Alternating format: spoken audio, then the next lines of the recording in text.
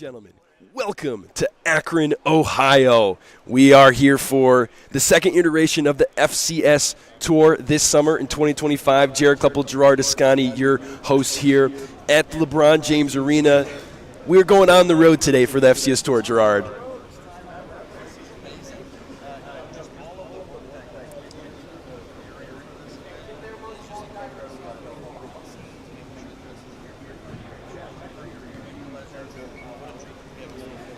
And it's going to be a lot of futsal. It's all day of futsal. It's going to be like 10 hours of futsal or something like that. Lots of games.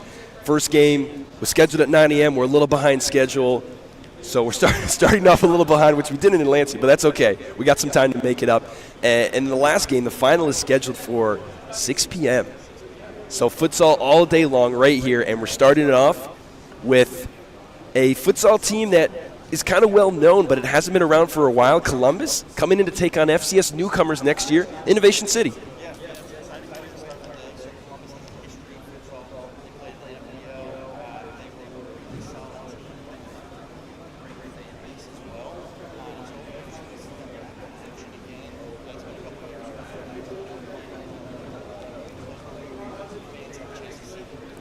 And, you know, on the other side for Innovation City, there's a lot that, just like in the first tour when Chicago House was coming in, it's like there's kind of a blank page, right? We don't know who they are yet. Yeah, we don't know, but they did say that we're going to see them in the finals next year, so we should expect a lot from them. So that's where we're starting it off with Innovation City as the home squad versus Columbus futsal. And kickoff is just a few minutes away. We're wrapping up some things here. You know, at this point, we might feature some players, but we don't have a lot of info on these players yet. So, are there any, just by what you know so far, are there any names or people that stick out to you right now that maybe we need to watch for?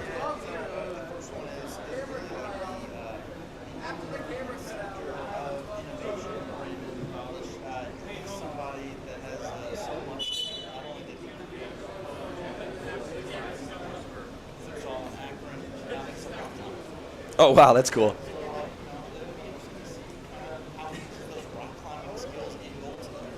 So we're going to take you on to the court. The whistle is just blown for the teams to get onto the court and get started. So we're going to take you there, and kickoff is just moments away from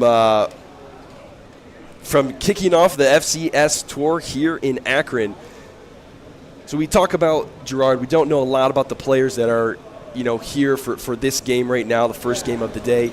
But what kind of things are you looking forward to in the, as a whole today? What do fans have to look forward to?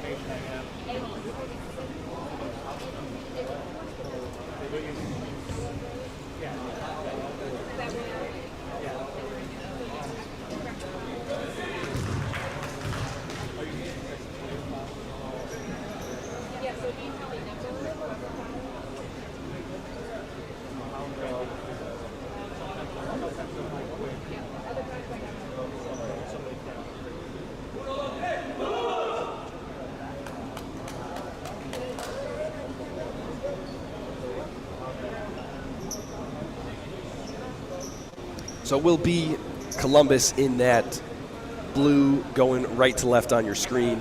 And Innovation City, the first look at the new FCS team from Akron. This is their home floor. This is where they will be having all their home matches in the black uniforms left to right. And in goal there, in the white, that is who you were talking about. That's Brandon Bolish.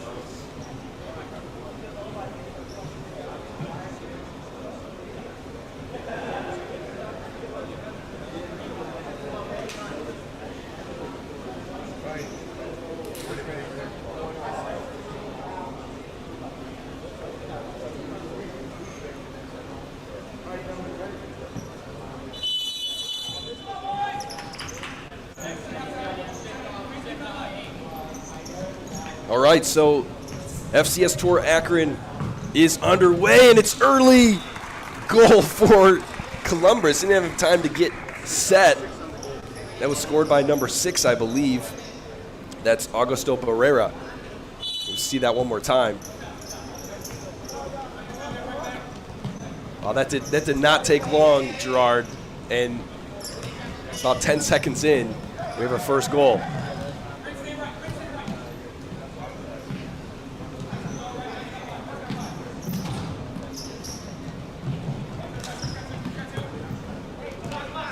Columbus controlling for the time being. Ball inside, off the head. Number 9, Ben Ivan of Innovation. We have our first corner kick of the day. Columbus to take it, they go short. It's left for goalkeeper, slamming it, looking for the far post, just a little bit wide. It was number 1, Junior Camacho.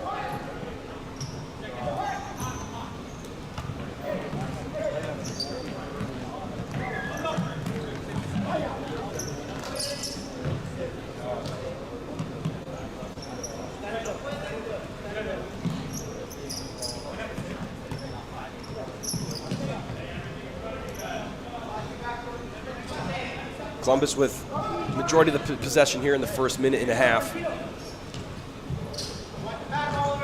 Looks like Innovation City is playing kind of like a diamond defense. I don't think they're playing man, are they?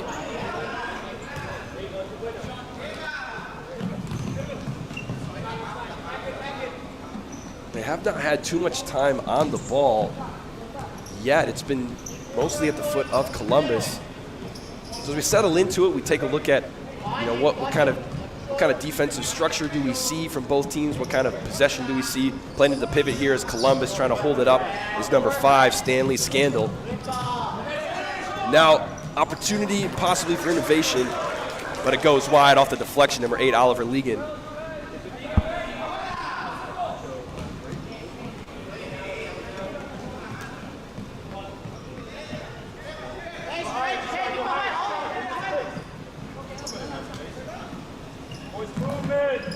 Chip into the pivot for Innovation. Nice one-touch, creating some space. Little flick. Not a bad attempt on goal.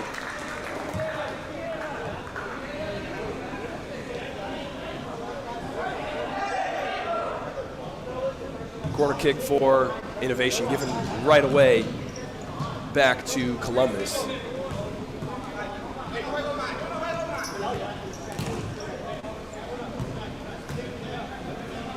Today's action taking place in St. Vincent St. Mary High School at the Lebron James Arena, a special place to be, Gerard.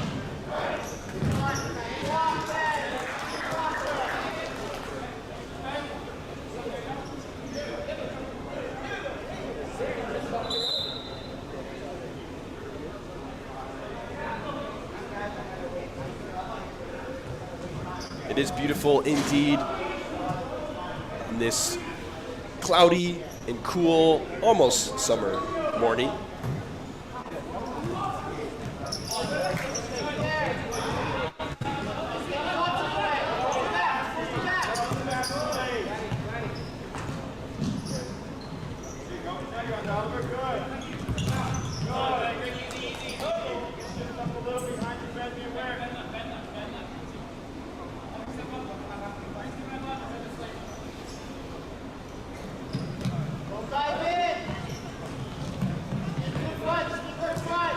Now here is Columbus.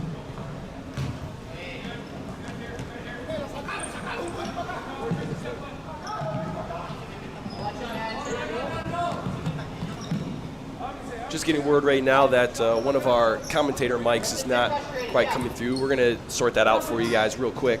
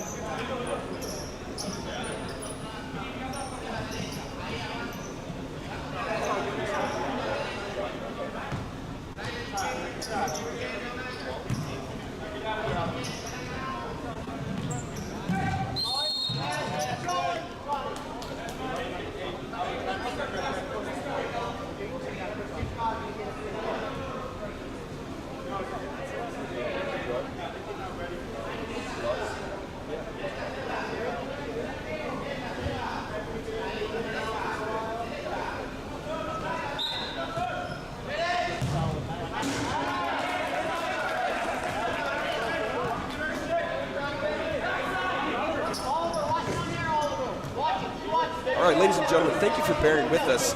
Gerard, they can hear your voice now. One of the things, just know that I said some truly phenomenal takes. The analysis of the game was top level. Everything else I'm going to say today will pale in comparison to what I did for the first 15 minutes of our broadcast. I'm just picturing right now, the first 5 minutes when we were facing the camera, and you're just talking and no one can hear anything. And I just selfishly made it so they could only hear me. But we are 12 and a half to go here in the first half. And Gerard, the format of these games, it's quick, it's fast, actually a little bit less time than the Lansing Tour if you had a chance to tune into that one. Yeah, and I think that will really play into the players' favor, because one of the biggest challenges for the teams and the players in the Lansing Tour was just the endurance that was required for teams to continue to play all day. It was a true test of endurance, and today will be a little bit better. When we looked at the final, both teams were just ragged, and they were tired and exhausted, and the quality of futsal wasn't at the best level that those teams had seen all day. So I anticipate seeing even higher level futsal throughout the entire day. Columbus looking for a shot just a few meters outside the arc. If you're watching with us at home, you can see here the green outlines on the floor. These are our official markings. It's a little tough to see the goalkeeper arc. You can see it just a little bit below that volleyball line on both sides. Now here comes Columbus the other way. Captain Dante Garcia of Columbus. I believe he's the founder of Columbus as well. Oh. And at least he's an owner or an operator in some way. And I think he's the founder of it. Well, it's one of the challenges getting to know some of the fun facts about these clubs. We do have bios uploaded, so for any of our fans at home, go check out the website, futsalchampionseries.com. You can go ahead and navigate to the Tour Akron. You can look at the teams. We've got some great bios out there. One of the things we mentioned that you might not have heard earlier was the Innovation owner, Brandon Bolish. He actually is a rock climber. And so how will he leverage those strengths, rock climbing, in goal? On his counterpart in goal, Junior Camacho, has already demonstrated early that he's ready to play today.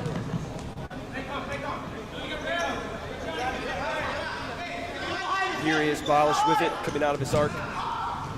Going up the floor to his left. Diagonal ball. Good position for number 7, Dylan Minard, excuse me. Innovation hasn't scored yet, but they have created some really good chances on goal. It's one of the things we talked about earlier. Junior Camacho has made some really great saves, so not only good shots on goal, but pair that with some really good saves, and at least Innovation's putting some pressure on Columbus here. Columbus with it now. Just outside the arc. Little drop back to Dante Garcia. His shot is blocked. Innovation trying to get out of their own zone. Stopped by Columbus. Little fake, 1v keeper. Bolish slides out, makes the save, and clocks one of the fans in the head. Great kick save.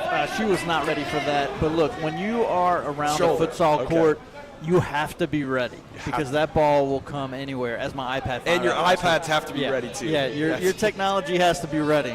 Yeah, we are very exposed here. If you guys saw us, we are right court side, all our monitors and computers. So, Gerard, we're going to have to be quick on the block. Yeah, I mean, I don't have the goalkeeper training, so I'm trusting in you, Jared, because you're quicker than I am. We will see how that pans out. Your iPad looks like it's a little bit more. Yeah, look, we put the monitor in front of it today, so protection. Here is Columbus at half. High pressure from Innovation. They win it here. 3v1, but good sliding save to thwart that attack from Arturo Fernandez. Yeah, I like seeing the tactics switch up by Innovation. Oh, that was a great opportunity squandered. Mike Romas was waiting for it near the top of the arc. Had his teammate got it to him, he would have certainly made this game all level.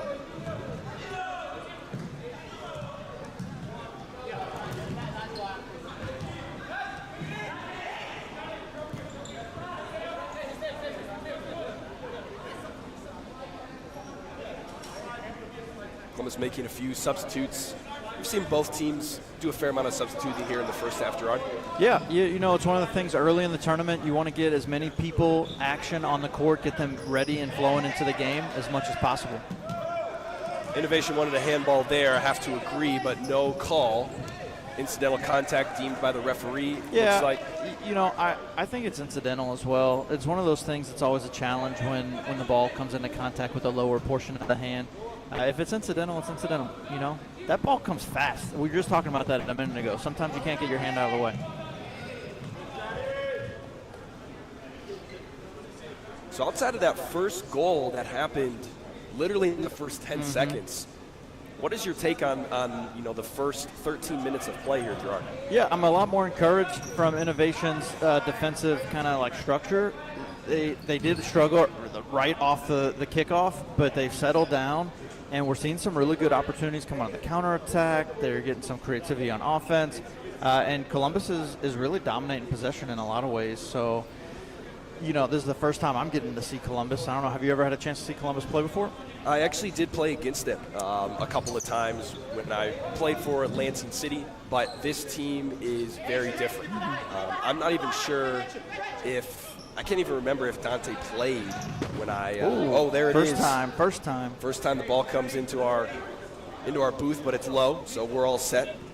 I can't remember if Dante played. I'm assuming he did. He might have been a coach.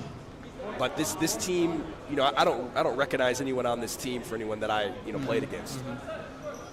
Yeah, but that's kind of what we were talking about before we kicked off this action, was just Columbus history in futsal.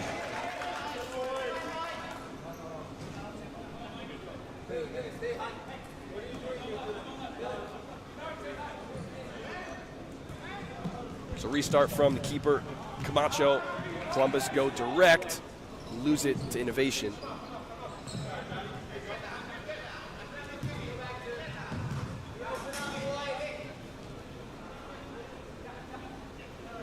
Yeah, one thing that is really clear here from Columbus, this is not their first time playing futsal. They're showing some maturity and just a lot of composure out there right now. Dante Garcia in the back, goes to the other side. Brian Rodriguez looking back to Garcia, just out of his reach, but he gives him a thumbs up, said it was a good ball.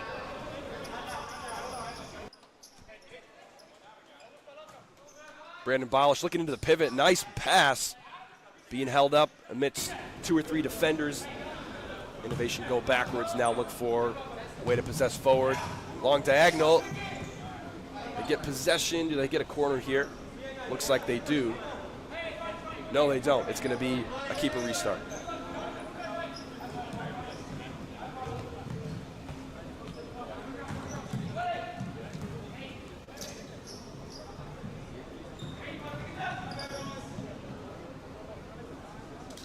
You know, something I'm noticing, Gerard, is we've seen both teams do a fair amount of playing direct into the pivot from the back. You know, I don't know that they're playing a 3-1 necessarily. I mean, right now I see Columbus, all 4 of their attackers are in the defending zone to get out. But I feel like more than other games, we've seen some, even from the keepers, direct play into the pivot, try to hold up more than maybe normal. Yeah, it is just such a standard formation offensively, and teams that are familiar with futsal, it's a very common tactic, especially to adopt and to start with that. Not necessarily even the 3-1, but just playing through the pivot in that manner. So we did get confirmation. Dante Garcia is a co-owner of Columbus Futsal, and he was indeed the coach during their time in the NFPL. Oh, and they are going to get a follow-up goal from number 22. You know, I was just about to say, great save from Brandon Bolish there, but the rebound, it's one of the things we talk about at the highest level for goalkeepers is maintaining possession on a save. Brandon wasn't able to do it. He stopped a far post beautiful shot, but the deflection went right into the path of number 22, which we unfortunately don't have his name at the moment. But, you know, he was in the right position at the right time and put it home. So Columbus increased their lead to 2. But a giveaway here putting that in danger just for a moment.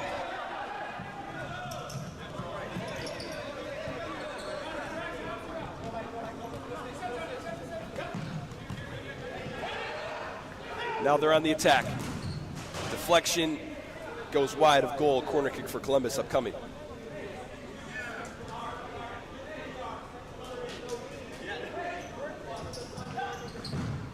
Ooh, and that was a nice strike from Augusto Barrera, trying to add to his goal tally today.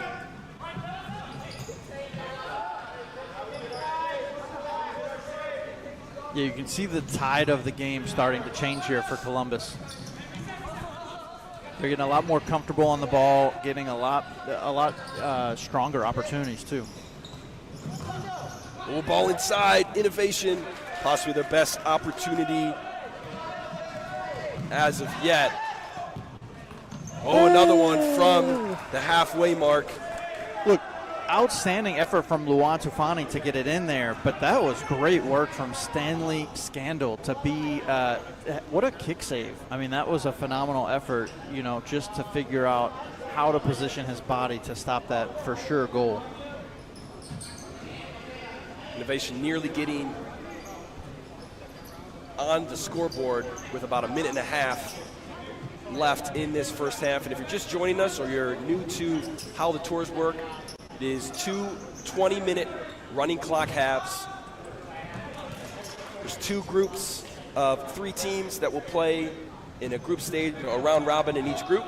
And then based on how you do in the groups, you advance to the knockout rounds. The top 2 teams of each group will advance to the knockout rounds. And that is our first kick-in violation, and I think that owes a little bit to the history of Columbus. They're maybe not familiar with the new rule where the ball has to be on the line. Columbus in a good opportunity here. Balish with the first save, and the follow-up not quite there for our mysterious number 22. I'm sure we'll figure out his name. Yeah, we will have to figure it out shortly, especially if he keeps making this much of an impact.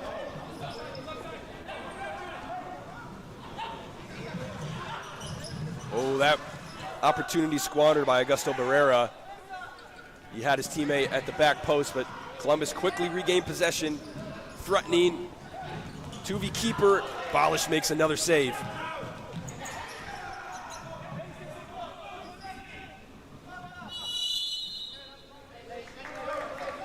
Foul against Columbus, 15 seconds and running. Left foot strike not there for number 3, Jonathan DeLucia. And that's going to take us all the way to the end of half number 1. And the score, 2 Columbus and 0 for Innovation City.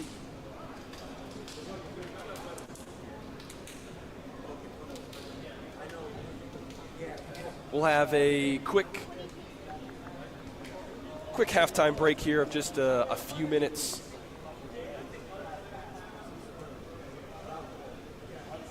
Interesting to note, one of our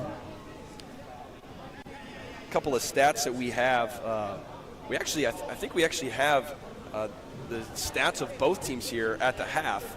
See if we can get that up for you. But we did find out 22. Okay. Hamza Bellistri. Okay, so we know who number 22 is. He's got one of the goals, and you can see the stats there for a moment. They weren't quite updated in the way that we thought they would be. So we'll work on that. But I wanted to point it out, Augusto Barrera. You know, he's got 6 shots on goal. He had the first goal of the match in that first 10 seconds, and you know, in Columbus really, I mean, in that first 10 seconds, they really, you know, they took the game by a chokehold. Yeah, Innovation wasn't quite ready in those first few moments of the match, and Columbus took advantage really well. Yeah, and Augusto, you know, one of the things that, you know, check out his bio. He's actually from Venezuela. One of the things that he said that is so important to him, his fun fact, is he's very passionate about futsal. Like, for that to be his fun fact, it shows you how meaningful his commitment to futsal is and what this means even being here today playing in the FCS Tour. You know, we've seen a fair amount of saves from the goalkeepers today. Junior Camacho has 4 saves of his own. He's not let any past him. Brandon Bolish with 4 saves as well. So they've been challenged. And, one of the challenges in the tour is that you have, you don't have much time to make an impact in the game. It's 20 minutes and it's running clock. Yeah, running clock, 20 minutes. It goes really fast, and it's one of those things where you have to be ready. There's no time that can be wasted just kind of settling into the game, and that's really what caught Innovation off guard. A lot of times these teams, the first few moments of the game, it's kind of like teams settling in, but Columbus wasn't letting that happen at all. Well, we are going to be having second half action here in just a couple of minutes, and until then, we'll go to a break, and we'll be back here in just a minute.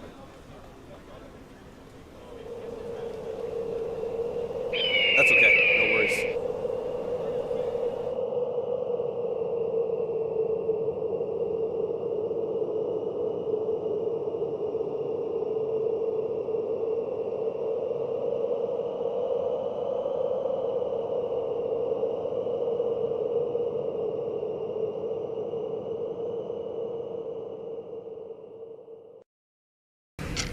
Committing a crime so you can try to escape from prison. Bad idea. Going to the pod escape room to play an escape game with your friends. Great idea. Test your skill as an astronaut in outer space. Find Santa in Save Christmas. Or take a vacation to an abandoned island. Just don't get stuck there. The Pod Escape Room. Learn more at thepodlansing.com.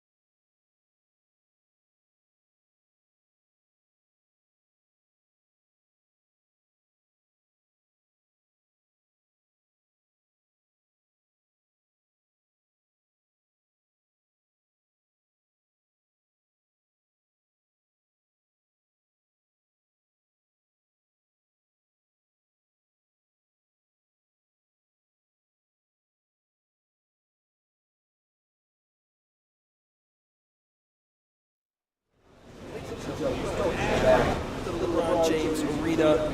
We're set for second half action here in Game 1 of the FCS Tour Akron. In the first half, this is Innovation City versus Columbus. First half, Innovation FCS newcomers, they found themselves in an early hole about 10 seconds into the game, Gerard. Yeah, they were not settled in, and they took a little time to get into the game, and Columbus did not let that opportunity go to waste.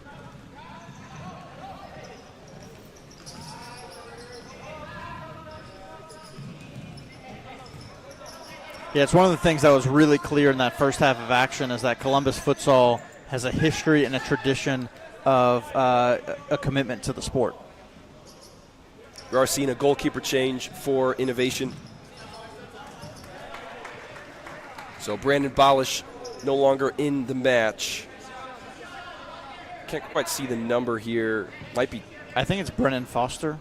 Might be Brennan Foster, number 29, in goal for Innovation.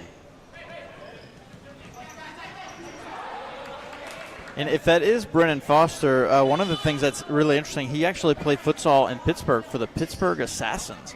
He was one of the directors of the club. Oh, ball in near the pivot area inside the arc.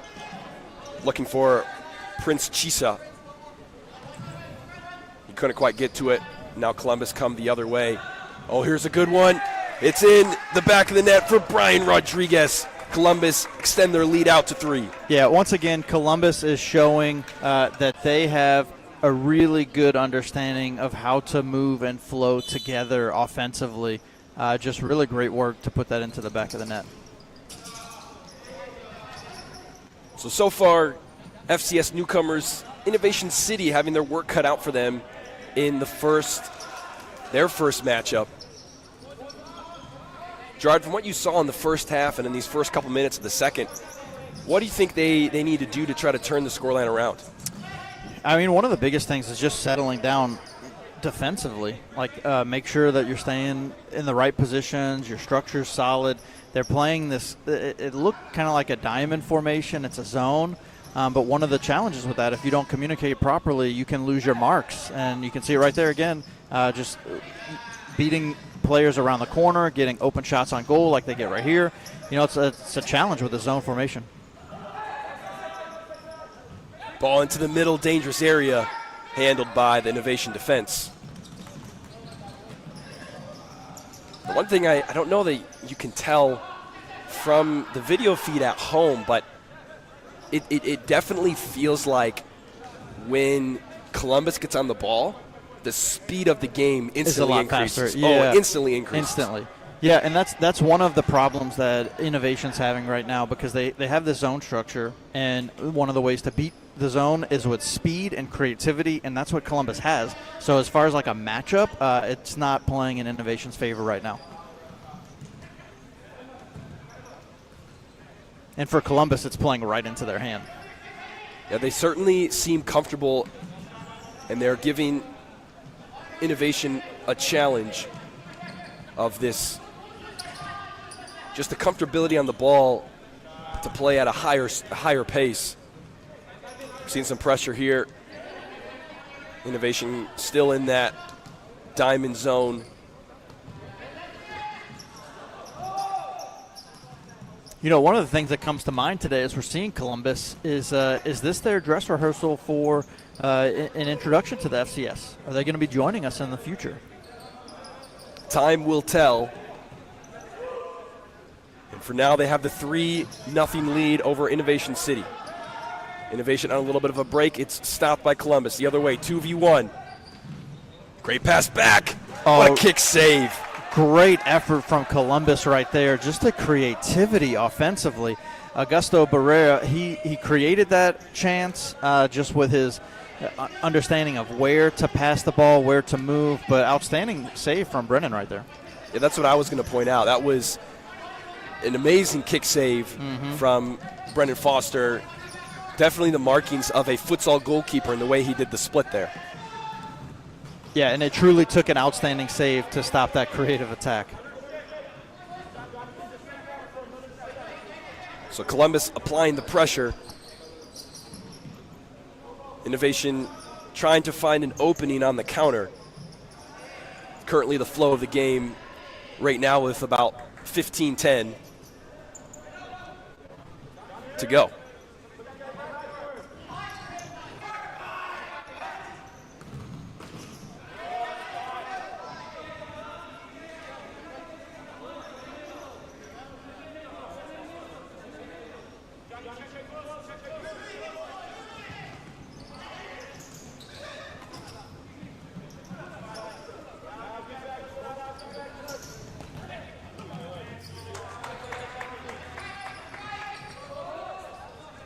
Innovation on the counter. 2v3. They go backwards. Shot blocked. It'll be a corner.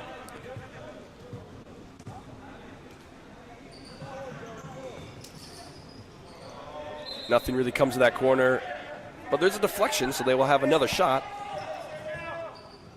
Yeah, good read from Columbus right there, number 5.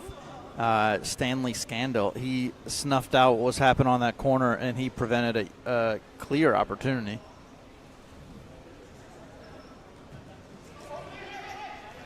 Innovation now with the ball. Here's to Lucia. They go all the way back to goalkeeper Foster. Chip into the pivot area. Taken care of by the goalkeeper, and he is tested once again. Camacho with another save. You know, we say this so many times, but we have seen such incredible goalkeeping play in all of our experience in the FCS and in the Tour. Junior Camacho is not letting us down at all. He will restart it here. Columbus make a substitution. Interesting to note, when we saw Innovation substitute last, I believe they did a four-man sub. Yeah, it looks like they're playing with structured lines. They started the match the same way they started the second half as well. Now here comes Columbus on the attack, spurred on by their goalkeeper. Great save from Foster. He's tried again. Camacho deflects that one away, and a giveaway in the back. It's going to result in an Innovation corner. A little chip right to the goalkeeper. Oh, another giveaway. Innovation get a shot off here. They do. That was Niles Spann. Yeah, another great save from Junior Camacho. One of the things to notice here is just how packed the box is with Columbus. That was a great placement as well. All four of the defenders for Columbus were between Niles and the goal. And, yeah, beautiful placement by Niles there. Great placement and an excellent save, as you mentioned, by Junior Camacho. He's got 9 on the day.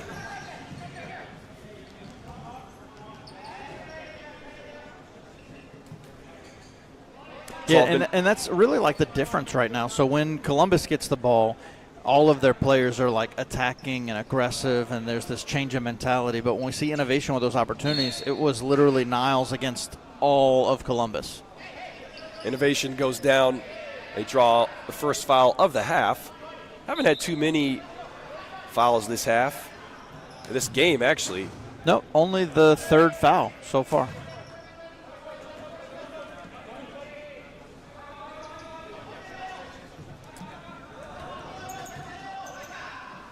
If you're just tuning in with us, we have 11:20 to go in this first game of the FCS Tour Akron. Innovation City taking on Columbus. Columbus in the blue going right to left on your screen. And FCS newcomers. Another great save by Brennan. Brendan Foster doing well to keep his team somewhat within striking distance in the last 11 minutes here. Whoa! Wow! What a shot! In the back of the net for Innovation. Wow, I looked down at my stat sheet and I totally missed it. I know that. I don't know if that explicitly was a shot or a pass, but it was fired in to the goal, and there were so many bodies in between the ball and Junior Camacho. I don't even know if he saw it. Who ended up scoring that? I don't even know. You don't know if I got a deflection or not? I don't think our cameras caught it either. I don't think there was a deflection. I think it was just straight in. Let's see if we have the goal scorer. Not yet. Not sure. It looks like Ben Ivan was the goal scorer. Number 9, Ben Ivan. So regardless of who got the goal for Innovation, they now just trail by 2, and it's a manageable opportunity to get back into this one with just under 10 to go. In a lot of ways, that goal was very reminiscent to Yaya Delphines in the playoffs last year. In the semifinal, yeah. I mean, it's like a three-quarter shot. Just nobody's expecting it, and then all of a sudden it's like a rocket out of nowhere. Currently on that attack, Junior Camacho came up flying as a fifth attacker, but he goes back to net.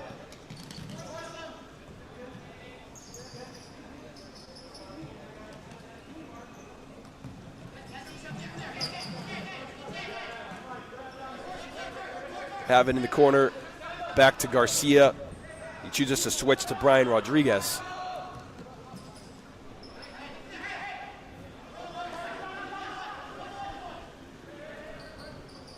So if you're just joining us, expecting to see Grace Futsal and CSU Futsal in the 9:50 a.m. matchup, this game got started a little bit late. This is still the first game of the day. Innovation Futsal taking on Columbus.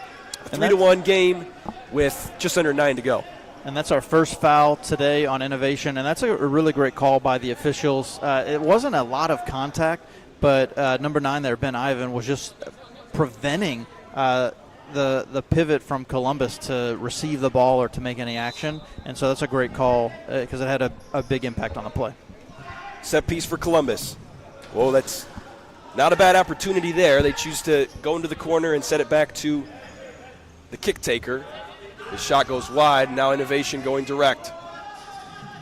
They get possession in the attacking half. Lost there momentarily by Ben Ivan. He's got it at his foot now, and his pass goes right out of bounds. You know, one of the players that's caught my eye early for Columbus futsal is Stanley Scandal, because he is scandalous on the ball. How long were you thinking of that one for? Oh, you know, the first time I saw his name. First time you saw No, his but name. he really has been making a tremendous impact. Scandalous doesn't necessarily speak to what he's doing on the ball, but because he does have some really clean takes. Innovation now, ball at the top of the arc. Can they get a clean look? No. They got it back. Another one. Little toe poke from Luan Tufani.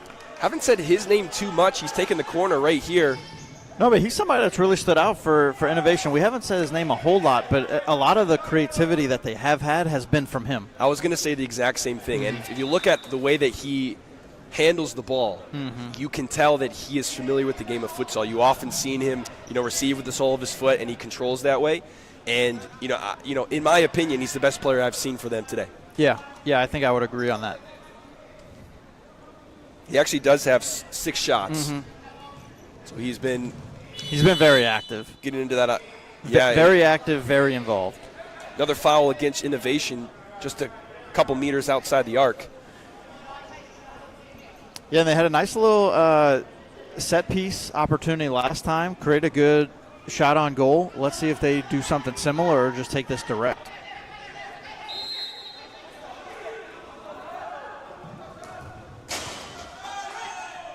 That shot goes wide. And Innovation go quick. And once again, who is it? None other than Luan Tufani. Did you call it or not? You could say that, I guess. Luan Tufani on the assist from Brennan Foster in goal. And we have a 1-goal game, Gerard. Yeah, just like that. We were really thinking Columbus was dominating this game in so many ways. But a lot of times when you get a goal from three-quarters court, it can quickly change the flow of the momentum of the game. Augusto Barrero with a nice shot right there, just goes wide. But outstanding effort from Luan Tufani. Definitely seen some urgency out of both teams, really. Both trying to play with some pace. Innovation know that they need another one to draw level and get a point. Yeah, the way this game started, I thought Columbus was just going to run away from it, but Innovation's really settled into the game well as Luan Tufani wins another ball and gets a nice shot, just goes wide, though. Both teams in the middle of some substitute changes. We're going to have another foul. This one against Ben Ivan in Innovation. Their tally goes up to 3. And speaking of that, too, as far as like those substitutions, one of the things that is going to be important for Innovation is to really adapt and understand the rules of futsal. We just had a couple of subs that they came onto the court too early. And with the officials that we have set up here, we don't have that third official we normally have, so that it's hard for them to monitor the substitutions in that way. But during the FCS season, they will get called on that if they commit that infraction. Another foul against Innovation, and they are increasing their foul tally at an alarming rate, already up that's to their 4. Fourth foul. So with 4.5 left, they got to keep their eye on that number. Yeah, and again, another thing that really speaks to the maturity and the experience of Columbus, they were notating to the scores table that it was the 4th foul. So they were aware, they know exactly what the game situation is, and it really speaks to their experience. Pressure from Innovation. Tufani. Once again. Nice catch. Yeah. But Tufani stopping that attack. We talked about this in the FCS Tour Lansing, but just the amount of games these players are going to play today. and how fatigue, comes into the game. I know you guys can't see at home the benches because they're next to the cameras, but both these teams have quite sufficient bench players. I mean, a whole nother line of 4 at least. Yeah. They both teams came prepared. They obviously knew what to expect coming in. And right there, that was a really good effort by Columbus. That was Arturo Fernandez, but nobody made a back post run. And so the ball just went out of play. Substitute count, there's 8 subs available for Innovation and 5 available for Columbus. 3 minutes to go. Columbus with a 1-goal advantage. And we're getting a accumulated foul against Columbus. So that's going to be their second foul of the half. They're hanging on to a 1-goal advantage.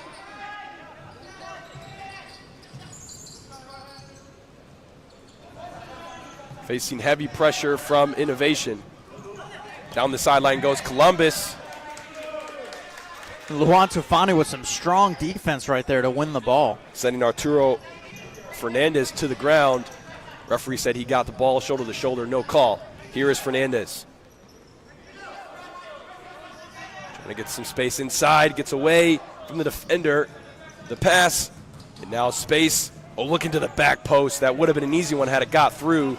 Yeah, Innovation was ready for it that time, though, and they got the right defenders in place to prevent that back post pass.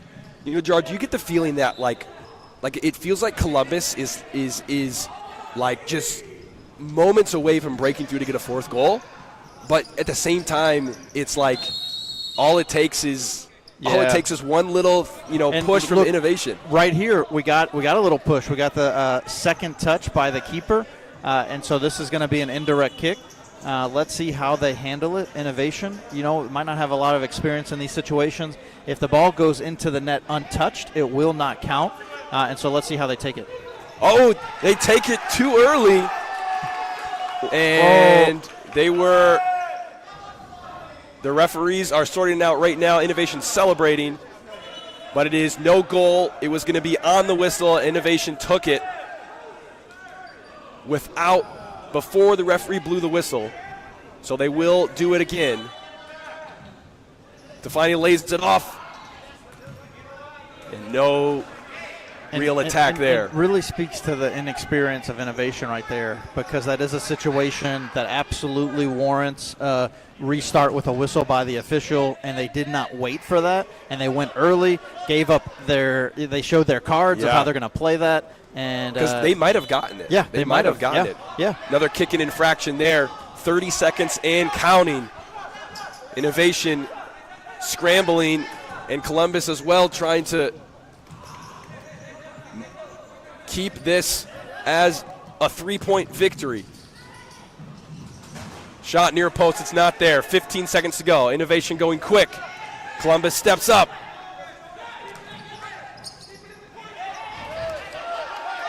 Certainly Columbus is going to go slow now.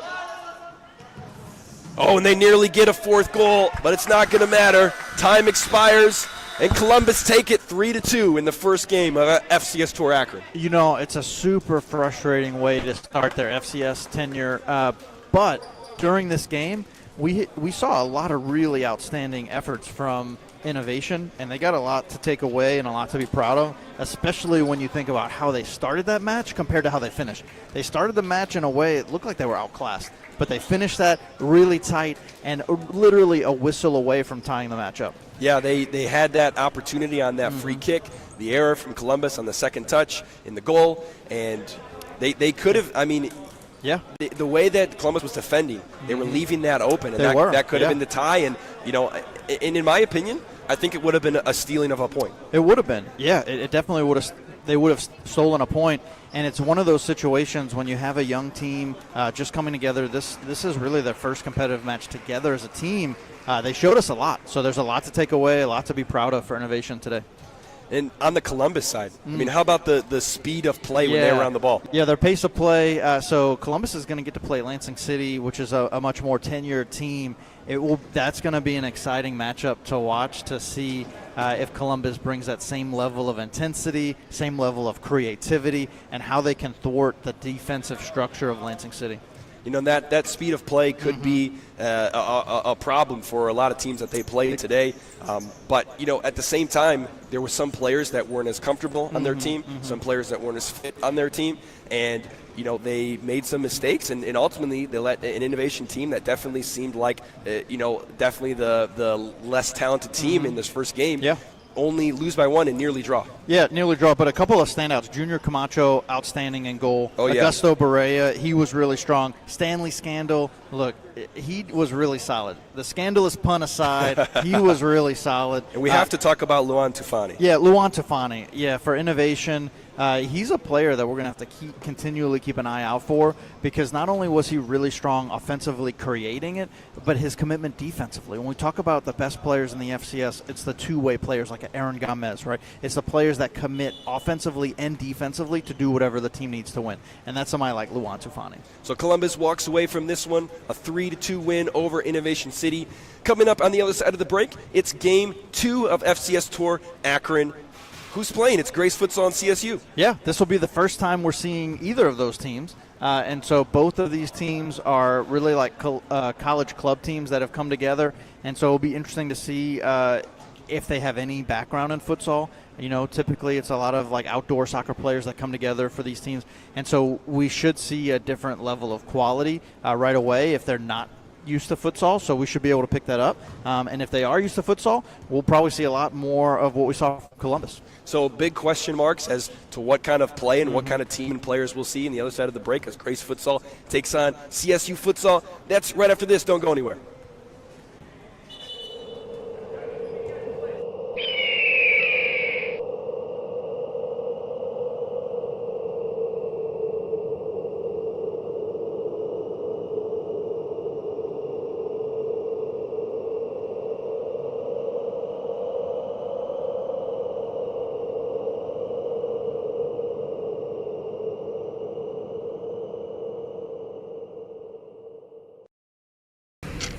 Committing a crime so you can try to escape from prison.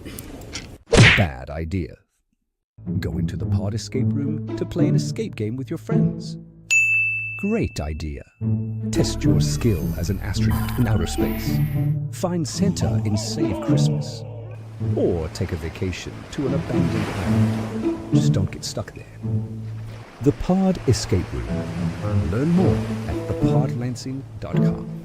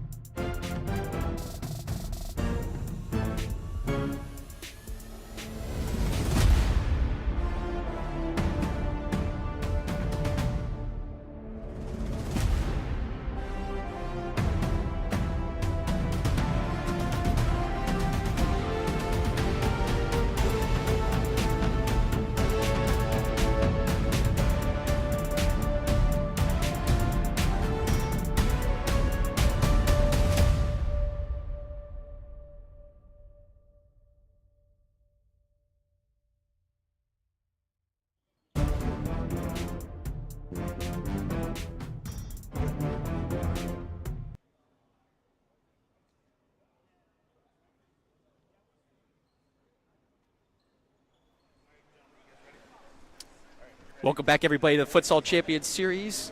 Jake George here with you, subbing in for Jared Kleppel, still here with Gerard Ascani, and we are going to see some collegiate action here as Cleveland State University Futsal is taking on Grace Christian Futsal all the way from Grand Rapids.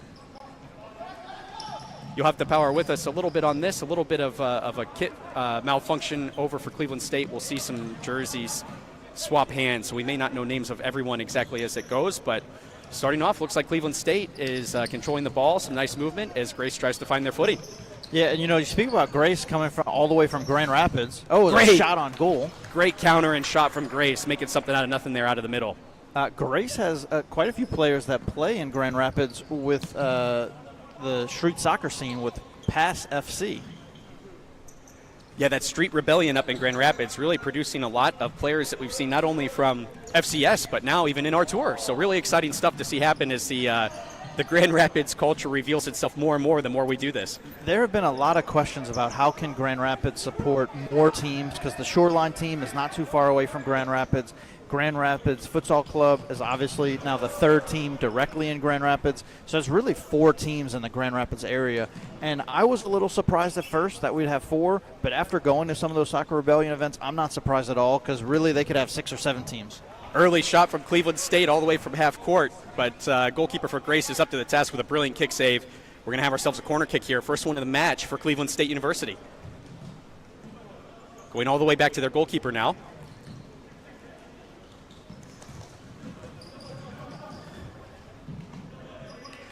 Great little battle there in the corner, and Grace now on the ball. They're looking to work something out of the back.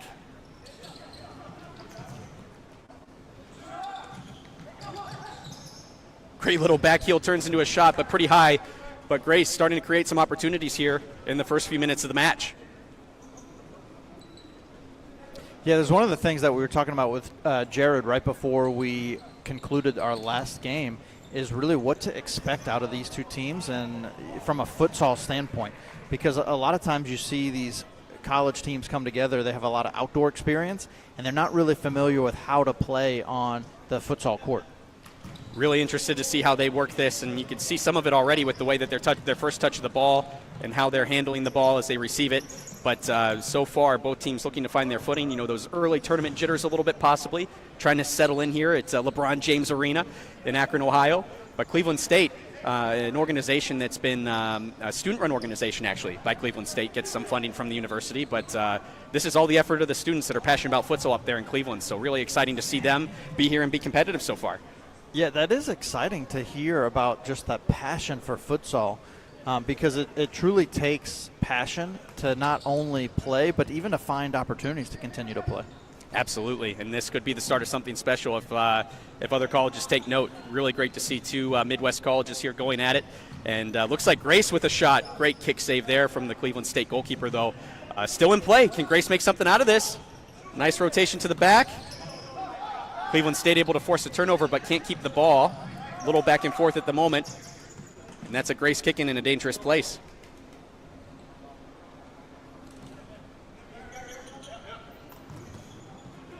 Kick in, squirts through, a shot. Deflected back out, still Grace ball.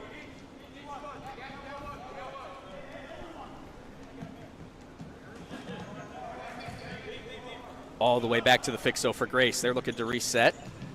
Looking for that rotation. A lot of defense here in the last couple minutes for Cleveland State. And as we watch this game unfold, Jake, one of the things, I know you have a history and a background with Columbus. What did we see in that first game from them that you compared to kind of like some of your prior experience with them? Well, what's really interesting about all of this is for Columbus especially, I'm seeing some of this for the first time. Columbus, someone I'm familiar with, but this is a brand new squad in a lot of ways for Columbus. So really a vetting process for Columbus today, as it's a completely new look. A lot of the players that I remember from years past in NFBL have either moved or have had, unfortunately, career-ending injuries. And the thing, though, is that I saw from that game that really stuck with me is the passion of Columbus that makes them who they are, and what made them so famous in years past is still there, regardless of who's representing their colors. And that was really good to see. Cleveland State now looking for a shot opportunity. It's wide. But a nice counterattack out of the back there for It Cleveland was a State. nice counterattack. Yeah, nice shot on goal, just a little wide, but a good opportunity created. Early touch from Cleveland State. They look for a 1-2 just out of reach. It seems like the touch in the final third here is just hurting them a little bit. You know, hard balls to get through traffic and not a lot of control up at the top. That's giving them that chance to turn and create an opportunity more often. Grace with a double there. They're looking for a fancy move. It's not there. The toe poke. Ooh. I think, let's see, they're calling that a goal. Look, I think there's some spin on the ball. Almost looked like the goalkeeper touched it, but I think it was just out of reach of his fingertips. Yeah, just wide. It just curved away from the goal, but outstanding opportunity. A lot of spin coming off that ball. Toe poke, such a art form in futsal. Yeah, and now we got a second touch. Just a little bit of inexperience being shown here. We're going to get an indirect free kick. You can see the player right away, tap at his chest. Hey, that's on me. Lapse of judgment there. Confirming on the whistle after the last game. Good job, referees. Yeah. It's tough to see innovation get that opportunity taken away from them. But again, it's all about that experience of understanding when it's a whistle restart and when it's not. Great little set piece play, but Grace coming out unified there and made sure that it didn't squeak through. So good job by Grace defending that kick. Yeah, Cleveland was a little slow on that set piece. So, it was a good idea with the set piece, but it just took too long to develop that Grace was able to really recover. Yeah, they find a way to get that with some lightning speed. It could completely change the outcome of that one. Grace now again on the ball out of the back. Yeah, it's one of the things important on a set piece to know is you have to, as defenders, be 5 meters away from the ball. And once the ball's touched, though, you can close down. Is this an opportunity for Cleveland State? It is. The goalkeeper's up for the challenge, though. Great save to push that out the back. Fantastic save.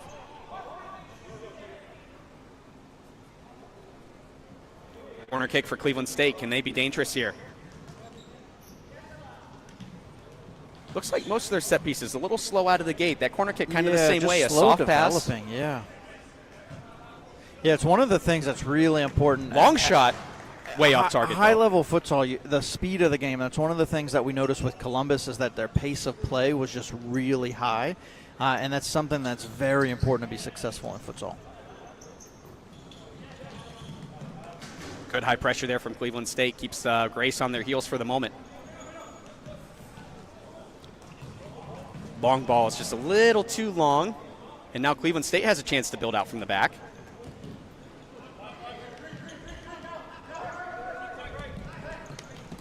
Oh, bad touch there from Cleveland State. Grace on the counter. Just kept off balance enough that wasn't dangerous, but now we have a long ball. Yeah, it's really good pressure defensively from number 23 for Cleveland State. He's wearing 10 on the shorts, but 23 on the jersey.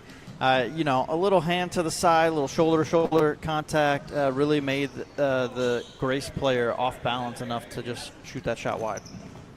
One of my favorite parts about this sport is some of the intensity you get to see, and good for him to do that in a really clean way, but keep that pressure really high, keep the intensity really high so that Grace can get their footing there and get a legitimate shot on goal. That was really good, very well done. Yeah, we have a lot of conversations about Bad the physicality, in futsal and what's okay, what's not okay.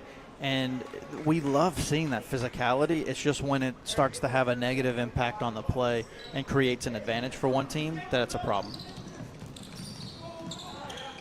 Grace now on the ball, battling for it. They can't find a way through this compact setup here from Cleveland State.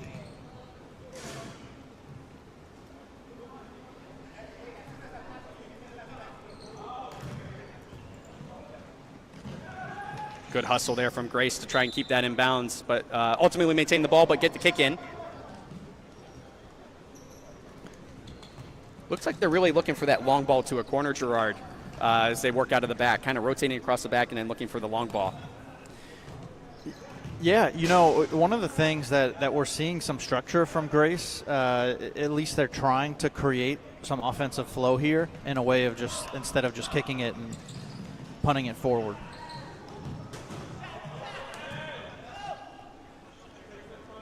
And I think one of the challenges still here from a commentator perspective is us not knowing the players to go with the names and the numbers on the jersey.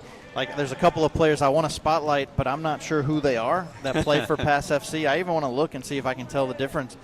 because I have had the opportunity to go to quite a few of the Soccer Rebellion events, and the level of talent there is so high that I imagine, number 6 here, he looks really strong on the ball. I would think that's a player that probably plays out there as well, has a lot of experience in futsal. And as we get to know these new teams in the tour, we'll be able to bring you guys a little more detail. Really excited to be here in Akron, Ohio.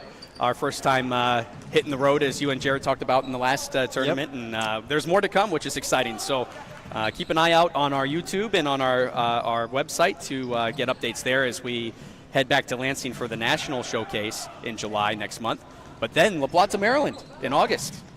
Yeah, we got so many exciting events planned for you this summer. Can't wait for both of those to come. And look at number 6 right there, strong on the ball. He loses it, but some good efforts, looking like a sharp player. Just before that, he won it back as well. Jacobo Ariza there. You know what? Yeah, Jacobo Ariza, he would have been an outstanding drummer, but he stopped practicing. Oh, really? Yeah. Where'd you get that information from? His bio. Oh, you're kidding me. See, I know the bios and I know the players, and just for those fans at home, we're dealing with a little bit of a network issue because we are at a high school and there's some firewalls, and I can't access the bios at the moment to match up the players with the pictures of the numbers. But I did write down some of the stuff because I found it interesting. And yeah, he stopped playing, but he thought he could have been a really excellent drummer. That's something that if the fans are more interested in the players here and maybe getting to know some future players in FCS as these guys go through the collegiate level and maybe find their place in FCS. Great place to learn the players and get that personal connection. Find your favorite player in the player bios at futsalchampionseries.com. Cleveland looking for a potential shot here. The toe poke. Goal! Oh! It's the first goal of the game, coming at 8:12 to go in the first half. Currently number 9 for Cleveland State.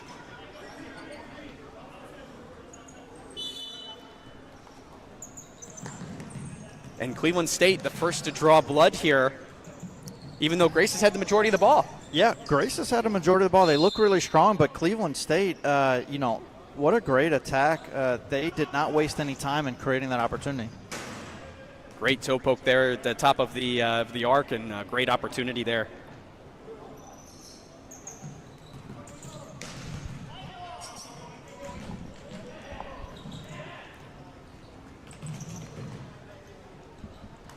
Grace now building out of the back, a chance to counter. They look for the long ball to the other side of the court. It's not there. Now Cleveland State, just misses as that pressure hits him from the defense from Grace right as he goes for the shot. Yeah, one of the things I love to see there too, 19, he was the goal scorer on the goal right there. Instead of taking another opportunity on goal, he was trying to open up his team to create some more offensive opportunities. Here he is again on the ball. Way off target this time, but still looking for goal number 2 to try and get ahead in this game. I would imagine that Cleveland State is feeling a little bit of confidence now that they're on the board. Yeah, that's all it takes sometimes, is just seeing that number go up on the board, getting that first goal really helps you settle into a game. Great back post run there for Grace, but just a little too late to get to the ball. Number 18, Juan Perez, looking for the back post, just not quite there. And there's a phrase that I haven't heard from you in a while, Jake. Is it momentum? Momentum.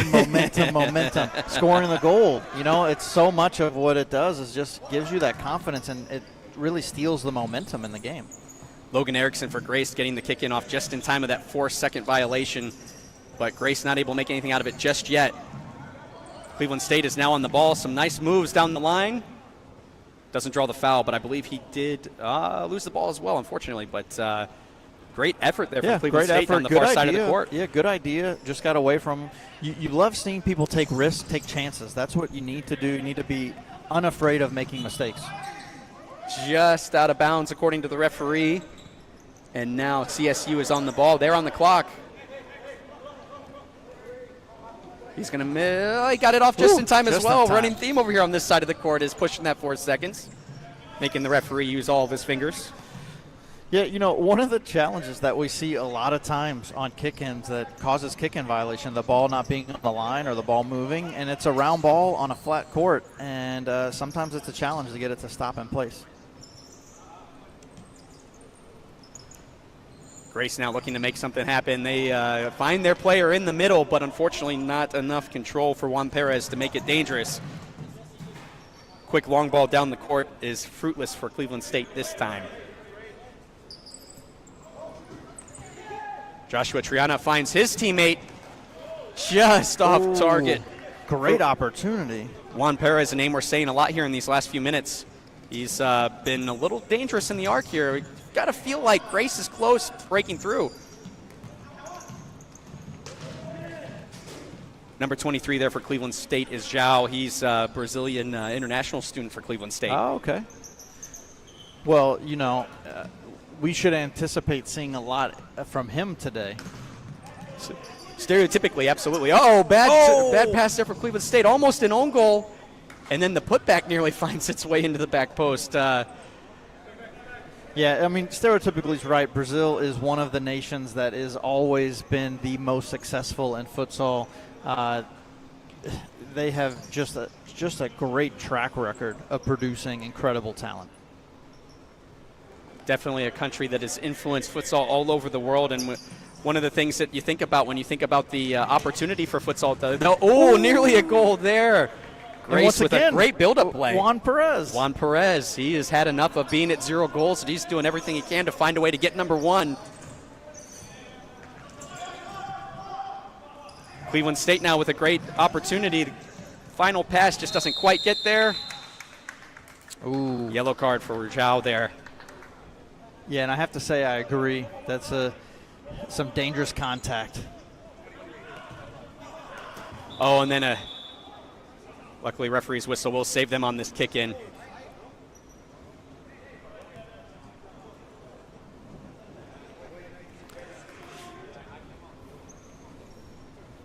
Yeah, and part of what makes that a cautionable offense is that there was no even effort to play the ball. Yeah, play long gone on that one. Pretty easy one for the official there. Grace with an opportunity, but just can't quite get their footing to get that shot. Great, Cleveland State now with a huge counter. Can't get it across the face of goal. No, and Joao was making that back post run. If we could have seen that back post pass, that would have been a goal.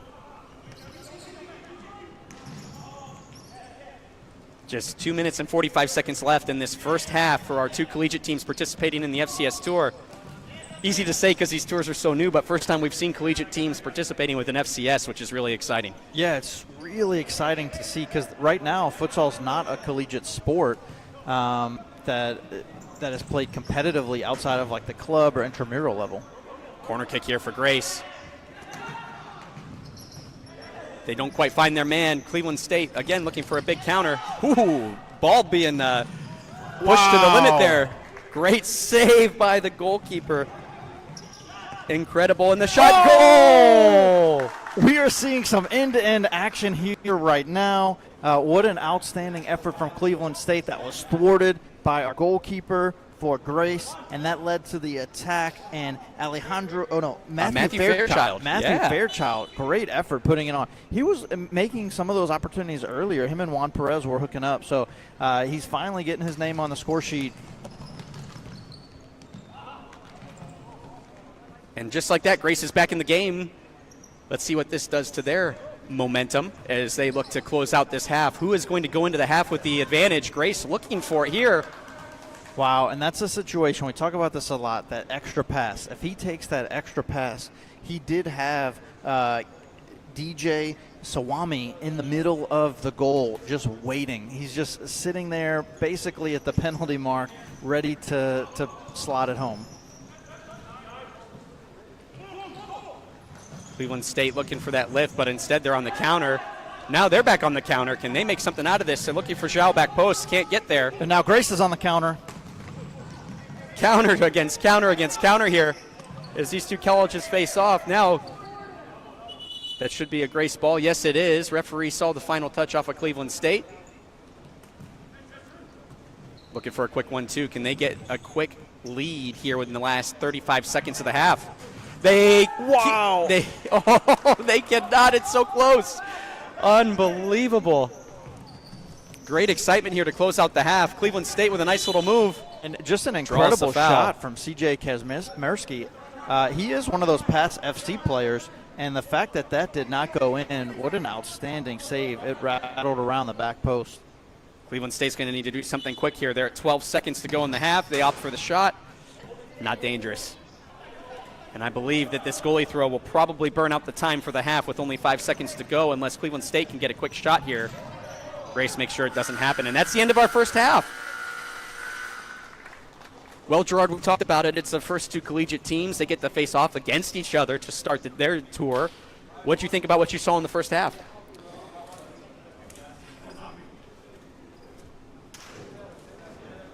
Sorry, Jake. I'm setting the clock here for right. the break time. But, you know, one of the things that we saw in that first half was really like the getting set into the game, getting into the flow of it. One of the times when you see a lot of the end-to-end, just counterattack after counterattack after counterattack, it shows that there's not the comfortability with playing futsal and regular futsal and maintaining possession and having that creative flow on offense. And so as much as it's fun to see, it does expose some of the lack of familiarity with the sport. Absolutely, and with collegiate futsal still kind of growing in this country and finding its footing, and a lot of it being run by student organizations themselves, not by a true manager of the team that's, you know, a staff, you know, could create a little bit of uncertainty and maybe a little miss there on the foundations. But also I think that, you know, the way that half ended with Grace finding their first goal right before those last couple minutes created a bit of chaos. It did. It created a lot of chaos. And so Grace was getting a lot of opportunities. And one of the things, so as much as Cleveland State created their own opportunities early in that half and had a lot of the momentum, defensively they didn't have a lot of structure. And so Grace was able to exploit that. They had some really fantastic opportunities that Juan Perez wasn't able to put in. But we finally saw a goal for them, and you could see the momentum shift in that game. So we should have a really exciting second half. Absolutely. We'll take a quick break, guys. Let these teams get reset. And then in just a few minutes, we will see the second half of Cleveland State versus Grace. Don't go anywhere.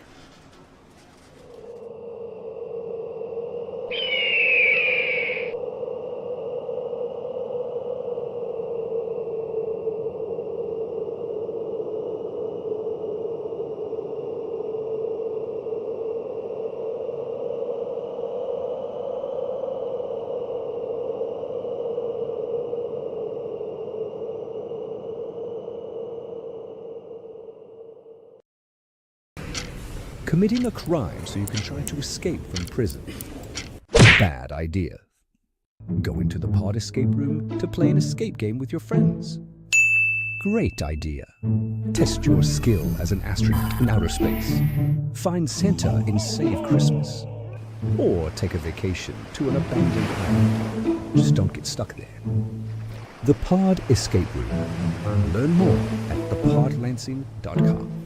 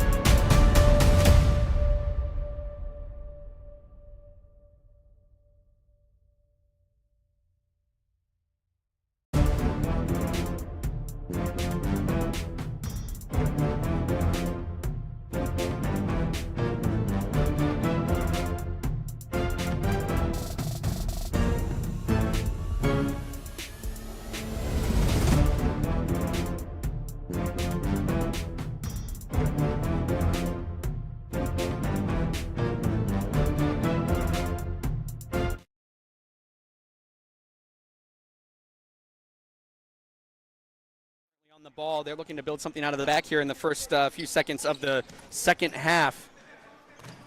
Shot early from Grace. It's number 10.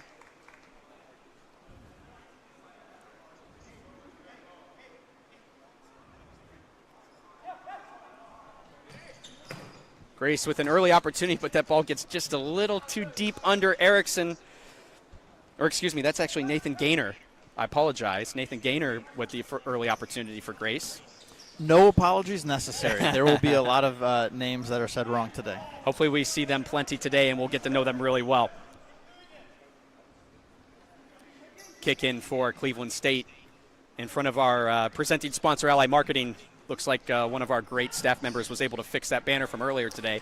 Yeah, it's one of the challenges being around a futsal court is that ball comes with just a ferocious intensity, and you have to be prepared because it will break signs, it will break technology, it will break faces. So be prepared. If you ever come live to a futsal match, do not take your eyes off the ball.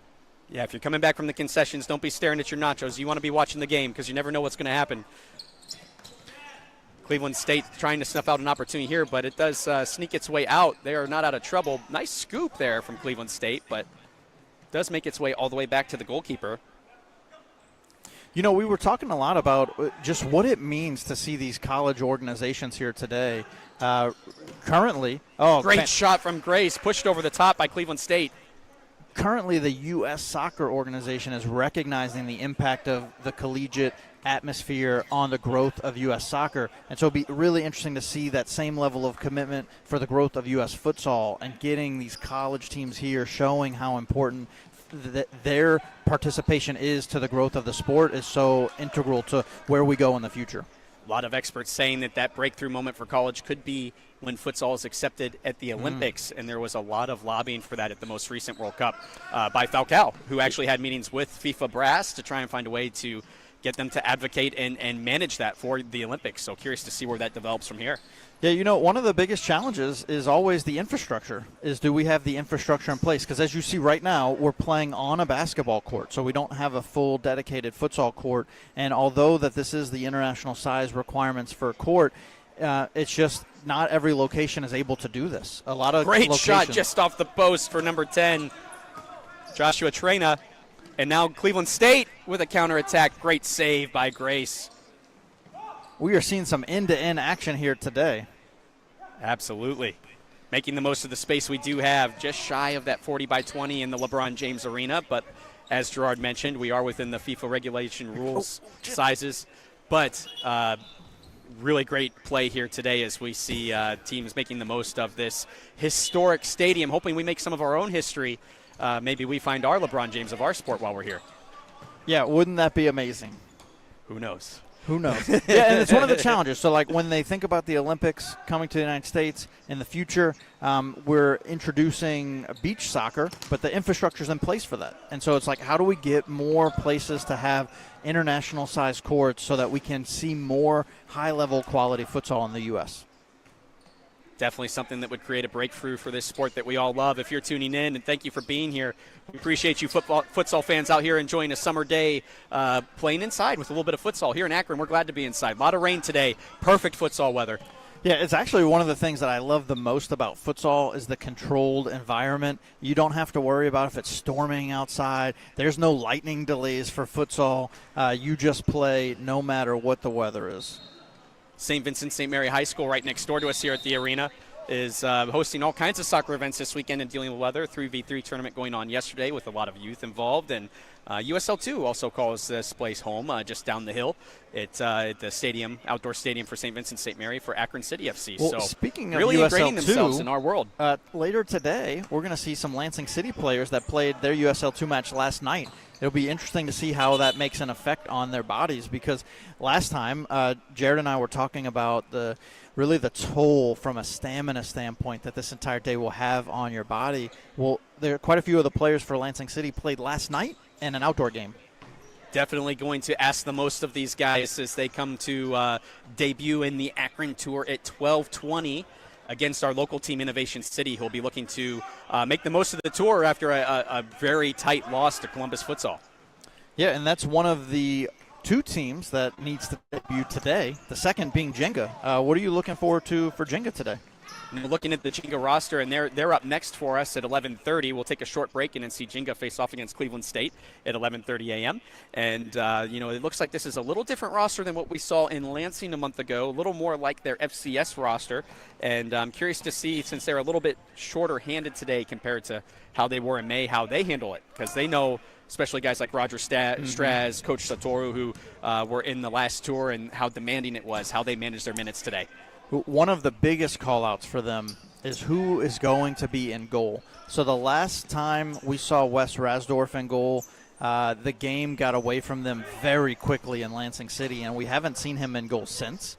Will we see him again? He's somebody that wants to develop as a goalkeeper, but they've had quite a few quality players. But Corey Weisenhunt, we didn't see him on the roster. Yaya Delphine, we didn't see him on the roster. Their goalie, I think it was Ryoto, from Lansing Tour. He's not on the roster either. So we have some really high-level quality goalies like Kosuke Tamisawa, who's now back in Japan. But Jenga, without a goalie today, it looks like on paper. So who will be in net?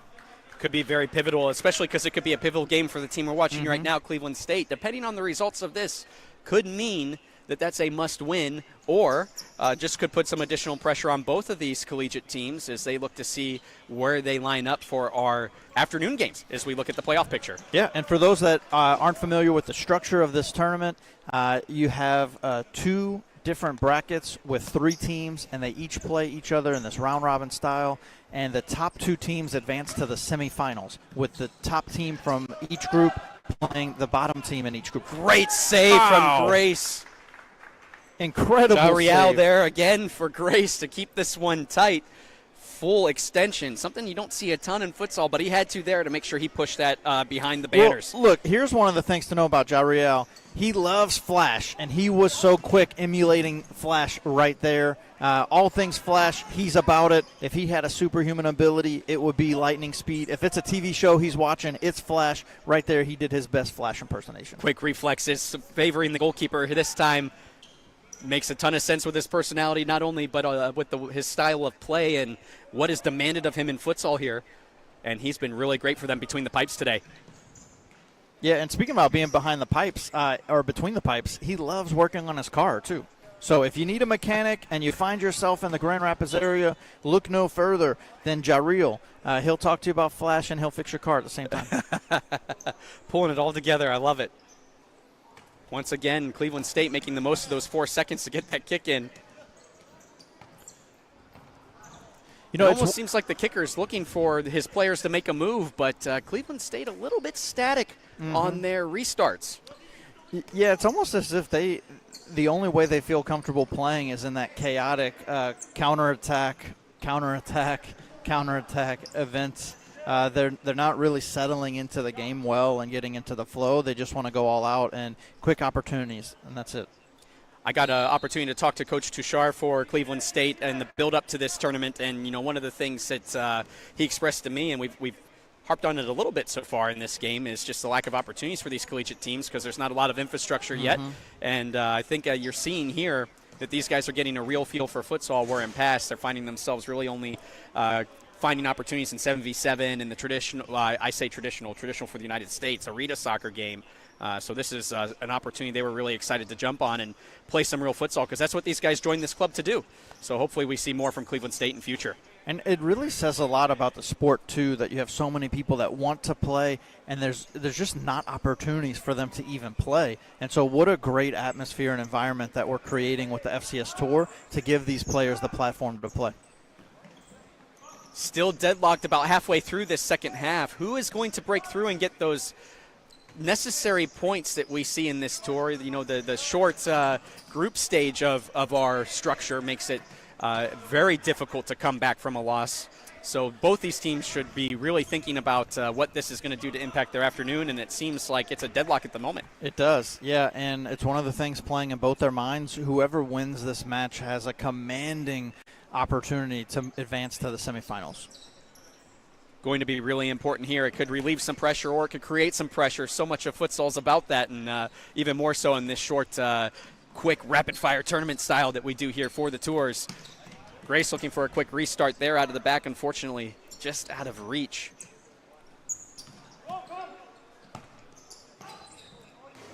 Still a little bit of chaos as we saw the first half end. Nobody really having control of the second half yet. No, that's one of the things we talked about at the break. Is we just talked about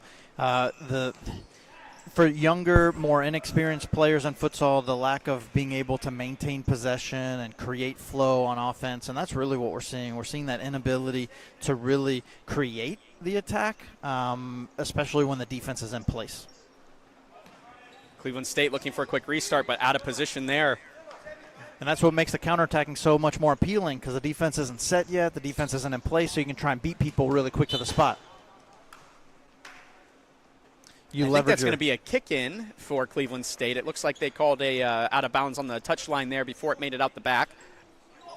Sure enough, and we see a skip down the line. It's Zhao on the ball. He's looking to settle the ball. Unfortunately, can't before Grace doubles him. But ball is in still control of Cleveland State as they look to find their spot to get the appropriate kick-in and start a play here. Cleveland State on the ball, but unfortunately, Peters out for them. You know, it's one of the things we just see out of Zhao a couple of times there is just the ability to maintain possession at that pivot. Great opportunity there, but Jair's there to make the save. Yeah, and as we're just talking about it, is like Joel's demonstrating that he's a player that they could play through. And so let's see if they can't utilize that and play through him more to create some of that offensive structure that they're lacking.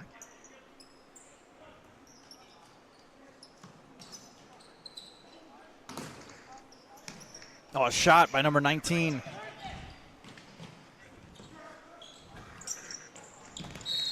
Lots of contact, trying to play advantage, but that's a good call.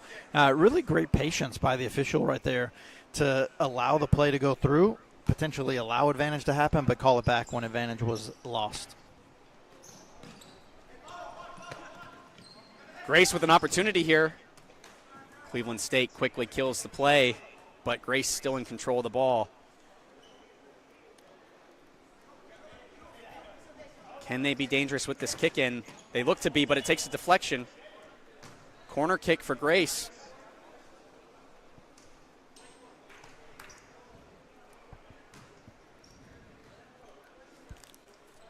Getting down to 6 minutes, 45 seconds to go. For those of you that may be new to the tour, well, hang on. We might not have to describe it. Cleveland State with a shot. Saved again by Jairiel. And once again, Joao creating some of that offensive flow with his ability to hold up play. A lot of strength coming from that player. You can see he's a very athletic build, very stout, and he's been holding up the defense to create opportunities.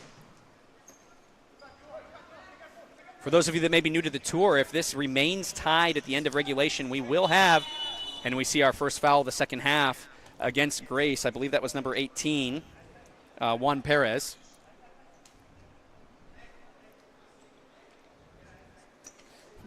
In the last tour, we did go to PKs. But I'm not sure if we go to PKs after this. I think it might just end in a draw. I'm pretty sure we're still doing it, but if not, I won't talk about it just to be safe. But opportunity missed there from Cleveland State. We did have to make some changes because the day became so tight last time, and what we thought would be matches that weren't important to the teams because they had already advanced. The pride was on the line, and we saw 2 overtime games back-to-back against some budding rivals from FCS that participated in our tour last.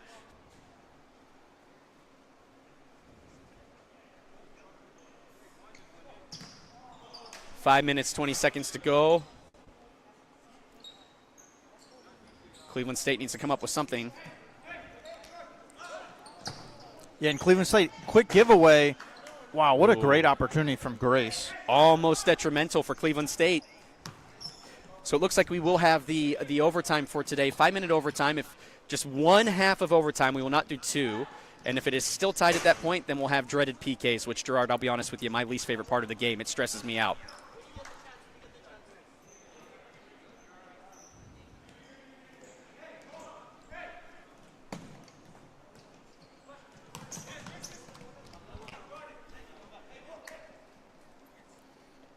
Grace now on the ball. Resetting. Instant pressure from Cleveland State. Is this the opportunity? Bounce back off the post. The play is still live. They thought it went out of bounds. Grace looking to create a counter. They find themselves in the rafters, but they keep the ball. It's a corner kick. Yeah, and Cleveland showing some of the immaturity right there, just inexperience with the game. They create a great opportunity. It's off the post, but they stop playing because they think the ball went out, but it was in play. Fortunately, the Cleveland State players in front of the coach got the message that, hey, that ball's still live, and they were able to shore up that last line. But Grace, looks like they're starting to get into a bit of a flow here. They've seemed to have the best of the opportunities so far in these last few minutes. Yeah, they're getting some great opportunities here. Through ball there, almost finds its mark. Cleveland State with a couple of risky plays out of the back here, a couple turnovers that could become dangerous. Will Grace capitalize?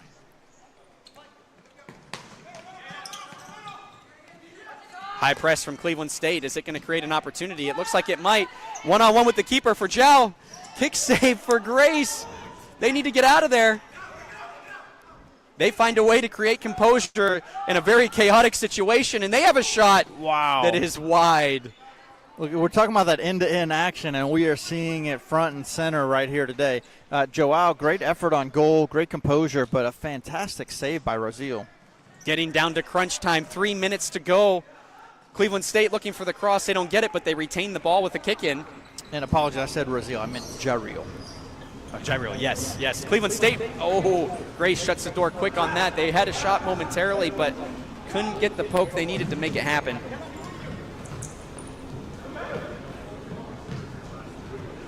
High press coming from Cleveland State. They might be in some trouble here. They're forced to turn it over. And you can feel the intensity of the match just going up a notch here as we wind down the last 3 minutes. Who is going to put the ball into the back of the net? Because both teams are getting a lot of opportunities here. Bad kick in for Cleveland State creates opportunity for Grace. They see a toe poke go back post. Nobody there to tap it in.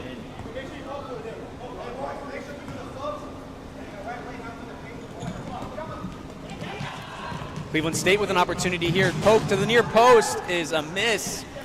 And we are seeing these 1v keeper situations way too much for Cleveland. Grace is losing their defensive structure and just allowing their back line to be beat and putting their keeper in a dangerous position. Looking for the scoop down the line, but it runs out of space down this near side to the camera for Grace goalkeeper. Cleveland State rushing to get the ball, hoping that they can get this thing moving. But a slow setup here. Just 90 seconds to go. And Grace has a kick in a dangerous spot. Could this be their opportunity to steal the game? No, bad kick in. Ball was rolling. Cleveland State gifted an opportunity to do the same. Looks like they're overloading the near side of the court on those kick-ins, trying to pull Grace out of position and create those other opportunities. You talked about them not having that defensive structure they had to start the game. Yeah, and it's one of the things, I mean, both of the teams are inexperienced, and you can see it, and Cleveland's using it to their advantage. Cleveland using their speed to make up the difference, it seems. They've been really legging it down that back line. Bad touch from Grace. Is this the counter? It could be. It's 2-on-2 with the goalkeeper. Great save as he pushes it away. Once again, a free shot from Cleveland on goal with no one between the shot taker and the goalie. No foul there that Cleveland State was looking for. Grace, unfortunately, a little rushed on getting it out. And we're getting down to the last 30 seconds of this match. Just over 30 to go. Long ball to Cleveland State goes nowhere. Goalkeeper Jareel able to kind of body that out and make sure it goes over top of both of their heads for a safe. Jariel's having an outstanding match here. He, for all counts, has to be player of the match for them because there's so many 1v keeper situations that he thwarted. He is definitely someone we've been talking about a lot. Juan Perez on the opposite side of the court, someone that made a lot of opportunities. Another kick-in violation once again. And that is time for regulation. It is 1-1. Well, Gerard, we talked a lot about it, but what do you think is going to be the changes necessary to find a way for someone to break through in this limited amount of time? You know, really what both of them need to do is settle down, not take too many risks defensively, because that's one of the biggest things Grace is doing. Grace is diving in, crashing in, trying to win the ball, but then they get beat because of Cleveland State's speed. And when they get beat, Jariel's put in a really dangerous position, 1v keeper situations. Luckily, we've had some really wild shots, and he's had some great saves. So that kind of balance has protected that 1-1 margin. But for Grace, what they need to do is they just need to continue to be creative on offense, because instead of, if they can just maintain some of the defensive structure, win the ball back, they're getting really solid opportunities because they have some really good creative play. They just haven't been able to be clinical with their finishing. Both teams certainly had their moments in that second half. You know my favorite phrase, that momentum swing. Mm-hmm. But we saw a lot of it both ways. Certainly moments where Cleveland State felt the better of the two teams, and also some moments where Grace is living in their final third. Curious to see who makes the most of this very short 5 minutes where you have to really be on your A game. Quick chat with the captains to kind of clarify what we're going to do here for this overtime.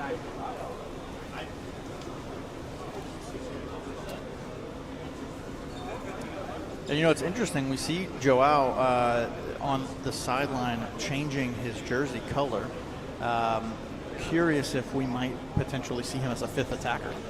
Very possible. Is this a do-or-die moment? Do they decide for Cleveland State to give themselves the upper hand in this tournament? They also got to think about, they've got the short turn of all the teams so far in our schedule, as they've got Jenga not that far off in time as that game kicks off in about half an hour. Going to have an abbreviated break to get us back on schedule.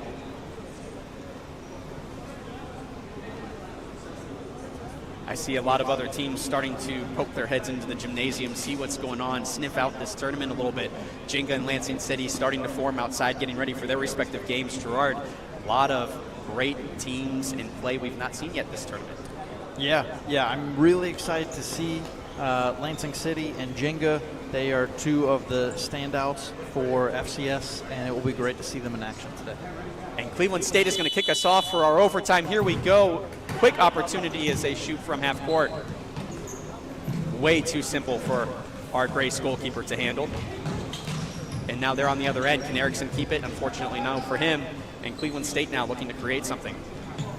Looks like they're going for long balls to make the most of the little bit of time they have, at least for the start, is their strategy. Yeah, and not unusual to see for teams that lack that offensive element to go for the long ball. Yeah, try to catch that other team on their toes and hopefully get an easy poke in, easy shot in. But with the effort that Joe Real has put in so far this tournament, I think it's going to take something special from Cleveland State to get past him in this overtime.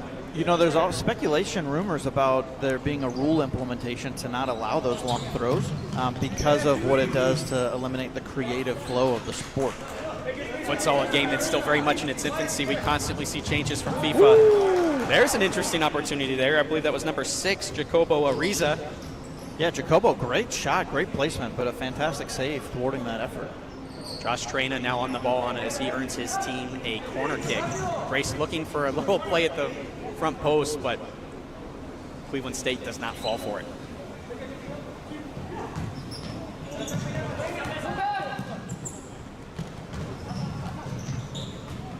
That's going to be a Cleveland State kick in a dangerous place. Can they make something of it? They're doing some great runs off the ball in the far corner of the court, but really a 3-on-4 at the moment. They're Fixo sitting pretty far back prepared for that counterattack we talked about, Gerard. Yeah, it looks like Grace is preparing and understanding a little bit better of the dangers of diving in, and they're protecting themselves and not getting caught out as much here early in this overtime period. Looks like Cleveland State doing the same, looking for those long balls, but have somebody hanging back as well.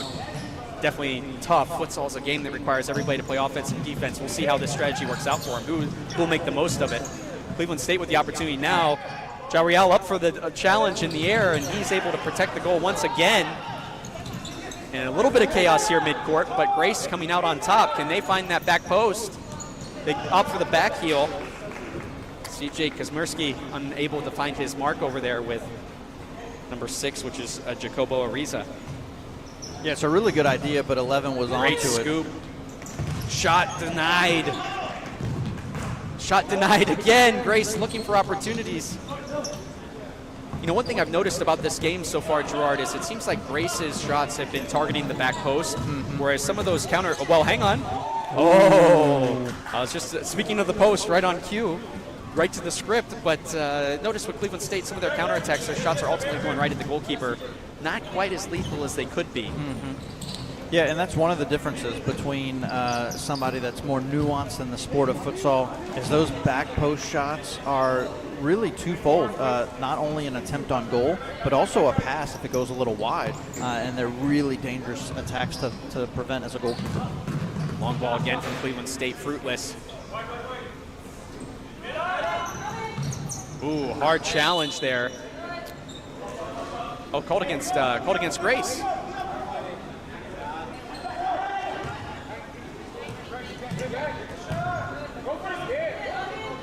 Grace is able to make quick work to keep the ball. They're trying to figure out a rotation up top here. Yeah, and look, they have a creative idea to it. They're just a little slow with these passes where they get openings, but they aren't able to finish because they make the pass a little late. I believe that yellow card, yes, issued to Cleveland State. Late foul here as we get into the last minute and 10 seconds of this. Is this a dangerous kick in for Grace? Is this what gives them the game? Looks like Grace is set up kind of shallow. Will they be making a run into the goal here? No, they're not. They're staying shallow, looking for that shot outside the arc, and they don't get it.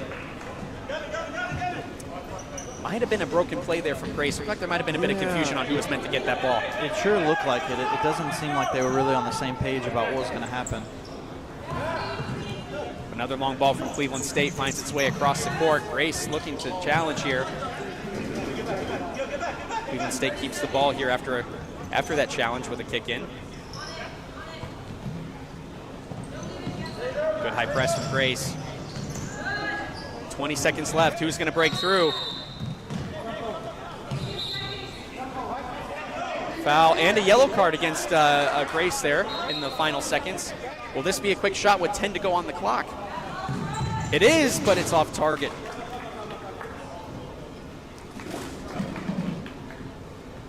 And I think the time's going to run out here and not able to get it back in time.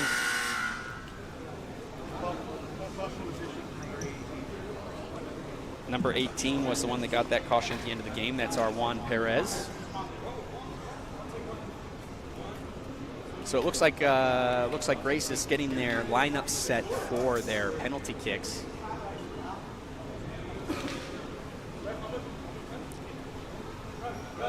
And we will be setting up for that on the far side of the court here in Lebron James Arena.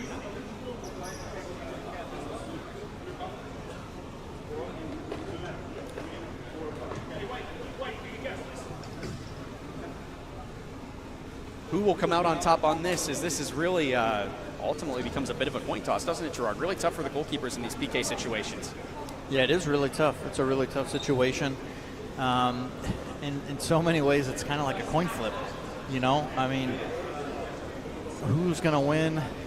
How often are these players practicing PKs? Because that's the other part, is the composure.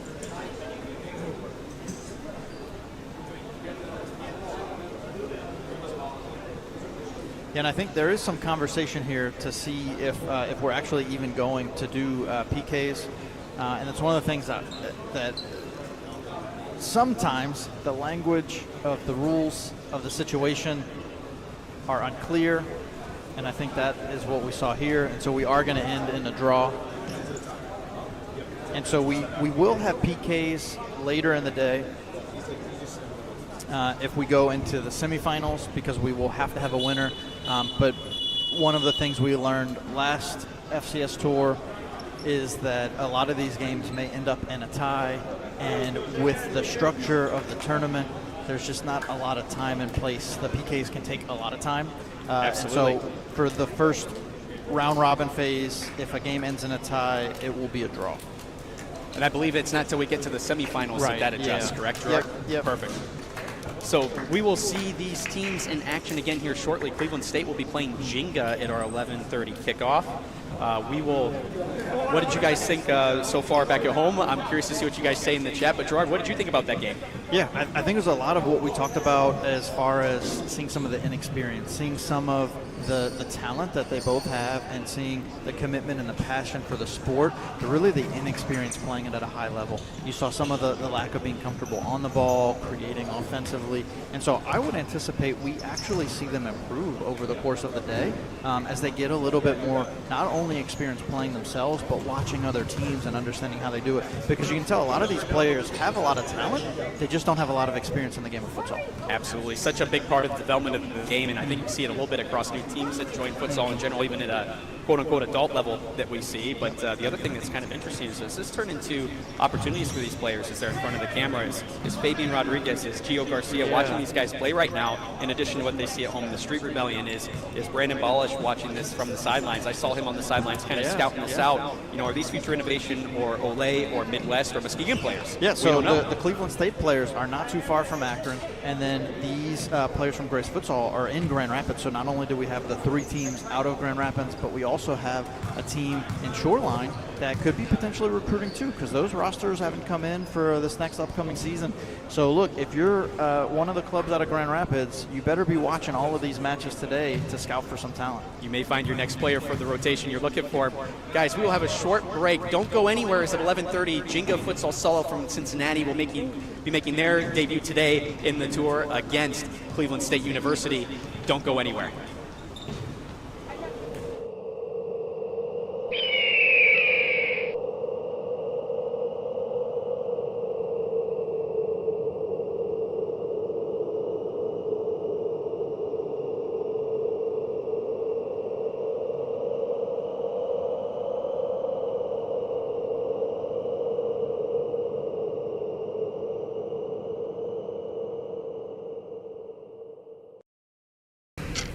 Committing a crime so you can try to escape from prison. Bad idea. Going to the pod escape room to play an escape game with your friends. Great idea. Test your skill as an astronaut in outer space. Find Santa in Save Christmas. Or take a vacation to an abandoned island. Just don't get stuck there. The Pod Escape Room. Learn more at thepodlansing.com.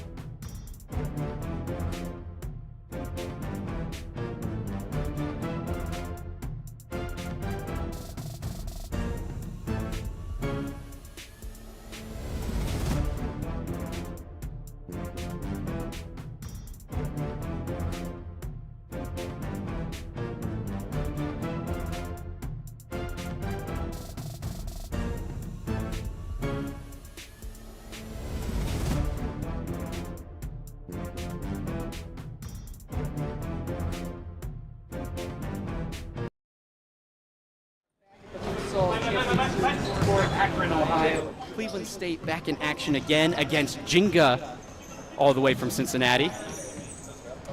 Yeah, and what Jinga are we going to see today? Because we saw a really riveting performance from them in the FCS Tour in Lansing.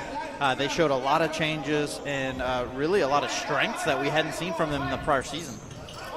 Yeah, definitely a summer of experiment, it seems, for Jinga as they use these tours to really maybe find their future players. And here's an opportunity and a goal! Oh! Early goal for Jinga. And this is one of the new players right here, Kai Yamazaki. Kai Yamazaki, what a great effort right there. Great partnership with Riley McKenzie. We saw it in the first game, an early goal, and we see it again here. And back on the press for Jinga, who sees Wes Rasdorf in goal today. Yeah, last time we saw Wes in goal, it did not go well. He's somebody that's been developing as a goalkeeper, so let's see how much he's improved. Cleveland State going to be looking to make a quick adjustment, going for the long ball here, trying to get a quick opportunity, but with Riley McKenzie in the back there. Tough to do, very tall, strong player. Those balls over the top are going to be challenging for Cleveland State. Yeah, I anticipate a much different game than what we saw first. Oh, and it trickles in. It's a goal for Cleveland State from half court. Let's see that again on the replay. You know, never mind, just kidding. I Replay was missed it. just saying I expect to see a much different game, but one of the challenges that we talked about will be the goalkeeping for Jinga. I expect them to be really solid in the outfield, but the goalkeeping might be the question mark. Cleveland State pokes a great rotational play for Jinga out of the back. It's a corner kick opportunity. Ball now in a 50-50 situation. Can someone control it? It's going back and forth at the moment. Cleveland State appears to be on top with the ball, and they are now on the run. They find their way across goal off the post. Wes Rasdorf now trying to settle his team down. Satoru Matsushima, the coach and player, playing out of the back for Jinga. On the ball now here on our side of the court. And you see his rotations. This is someone who's had a ton of influence on this team, and you can see how they've grown and developed, even with these new players as a team over the summer. Yeah, absolutely. And one of the things, we have to say this, even though Wes Rasdorf might have some shot-stopping opportunities, on the ball, he's really solid because he's typically an outfield player, so he's really comfortable on the ball. He's already made some really good passes. So let's see if he can at least leverage that to his advantage today.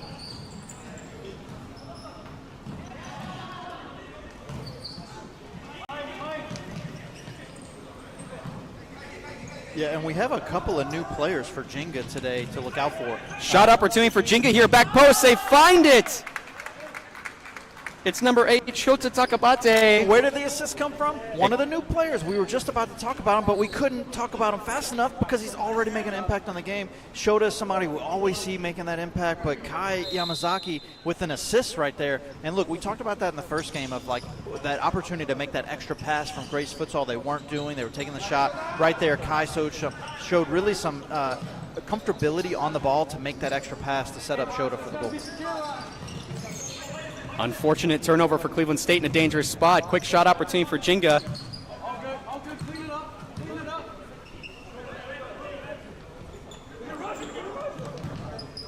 Roger Straz, a mainstay in this roster. He's on the ball. Real leader on the court for this Jinga side, it seems. Yeah, absolutely. He's somebody we talk about a lot, is really Satoru's leader on the floor when he's not there on the floor. Definitely someone I've spent a lot of time with off of the court conversation-wise, someone that really is part of the glue for this Jinga side. A big part of their story in FCS was how this team is really gilded together and how they all want the same thing, have the same goals, and want to improve together. And Roger Straz, a real big part of that leadership there in the Jinga locker room. Yeah, and we talked about this earlier with the collegiate impact and the commitment to futsal. Speaking about the impact and carrying the legacy forward with futsal, Jinga does an outstanding job of that with the School of Futsal in Cincinnati. Cleveland State looking for a way down this line. They turn it over. Jinga looking calm, cool, collected to start their tour. And as I say that, a turnover, an unforced turnover and a pass, but they do get it back with a kick in, it appears here. So it must not have been that unforced. No, it looks like there was a deflection. There's lots of bodies out there. Sometimes it's hard to see the deflections. But another person I'm excited to see back here, we hadn't seen him at the last tour, Mario Magliano. He's always somebody that brings a higher level of physicality to Jenga, and they're known for that. Let's see how they exert their dominance physically in this matchup against Cleveland State. Cleveland State finding themselves up against some true futsal in this game. Jenga unable to save that one, but it seems like they are trying to make some quick adjustments, and I'm seeing a lot of change in pace from Cleveland State here to start these first 5 minutes as they've started to pick up their runs off the ball, something that they weren't forced to do against Grace. Their corner kick there. Rastorf thought it was up against his goal, but it turns into a turnover and a corner kick for Cleveland State, but luckily no danger for this Jenga side. And we may have a ball that's found its way stuck up into the rafters of the visiting student section there. Someone make note. We're going to collect that later. Satoru Matsushima on the ball. Rotating now. You can hear Cleveland State calling for the 2-2 on the defense, trying to bring in that square, kind of tighten up that middle. And on that shot, Yoshiki Kitagawa, he's another one of the new players that we haven't seen yet in FCS.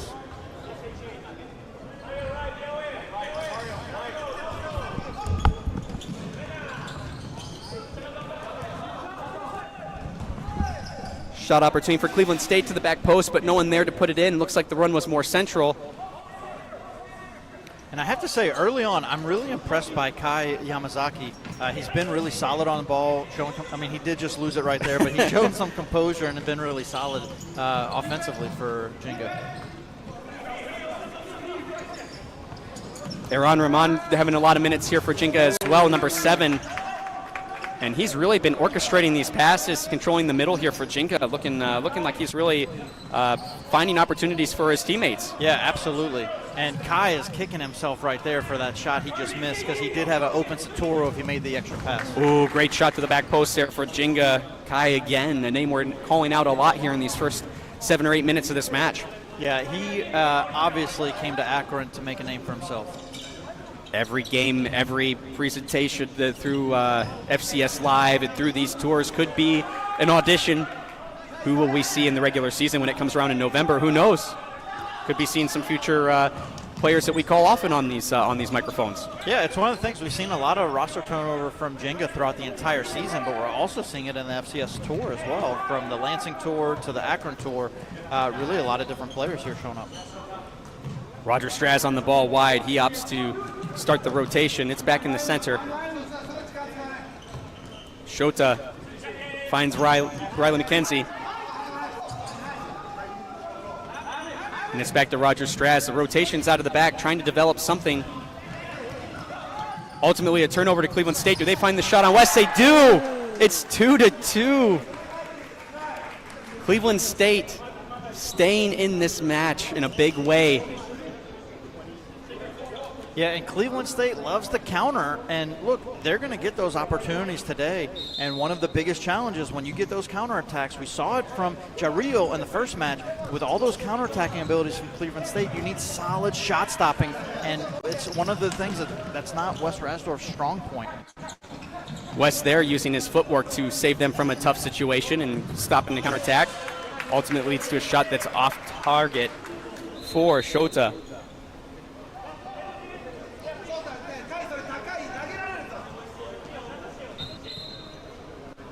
Cleveland State now with the restart. Looks like there might be some confusion. Can't tell if they're trying to start a 4-0 out of the back. Yeah, I think it's not unexpected for Cleveland State. They're still working on understanding how to work as a team, so their structure offensively, defensively is probably going to be pretty chaotic today. Iran battling right here in front of our table, trying to hold the ball for Jenga, but ultimately referee says, no, sir, that's going to be a green ball for Cleveland State. Yeah, and one of the things to call out, we actually expanded the court to make it wider during this last break in between matches. And one of the things, if you've been following along through last season and through the third half, we talk a lot about court size in the FCS. And the wider court, we should see a lot more fluid play. Great volley opportunity there from Zhao for Cleveland State. He's looking for more up top as someone who's been a really strong pivot for them so far, Yeah, creating opportunities in both games. Yeah, and he looks really solid on the ball, hold-up play, and great opportunity on the volley there, just a little high. Ron and Riley working together. Now it's out here by us, rotating its way back around. Nice back and forth. A little bit of confusion between Riley and Kai, the new player to the squad, but they find a way to create a shot out of that. Yeah, you know, we talked about this earlier with Grace just being a little slower on the passes, and we're seeing the fluidity from Jenga. They're just quick when they pass the ball and take shots right away.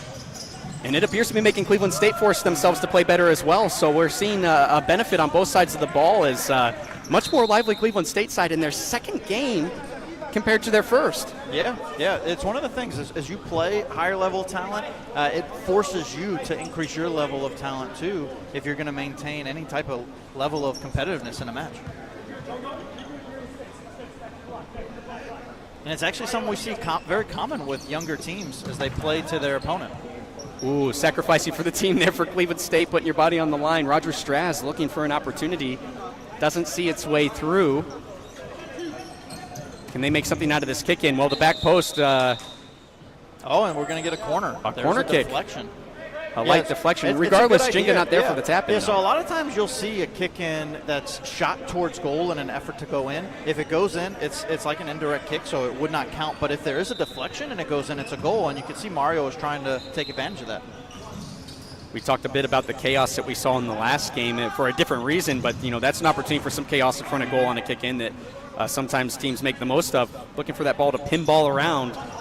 Zhao with an opportunity, but he gets tangled up. Wes Restorff opts to run the ball up to half and take a shot of his own, but looking more like a field goal than a shot on target at the moment. Sadly, there's not uprights and there's no 3 points. Can't give it to him. Cleveland State building out of the back, looking for that rotational play. It seems they've found it.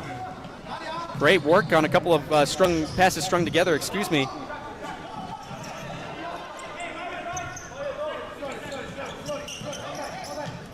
Jenga doing a great job not taking the bait here. There's that physicality from Mario we expect to see.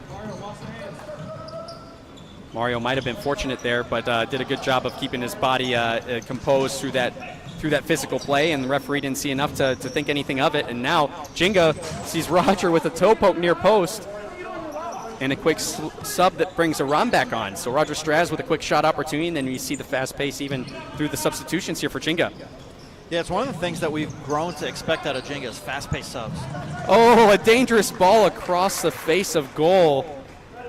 But Cleveland State not able to get there in time, just out of reach. Yeah, really good effort from Cleveland State. Joao just was not able to find the end and connect on that pass.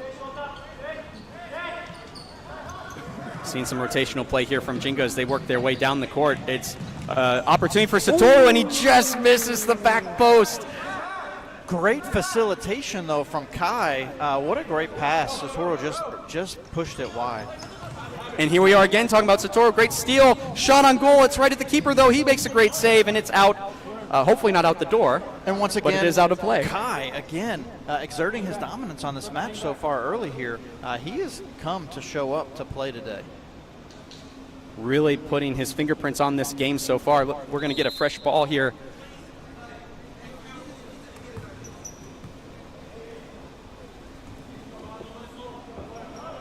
On the whistle here, we will see the corner kick. Satoru Matsushima ready to bring it in for his teammates. Finds back post, looking for the volley, not quite there.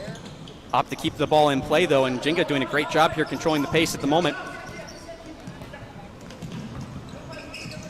Great runs off the ball for Jenga as they're starting to find some rotations and starting to open up Cleveland State a little bit here. The middle of the court being exposed a couple of times and creating an opportunity for some runs through the middle for Iran, as well as Shota and Satoru, all finding their places in the middle here. Yeah, this is the new Jenga that we're seeing this season in these tours. Great goal there! Kai Yamazaki again. Of course, Kai with a great pass from Satoru to set that up. Kai Yamazaki, again, making his imprint on this match. And look, we were just about to talk about that, was the creativeness that we're seeing out of Jenga. They really started this creative element in the Lansing Tour, and we're seeing, again, this creative ability that just was not on display last season in the FCS. The Japanese influence on this Jenga side continues to show its imprint and its impress on us through the summer. as well as what we saw during the regular season so far. And Jenga looking dangerous. Runners up in the last tour. They'll be looking to try and come home. Oh, a great save. West is able to push it off of the post. And Jenga now looking to rotate. West on the ball.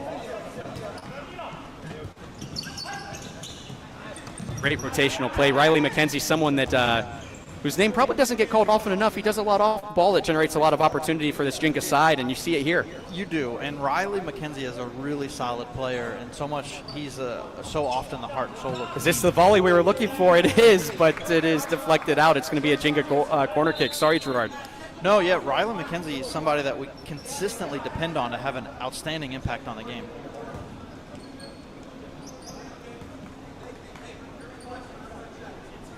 We see Jenga start to set up here for the corner kick. Quick tap, but Cleveland State was able to read it. They win the ball.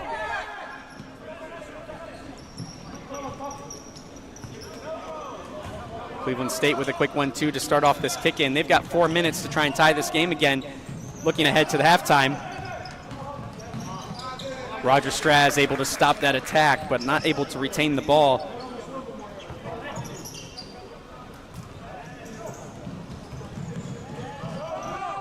Cleveland State going all the way back to their keeper, looking to rotate the ball. Roger nearly makes them pay for it. Great shot from Cleveland State, but it's right at West. He lets McKenzie clean it up, but it's Cleveland State's ball again here. They're back in control. Yeah, that was a good effort from Cleveland State, but they have to recognize at this point that they cannot shoot it directly at West. If they put it left or right of him, it's going to make it really challenging for him to stop it. Cleveland State upping their game and staying in this match.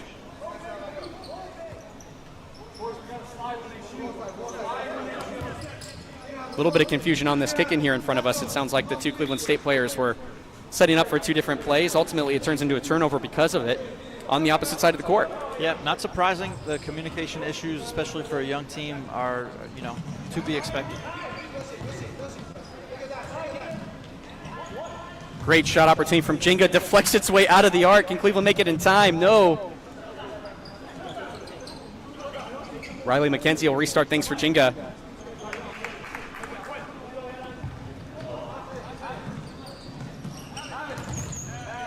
Half-court opportunity, doesn't make it through the pivot, but Jenga is able to keep the ball.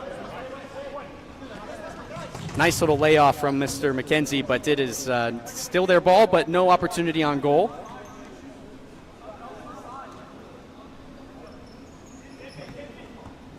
Great scoop to the middle, but not on target. Cleveland State has the deflection, so this is going to be a corner kick for Jenga. Jenga really keeping the pressure on, but Cleveland State weathering the storm for the most part here so far. Yeah, they're playing pretty solid defensively to at least prevent some of these attacks. Jenga's showing some creativity, so the pressure is going to be on Cleveland State all day today.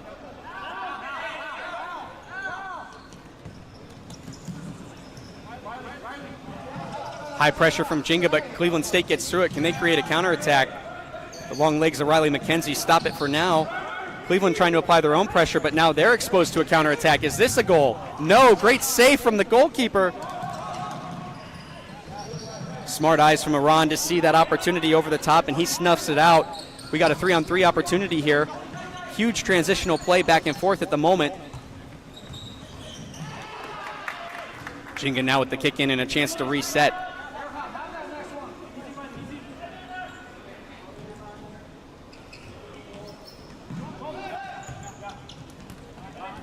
Coach Satoro on the ball. He finds his way to the middle. He scoops it to the outside, looking for the cross.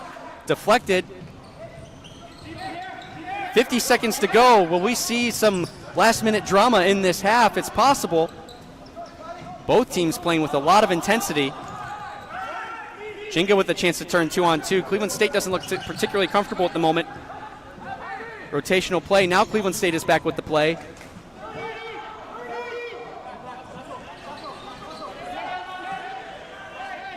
Cleveland State opting to take their time out of this one, try and get themselves set, but they still turn over the ball. Looking for that cross across the goal, but the Cleveland State Fixos have been keeping that middle protected. Oh, and an unfortunate touch there for Kai Yamazaki. And Cleveland State Whoa! hitting the crossbar. Satora with the save, the body slide. A team that's known for putting their bodies on the line, and it couldn't have come at a better time at the close of the first half, Gerard. Yeah, absolutely. It took all of the effort from Jenga right there to prevent that goal from going in. It's one of the things that Jenga has looked really sharp, but they're just missing some of those passes in the final third. They have open players, and their creativity is at a really high level, but they're just not finding that last pass to get the goal in. So we'll take a quick break here at halftime, and then we will come back to the second half. Cleveland State needs points, or their future is then in Grace's hands.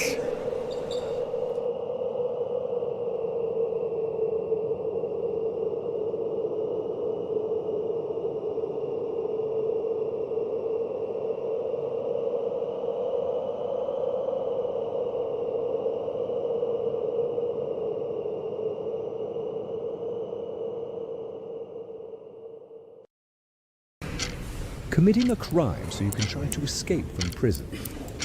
Bad idea. Going to the pod escape room to play an escape game with your friends. Great idea. Test your skill as an astronaut in outer space. Find Santa in Save Christmas. Or take a vacation to an abandoned island. Just don't get stuck there. The Pod Escape Room. Learn more at thepodlansing.com.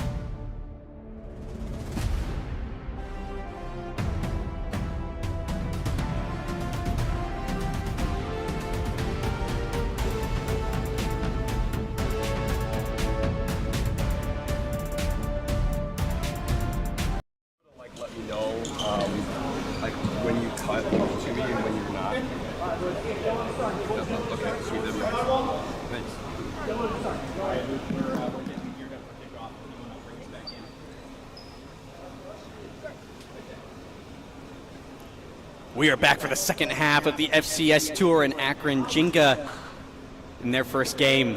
Impressive so far. And we've got our action back. Really excited to see Jenga on the court as they give us a little wave here at the commentary table. They are in their element right now, Gerard. Yeah, and Jenga is always so respectful of the work that we do as commentating team and as a broadcasting team. They're so appreciative of the effort that we do, and so it's great to see and to see the effort that we put in to be recognized by the players. Couldn't help but laugh on the mic there as Shota gave me a little wave. I wasn't ready for that. I'm used to being this close, but kind of in the background at the same time. So great opportunity here to start the half from Jenga. Yeah, really smart pass by Riley McKenzie there. Shota just was not ready to get on the end of it. Riley McKenzie, along with Roger Strass, seems to be one of those mainstays in this roster that really brings some stability to the roster regardless of who else is on the court. Yeah, absolutely. And Shota's proven himself to be that too. For those that have not heard yet, Shota Takabatake is one of the standout names of the entire FCS. One of our commentators' favorites. He missed out this game, but that's all right. He'll get him on the next one. Cleveland State on the ball. So far, looking to find their footing in the second half. They get a chance to do so now. Bit of a rotation. Great little footwork there from Cleveland State, and they might get an opportunity from this. It's just wide. Just wide, and on that, you could see the reaction speed. West was not ready. If that ball would have went top shelf, it would have been a goal. It's one of the things that's really, for me, the biggest challenge for Jenga. Like creatively, offensively, they're outstanding, and they're doing a really fantastic job. It's just how do they protect West in goal, because he does not have the shot-stopping ability we'd expect from a lot of the goalkeepers at this level. West coming out of the arc there to stop the over-the-top ball. Cleveland State now has the numbers on defense for this counterattack, and they're able to snuff it out. Trying to create a counterattack of their own. Can't quite get there even with the little extra tape we gave him. But, as much as he doesn't have the shot-stopping abilities, he will have a higher level of ability with his feet than most of the goalies at this level, being that he's normally an outfield player. Definitely something we talk about in futsal. Our goalkeepers have to be able to be smart on their feet, and we should see a bit of that for the rest of the afternoon here as we see a little bit of that from Innovations' Brandon Bolish as well. Someone who spent a lot of time on the court, in the field and in the goal, not only indoors but outdoors. So maybe we see a little more dynamic play from them as they look to survive in this tournament and get themselves into a semifinal in the next match. So definitely something to keep an eye on as these goalkeepers, something that I know our stats and commentary team loves a lot about this sport. Yeah, we absolutely love the goalies here. And it looks like we have an accumulated foul. That's against Jenga. And they are no strangers to accumulating fouls. Definitely a team that's played physical not only in their regular season but in the last tour to keep up with the run of play and control the play and able to play their style. Yeah, last season they were the league leader in fouls. They always bring the physicality. It's not a surprise to see it, and a lot of times we talked about the lack of their history in futsal and really like their understanding of the game because a lot of the players were newer. They leveraged their physical strength for what they didn't have an experience in futsal. Cleveland State with an opportunity here. West opts to keep it out of his hands. Might have been a little scary there for a moment, but he looked confident in his decision. He was confident in his decision, but again, showing his inexperience in goal, which is to be expected being that he's not a traditional goalkeeper. Little too much from Roger Strass there. Sees the second foul for Jenga. Seems like he knows. I think you could tell by his body language right away he knew that was a mistake, but resetting quickly and not giving Cleveland State anything to work with there as they look for a quick shot on target, well off target. Yeah, and that's really going to be the biggest challenge for Cleveland State is how many efforts can they put on target to really challenge West Bradford. They've found it twice. Can they find it a third time and get back in this match? They certainly are finding some transitional opportunities as they look to use their speed and their youth to challenge this Jenga side. Right now they're opting to build out of the back. Can they find a way to find that creative run off the ball and create the next shot? Right now it's back to Jenga, and they're able to snub that out.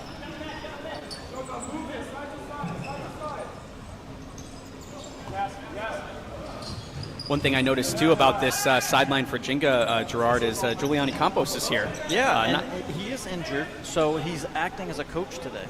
That's such a testament to this side and their togetherness, their feeling of togetherness as a team is even with the guy injured, and for a summer tour that, really it's not the regular season, but it's something that, he's really still here and supporting and a part of this core that makes Jenga so special. Yeah, he is truly a foundational player for this team, and to hear the guidance that he's shouting out to his team on the sideline shows not only his commitment level of being here, but then his ability to make an impact on the game. Rolling foul for both teams here off the ball. It looks like Kai Yamazaki had a little bit of a tussle over there on the other side of the court that the referee didn't like to see. He pleaded his case, but at the end of the day, the judge made his ruling. Hey, look, we're already talking about Kai's impact on the game, but he's got the traditional Jenga influence of physicality. And some quick footwork from here creates an opportunity for McKenzie to cross the ball, but came through some traffic and didn't get quite the eyeballs on it he wanted there on the other side, and now it's a Cleveland State ball. In so many ways, that physical presence is a prerequisite for playing for Jenga. If you don't come with all the physical elements, you're not going to. Save from Wes Westthorpe there. Cleveland State still knocking on the door. Can they make something happen here? Shot through traffic goes nowhere, and Jenga's able to reset. And they just demand physicality out of one another. Like, if you're not willing to put your body on the line, you don't have a place on the Jenga roster. You see it in the way they play man-to-man. You see it in the way that they lay their bodies down in front of shots. I mean, this is a team that expects you as a teammate to put in 110% and find a way to power through every game. And if you have any gas left in the tank at the end of the game, then you did it wrong. Yeah, it's really one of the things I like the most about watching Jenga. Cleveland State with a quick opportunity. They opt for the cross. West sliding save. Kicks it out the other end. Look, great work. As much as we talk about his limitations as a shot stopper, great read on that to prevent that back post pass. Cleveland State again on the ball. They're finding their footing a little bit here in the last 40 seconds or so. Can they create something out of this while they have their little bit of momentum? There it is, putting your body on the line. Those shots, it might look like it's not a big deal. You just get hit in the back, but they're hit with power. They sting. I see Grace Futsal scouting this out to see what they're gonna have to do to deal with Jenga. The crowd really keeping an eye on this game. Seems to be the participating teams kind of feeling each other out, as in a lot of ways. This is not only scouting for the tour, but if you're someone like a new side like Innovation City, or maybe one of the old teams from last season like Jenga or Lansing, you get your first look at a new team. Yeah, what a great way to get exposed to new talent and to potentially have future players to scout for. Mario looking for the cross, doesn't get it. Cleveland State slow to restart, but they do. They're still on the ball. Looking for that long ball over to Chow. He's not able to get there before West steps forward. His willingness to get off that line saves them again. We find more transitional play here.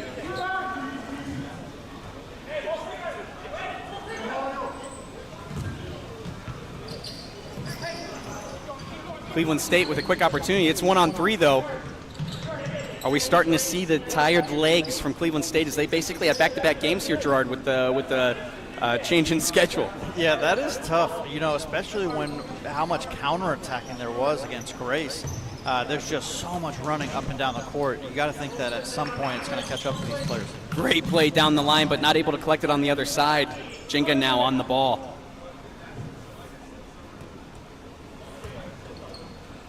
Little 1-2 to get things started. Jenga's going to welcome a lack of pressure since they are up at the moment, reserve their energy for the rest of the game as they have to figure out how to weather the storm of these games themselves with a smaller roster than last time. Yeah, and that's one of the things that the experience of playing in the Lansing Tour brings. They know what to expect for today to play all the way through to the final. Here's a chance right in front of goal. They find a pass instead for Jenga, looking for the back post, just a little behind. Again, creatively, everything's there except the last pass. Yeah, Yoshiki, unfortunately, too far behind him there. He wasn't able to get a foot on it. You can see on his face, he was really stretching for that. He wanted it really bad. See if they could get that extra insurance goal. A 1-goal difference in this game means nothing. And even in a lot of ways, 2 goals. There's a lot of work still to be done if you want to say that you've sealed this game away, even with the running clock. Yeah, because we know in futsal, goals can be scored quick. Is this the chance? Shots wide for number 22, Kai Yamazaki, still making his impact on this game in game number 1 for Jinga. A save with the face there for Wes. Look, Wes is not afraid to use any part of the body, including the face. Understanding the headband, a little bit of cushion. Goal on the other side. It's number 8. Go ahead and say it, Gerard. It's your favorite. That's Second right. goal of the day. And that is goal number 4 for Jinga. Shota signaling 2 to the camera. He knows that's the brace for him in this game. Are we going to be calling his name a lot today, Gerard, with the rest of these games? You know, I anticipate it. He's somebody that's continually developed since he was just introduced to futsal not too long ago. And he joined Jinga last January. And so to see his development over the last several months has been really outstanding. My first opportunity here to see Jinga live, and I got to say, you can tell that Shota is enjoying himself. He's been smiling off the ball. He's been giving us a little... I'll say this. If you go check out his bio, you'll find out about his favorite futsal moment, and it was when he stole the ball from Jeremy Klepp. And it was a really outstanding effort, and honestly, it was the first time I had ever seen that happen, and I think it caught a lot of people off guard. And it shows you just a little bit about what kind of expectation we should have out of Shota in the future. Well, and it's also interesting to see, it's those little moments that stick out in games that end up being difference makers. And when you're up against someone that is prolific as Jeremy Kleppball, I can understand why that's a big moment for you, even with some of the goals that we've seen Shota score over the last several months. And it's very clear why he's become a bit of a fan favorite. Yeah, and he's somebody, when we talk about a player like Sammy Esquivel really having that impact on the fans and on the crowd, Shota's another player on that level that I think can really have an impact in the environment and just make it a more fun and atmosphere to watch these players play. Rastorf looking for a way to take that out on his own, but realized there's too much traffic. Jinga taking a traditional approach with the rollout, and now they're on the other side of the court. Can they stretch this lead? Iran finds back post, and sure enough, one more time, who was it? Shota Takabarake. He concludes his hat trick right there. That's a great example of finding that extra pass. I really anticipated a shot early there from Aaron. But when he took that extra pass, Shota was on the back post in great position to put it home. I think we saw a bit of that from Cleveland State's body positioning as well. I think they were expecting the early shot down the middle and created that opportunity by protecting the middle of opening up the back post and kind of left themselves exposed. 5-2 now to Jinga.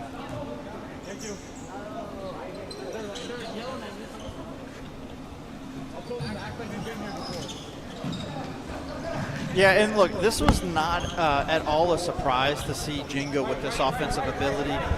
They showed a lot of this in the FCS Tour Lansing. The biggest question mark for me today coming in was the fact that we don't have the goalie available that we've traditionally seen. Roger finds his way through traffic down the line. A dangerous cross, doesn't quite find its target. Cleveland State now looking to see if they can get back in this match. They've got some work to do. Satoru isn't going to let it happen. And Roger Straz now standing on the ball, inviting some pressure deep in their own half. They're feeling confident. Wes Rastorf back into rotation here. And the long ball now. An attempt at a header, unfortunately, fizzles out, and Cleveland State now on the ball. It really shows the evolution of the Jinga attack, where a long ball kind of catches us off guard now. Because if you look back to last year, the long ball was really the bread and butter of their offense. Shot for Cleveland State. It's over the top. But it's because Wes put it there. Corner kick for Cleveland State. They've got a chance here. They fake the shot. Will they take it now? They will. Ooh. Great goal, and it's a toe poke to the back post. Wes unable to see it through traffic, I believe. It looked like he was screened there. Yeah, it is tough. That's a tough one to block, but it is one you expect your goalie to get. And again, Cleveland State scored 3 goals. They've been competitive in this match. But if you have someone like Corey Eisenhunt in goal, I don't think that they score any of those 3. Jinga now looking to control the ball and try and put this game away, but is this the spark that Cleveland State needs? They're looking for a counterattack here.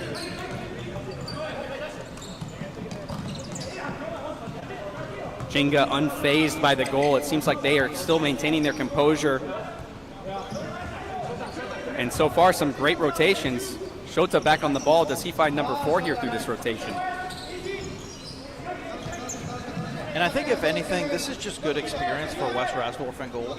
The first time he played in goals against Lansing City, he let in 3 quick goals in the second half of that matchup, and they quickly brought Tommy Sawa back into the game. And so for him to get this experience to play the full match is going to be really helpful for his development, especially if he's going to stay in goal in the future. Kai with a shoulder check there to the ball to keep it in Cleveland's half. And they ultimately do a long ball that goes right to Wes Rasdorf. And now Jenga builds out of the back once again. Aronda Riley McKenzie making the most of this court space. Now working their way down the line. Looks like they're looking for a run to the middle. Kai runs to the middle. Creates space to find Shota. I think the big difference that we see that we're missing in that last game is the runs off the ball. Jenga doing a lot off the ball that you may not be seeing on camera if it's just out frame, but if you get a chance to look, just see how much the rotations are happening off the ball and creating those opportunities. Jenga quickly deciding, hey, the opportunity's not here in this spot. I need to move somewhere else to make something else happen. That's so much of what makes it the difference between a team being creative and not, is it's the off-the-ball runs. That's where really the creativity. It's not just the person with the ball finding the runner, but it's the person without the ball actually making the run into the space. Iran with a dangerous kick in here. Shota looking like he's ready to shoot. They opt to make the switch. Kick save from Cleveland State. Ball still in play, but it's way in the air. Great run here from Cleveland State to create an opportunity, and they take the shot. It's bobbled, but Wes ultimately gets it. And a fun fact for you, Wes was actually a 3-sport athlete in college. None of them futsal. Hopefully we have more opportunities for our collegiate teams for futsal as we see the start of it here with Cleveland State and Grace Christian here as well and active in the previous game. Big opportunity here for Cleveland State. All of Jenga closes on the ball. Yeah, the commitment to locking down and recovering defensively is always there for Jenga. I mean, that just meets the standard of who they are as a team. Less than 3 minutes to go. Jenga looking to close this out. Time is withering away if you're Cleveland State.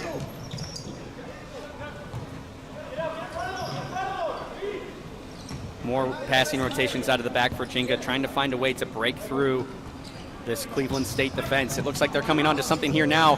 Strong battle down the line from Iran. A shot takes a deflection, and that should be a corner kick for Jenga. Yes, it is. Again, what a creative element that they have. You know, it's almost unrecognizable to who they were last season in FCS. Great shot there of the Cleveland State bench for you guys. Oh, my goodness. And that ball was hit with such ferocity that it knocked down a banner. You know, basketball made this arena famous, but we're not going to worry about it now. We'll focus on the futsal, but yeah, definitely some strong shots coming off of the players here, and more to come in our next game as we see Lansing City take on Innovation in our next match. But in the meantime, final 2 minutes of this, can Cleveland State find a way to create some drama here late? They look for a final pass here, but it's bobbled and ultimately becomes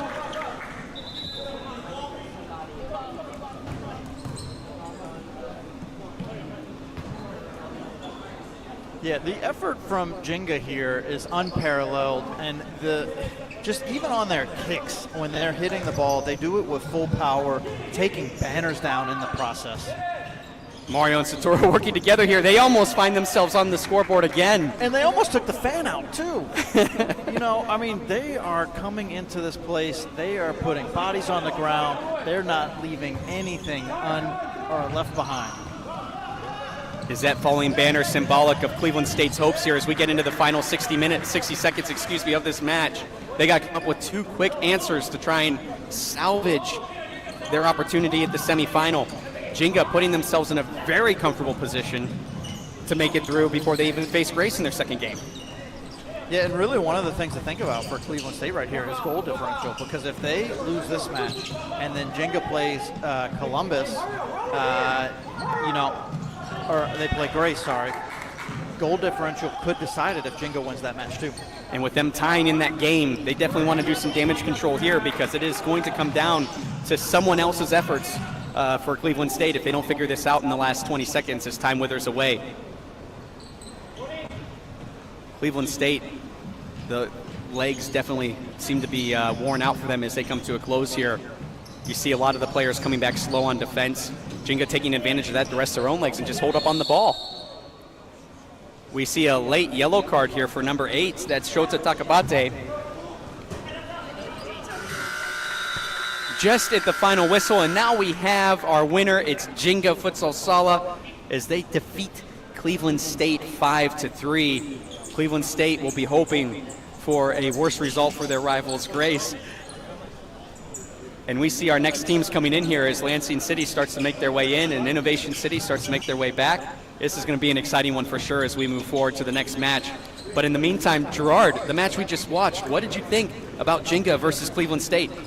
Yeah, in so many ways, it was exactly what I expected. I expected to see creativity out of Jenga, and the only real question mark for me against Cleveland State was the goalkeeping, right? And I think that that's the part to come into the tournament not having any. I mean, they have a stout track record of solid goalkeepers at Jenga, and to not bring any of them today, it shows that they need to develop Wes in goal, and he's somebody that they need to count on. And so now that he's got this is his first full match under his belt, he's got to be a lot more confident. You know, some of those goals he let in, I don't know that we'd see some of the other goalkeepers like Razil for Lansing City. I don't think we'd see those goals go in, but that's part of the process. It's part of the process of developing, and as somebody that's new to the goalkeeping position, just being able not to lose the ball. Like, he had a ball go through that it should have been a kick save, but because there was traffic, you know, it makes it kind of hard to see, but you have to anticipate it, right? You have to be able to anticipate that, and that's just something without having that experience in goal you're not ready for. So for me, that's the biggest question mark for them today. Coming into this tournament, I expected to see a Lansing City Jenga final, but when I found out who the goalkeepers were, that became the biggest question mark, is how is he going to be able to show, because I anticipated he would be in goal because of the experience prior in Lansing City, but how's Wes going to show up all day? I really point their hopes really on that. How do they protect him, or how do they change their structure offensively or defensively to enable him to be successful? Rest of the team too really stepping up in there and rotating and showing a lot of chemistry, even with a lot of the rotations we've seen from Jenga in their roster over their history. But then too, Cleveland State finding a way to step up their game, but just seem to be running out of gas there at the end. So curious to see what their future looks like as Jenga continues on in this tournament for game number 2. In the meantime, we'll be back shortly with an absolute banger of a match. That'll be Lansing City making their debut today for the Akron Tour against locals Innovation City. Don't go anywhere as we're back in just a few minutes.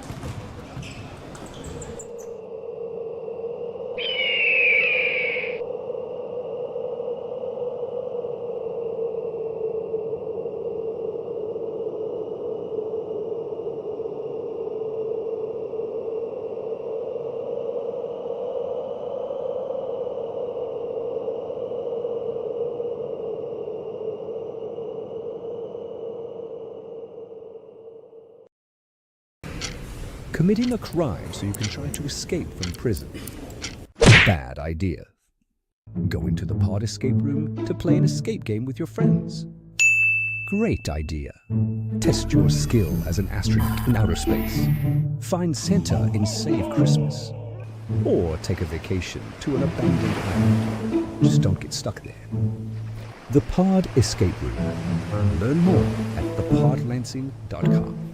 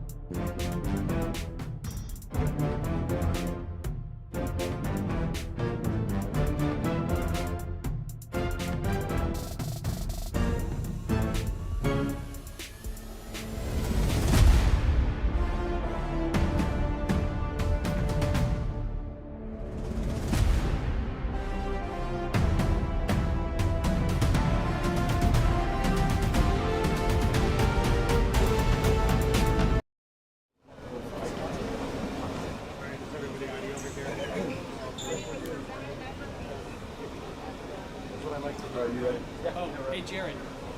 You're smiling. Yeah. All right. Whenever you're ready. Hey, Eli. Ladies and gentlemen, welcome back to Akron, Ohio. For today's FCS Tour in Akron, Gerard, I'm jumping back in for this game, and we have a very exciting Lansing City squad facing off against Innovation City newcomers to FCS, who are actually, what I was told, compared to their first game, they actually have a few players that aren't here because they had to go play an outdoor game.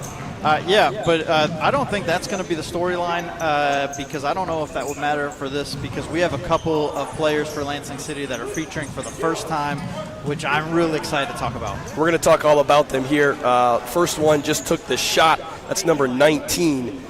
If you are familiar with the futsal world, you might recognize him. This is Diego Bobadilla, former U.S. national futsal team member. He did get rostered for the 2021 World Cup, along with Jeremy Kleppel for when they competed in Lithuania. And there is Jeremy, 81 on the floor. I had a chance to talk to Jeremy about Diego's inclusion with this roster, and he was just gushing about the impact that Diego would have and how we really raised the level of play on this Lansing City team. So that is one key component of this new Lansing City starting squad. Bobadilla with it now. It takes a shot. Great placement. Save made by Innovation. That was going for the top corner as well. Yeah, that was fantastic placement on that. Wonderful save. And along with him, he's got the ball right here. You might recognize him from the FCS Tour in Lansing. But on loan from Chicago House is Rafael Hernandez, number 8. Rafael Hernandez, he was the most electric player in the tour in Lansing. I am ecstatic to see him in this tour as well. He is just so fun to watch on the ball, so keep your eyes on him all day today. The Chicago House couldn't make it to this tour as Kleppel takes a shot. Another good save from goalkeeper of Innovation. New goalkeeper, not any goalkeepers we saw in the first 2 games.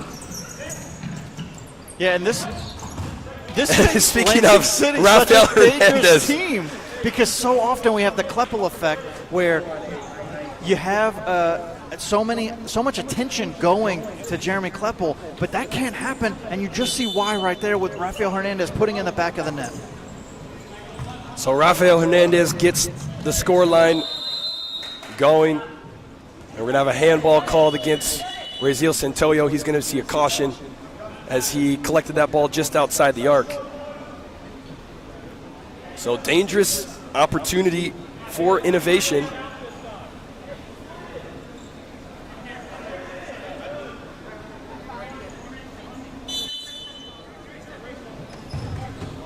And it's in the back of the net.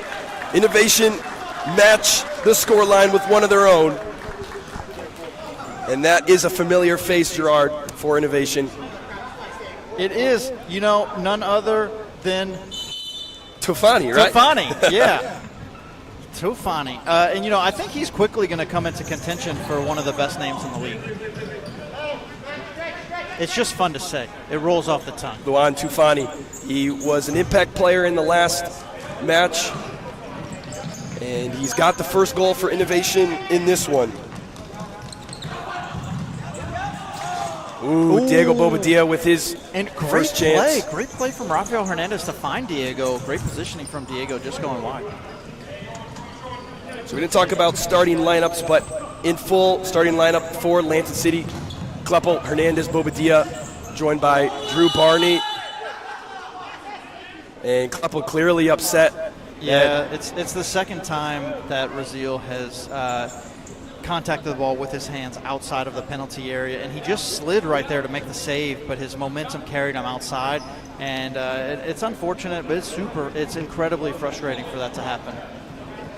Yeah, in that case, his body was inside the arc, but the ball went outside, and that is the only thing that matters. We have a chip, off the crossbar. First substitution for Innovation, Brandon Bolish. We saw him in goal in the first half. He's on the court this time, number 22 for Innovation in black. Now here comes Hernandez along with Barney. finding Kleppel on the opposite side. Innovation City in their diamond. Kleppel with space, finds Bobadilla. Bobadilla inside, back to Kleppel. It's not there in his strike. Narrowly missing that far post. Narrowly missing, but if somebody's making a back post run there, that's a great opportunity to put that in, but there was nobody to be able to put that into the back of the net. So Innovation the other way, they lose it. Lansing City making their first substitutes. Jack Fisher on the floor. His shot hits the near post and out. Also number 3, David Saltzman on the floor. And waiting to finish out that line is Alessandro Blanco. And Coulter Reese, who we saw score that game-winning goal in the FCS Tour Lansing against, oh my goodness. Wow. Lansing City just crumbling at the goalkeeper position, and I think they're going to call that a goal. No call on the handball, as Razia was clearly outside of the arc and stopped playing, but no call, and instead it's a goal. And a really big problem for Lansing City at the goalkeeper position so far. And Razil is somebody that's newer to futsal, and so it's one of the challenges coming from the outdoor game to acclimate to the rules changes, to acclimate to just the limited space in the penalty area. And so we hadn't really seen a lot of that adjustment process in his development prior to this, and we're seeing it front and center today. And also, important to note, he's also used to playing at the Lansing City Arena, which has no extra lines except for futsal. And here, there's lines all over the place. And the lines that are for today's game are actually pretty skinny and a very light color, as Castaneda does make a substitution and makes his first save there.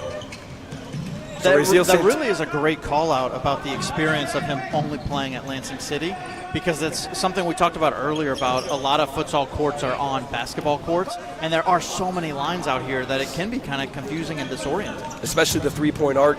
That's another obvious arc, and so, but regardless, giving up a goal there. Yeah, and on that last one, regardless if it was or wasn't a handball that should or should not have been called, you cannot stop playing. And he stopped playing, anticipating the whistle to come, but the whistle never came, and you just can't stop playing. Hernandez down the sideline as the starters for Lansing City make their way back onto the court. Here is Kleppel inside to Barney. Barney back to Bobadilla. Cross to Kleppel. Time and space. 1v1 for Kleppel. Inside. Ooh, saved. Barney was there. The follow-up from Kleppel. No real trouble for Innovation on those attempts.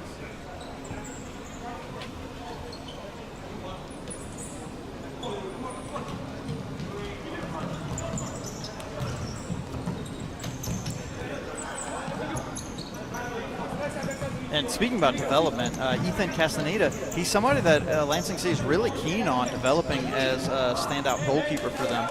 So even him getting some action, this again is another opportunity to continue to develop in this tour experience. We've already seen it today in the first 10 minutes of this game. For Lansing City, their most, I guess you could say their biggest sore spot has been at the goalkeeper position, and that goes all the way back to the FCS season. Yeah, I think that's one of the biggest challenges for them, and how they continue to develop the goalies is going to stand out a lot as far as like what their aspirations are and what their results will be. Here's Hernandez, going to take Tefani on 1v1, finding Barney, back to him, and his shot is blocked. No, it's not blocked. It's going to be, just went wide, so keeper restart. It sure looked like a lot of contact, but one of the things about Rafael Hernandez is his ability and agility to maintain control throughout that. It's pretty phenomenal. Innovation restarts from goalkeeper position. You lose it, ball bouncing around, City trying to bring it down. And they do. Here's Rafael Hernandez in the back, finding Kleppel. All the way down the corner, Bobadilla looking inside to Barney. It's blocked. Here come Innovation.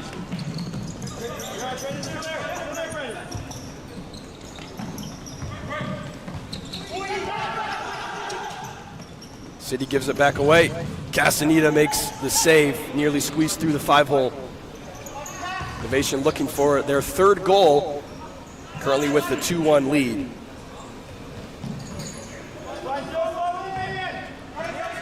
Now here's Kleppel. Scott Hernandez down the sideline, a little slow on the step, and it goes out of bounds for a keeper restart for Innovation, and they make substitutes. Yeah, and one of the things we're going to see early here is just Diego and Rafael learning the Lansing City offense and getting used to playing together. We've already seen a few passes just going where they thought players would be, but they weren't, and so they just have to work through some of those communications in the early game. Ball across the middle. Innovation put it top shelf, and they get their third goal of the match.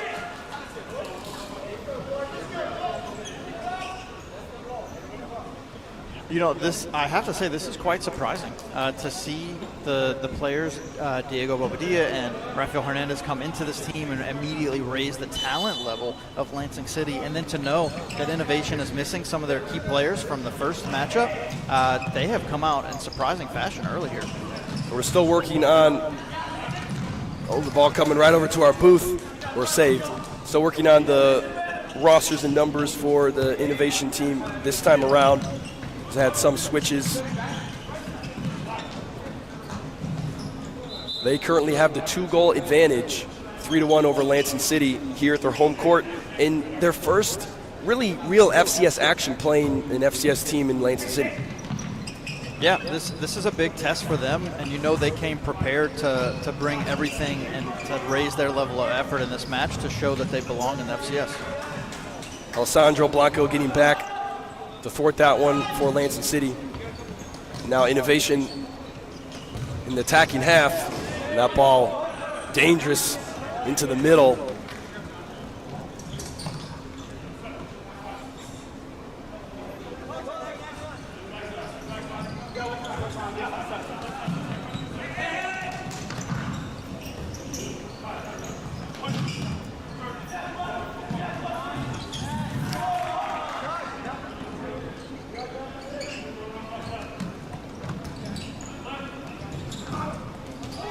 Lansing City in the attacking half. Good defense there from Luan Tufani. And we're seeing Max Keeney for the first time today. Lansing City still trying to work through the adjustment of these new players and find the right balance with these lines. Ball's down in play. Fisher was looking for Keeney, and it's too far for him. Niles Spahn will restart into Bolish. Bolish loses it. Max Keeney looking for a quick counter. His shot well wide. Now comes a keeper restart.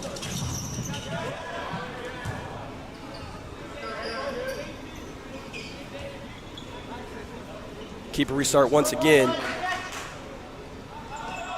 For Innovation, 6:45 to go in this first half.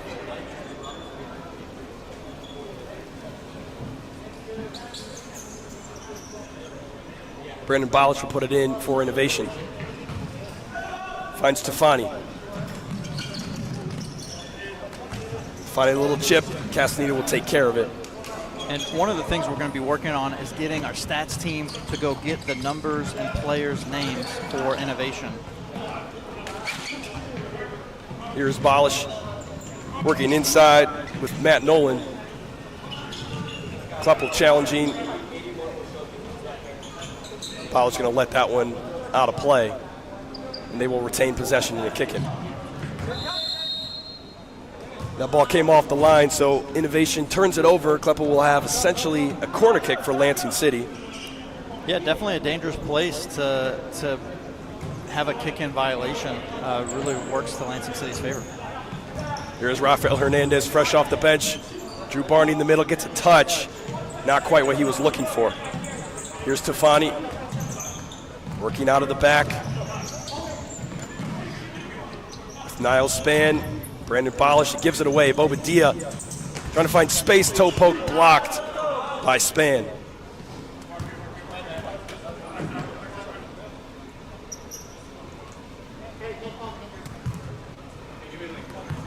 Kleppel to take the kick in here for Lansing City. Finding Barney, a nice touch and turn just a little bit over the bar. Not a bad chance from Drew Barney.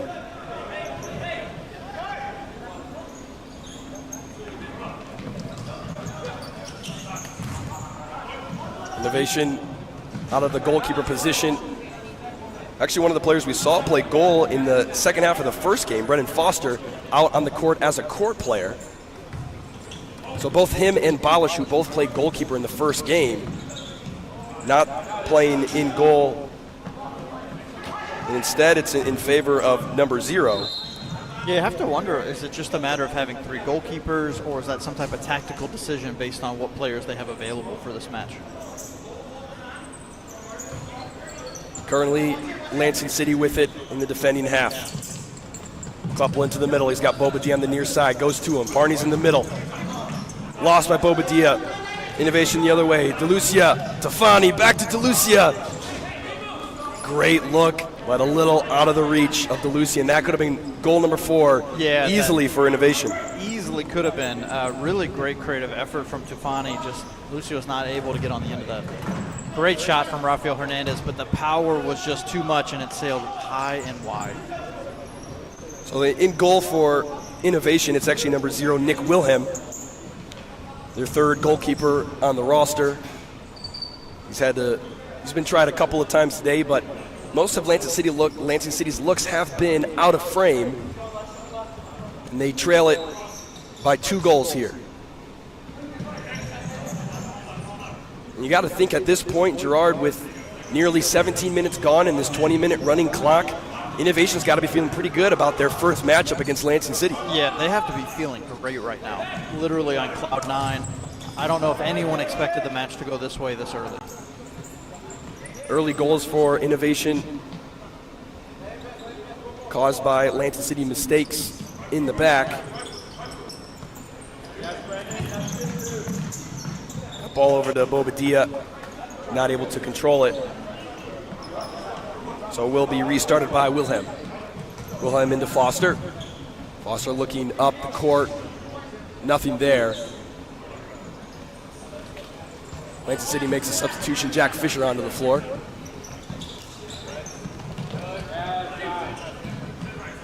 Up on the inside, Hernandez around, overlapping. He's forced backwards by Jonathan DeLucia.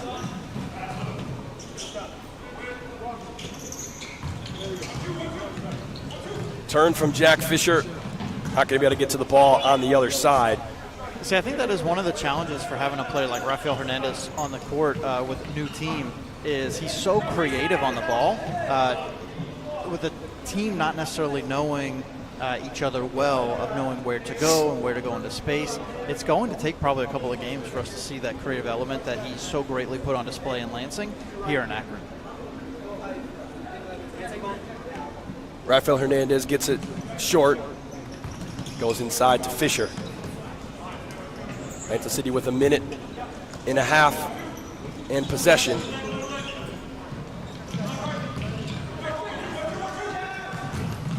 Oh, Hernandez looking back post. Just talking about the creativity. What a beautiful flow from that offense right there. It didn't ending up in a goal, but you can see the creative element. You can see how they're starting to work together. It's going to be really fun to watch when it all starts clicking. Jonathan DeLucia giving it up there on the kick-in. Ball was not completely still, so Lansing City takes over. Here's Alessandro Blanco on the far side. He loses it.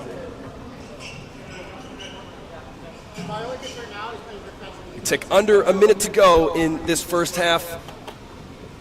Innovation City leading Lansing City 3-1.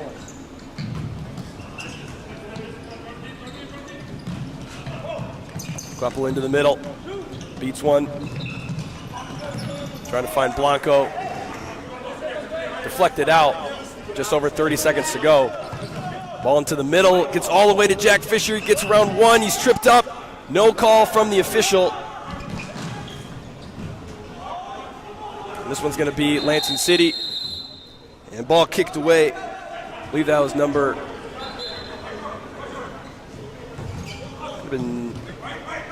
Can't quite see who that was. We just got a caution for kicking the ball away. Less than 10 seconds to go. Here's Kleppel. Looking to go far post. He's got 5 seconds, 4 seconds. Will he get the corner off? 2 seconds, 1 second. Puts it in the mix and blocked by the goalkeeper. So after one 20-minute running clock, Innovation City on top of Lansing City by a score of 3-1. And Gerard, this is something that it sounds like you were not expecting this kind of a result at the end of the first half. No, absolutely was not expecting this kind of result. Ultimately, when we think about the 2 of those 3 goals were just goalkeeping mistakes.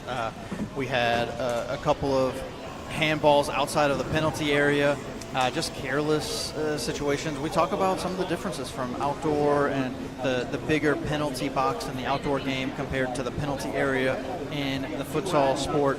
And it's one of the things that Brazil needs to get accustomed to. You take those 2 mistakes away, it's 1-1, and it's a much more competitive game. And I mean, even at that, I didn't expect that. Like that's not what I expected coming in. Innovation being new, especially seeing how Innovation played in the first matchup against Columbus. But one of the things we talked about in the last game with Cleveland and Jenga, Cleveland State really upped their level of they upped their level of intensity, playing a higher level component. And Lansing City is seeing the same thing from Innovation. Innovation is upping their level of play in a way that we didn't see against Columbus. Yeah, no, we're a little more cramped here in the studio shot since we're expanding the court. But if you were catching the first game Innovation played, the court's actually a little bit wider now than it was then. What do you think about that change and how that's impacted the game so far? Yeah, I mean, I think we see it impact the game in a way that it allows more possession, it allows more creative flow, and Innovation's taking advantage of that.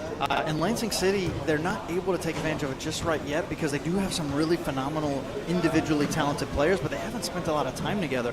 And so to really take advantage of that full space creatively, you need to be on the same page because we're seeing a lot of passes just missed by a foot or 2.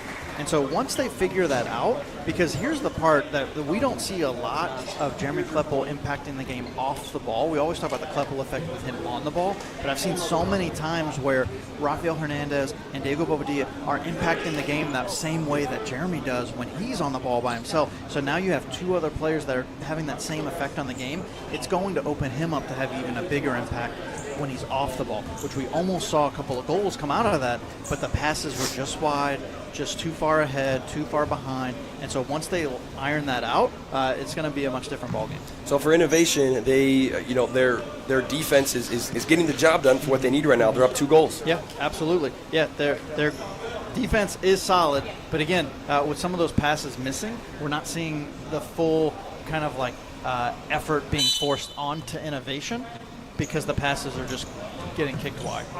So second half action starts right now. The 4 for Lansing City, Kleppel, Hernandez, Barney, and Bobadilla, along with Castaneda. They currently have possession here.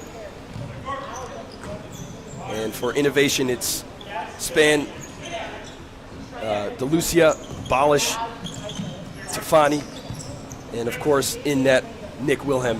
That's how they will start the second half. Shot from Rafael Hernandez. Rattles the goal, but just wide. A restarting play will be Wilhelm.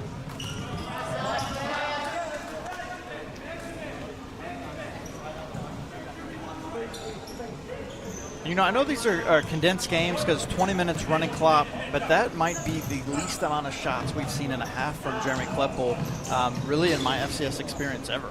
He had 5 shots in the first half. 5 shots in the first half, and of course it is a highly condensed half, but it is something that we don't usually see, that few of chances taken from the likes of Kleppel. Hernandez comes into the middle. Help ball to Kleppel. Innovation City still in that zone diamond look. Kansas City trying to break it down. And we've seen them do that, kind of go down the side and try to bring the ball into the center. We have a shot. Yeah, they're so close to figuring this out creatively. You can see it. They just miss on that pass right there from Bobadilla to Rafael and then to Drew Barney. It was just slightly off. 6 inches to a foot, a little bit behind, and then that's potentially a goal. Here is Kleppel down the sideline, working against DeLucia.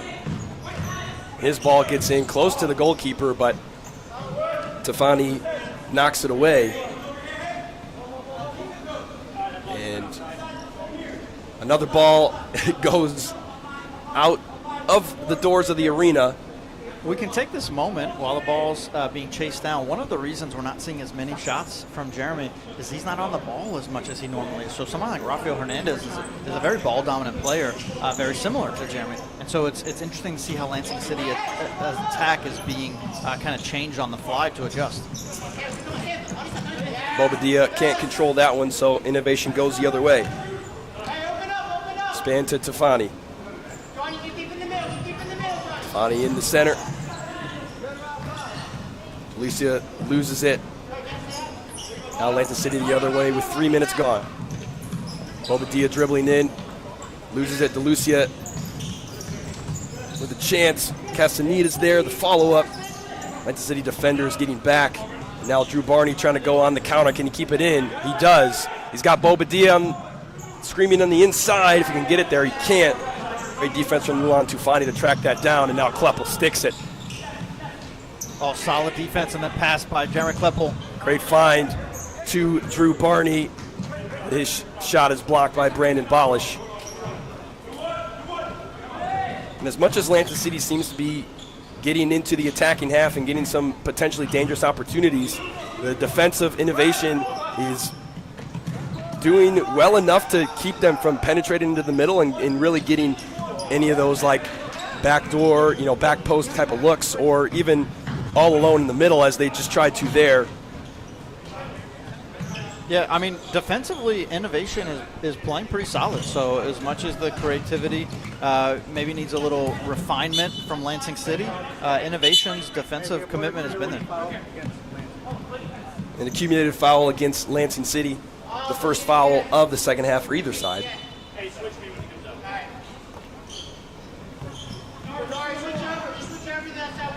Here is Rafael Hernandez. Finds Saltzman. David Saltzman in the middle to Drew Barney. Drew Barney space to turn.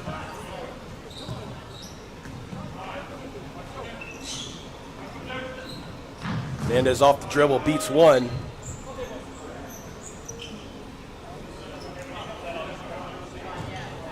Now Lansing City will restart play. Here's Saltzman down the side, cuts into the middle. It's a little too far for him.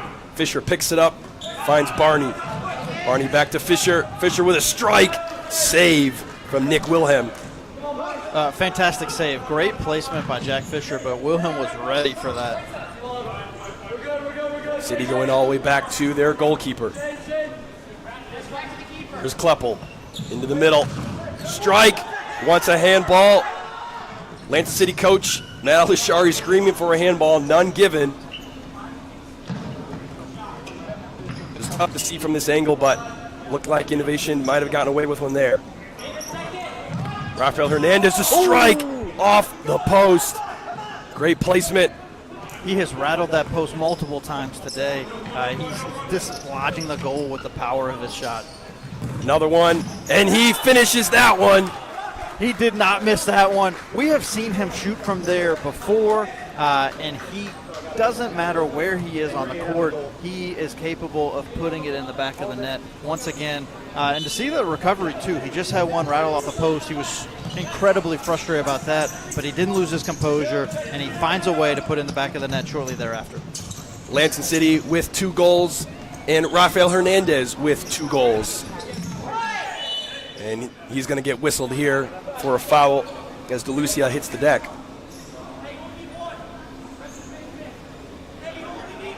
Luan Tufani comes over on this set piece. Brennan Foster irritating the goalkeeper, and Castaneda is able to collect. 13:33 to go in this one. Innovation City's second game, Lansing City's first in the FCS Tour Akron. Rafael Hernandez working with Bobadilla. Bobadilla had a lot of space there. Connection not quite made. He's looking a little bit less sharp than you might expect from a man of his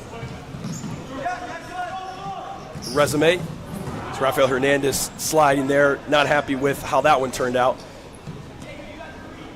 Nick Wilhelm to restart here.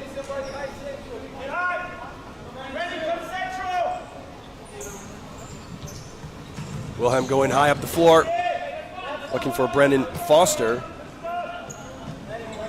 It's out of his reach.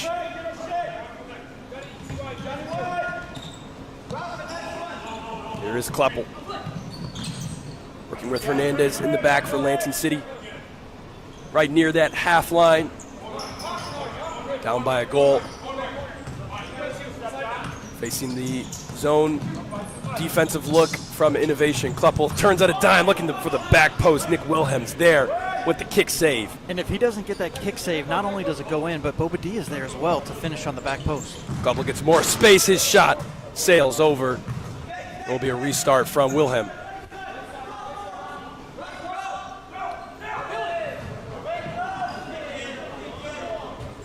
If you're just joining us for the first time in FCS Tour action, format of these games, 2 20-minute halves, running clock, 2 groups of 3 teams that play in a round robin. Based on how you do, you either go to the consolation if you're the bottom team in the group, or the top 2 teams of each group advance to the semis. Innovation City currently with a loss to their name. They lost to Columbus earlier today by a score of 3-2, exactly what we have right here. They nearly equalized late in that game. Here they are with the advantage by 1 over Lansing City. David Saltzman gives it away. But Lansing City, this is their first action in the Akron Tour. Currently trailing by a goal. And adding 2 pretty big names to their roster for today. Diego Bobadilla, former U.S. national futsal team member, part of the 2021 Lithuania squad. Jeremy Kleppel was also on, and then on loan from Chicago House, Rafael Hernandez, who's currently going to take the kick in here. But so far the story has been Innovation in the lead. As Wilhelm makes the save, going up the floor, and Innovation will win a corner.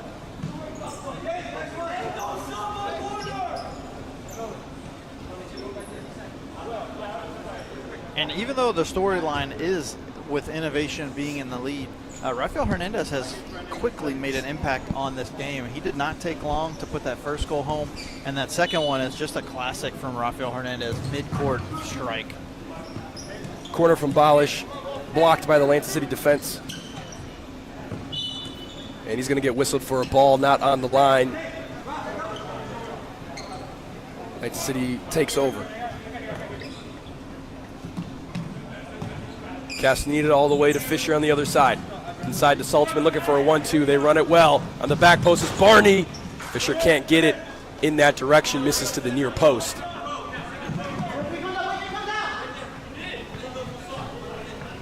Is this correct what I'm seeing here? Four fouls for Lansing City in this half? That's what I was questioning too, whether or not that was accurate, but it looks like the scorekeepers are saying that's what we have, 4 fouls. So I'm waiting till we get a 5th foul call to know for certain. It looks like as it stands, 4 fouls against Lansing City in this half and 1 against Innovation.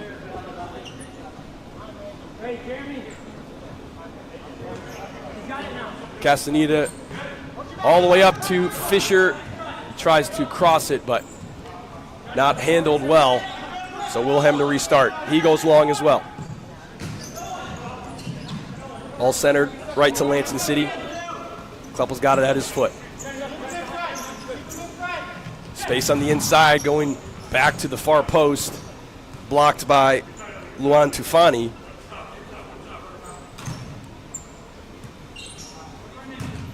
And Bobadilla's going to get whistled for the ball, not on the line as well.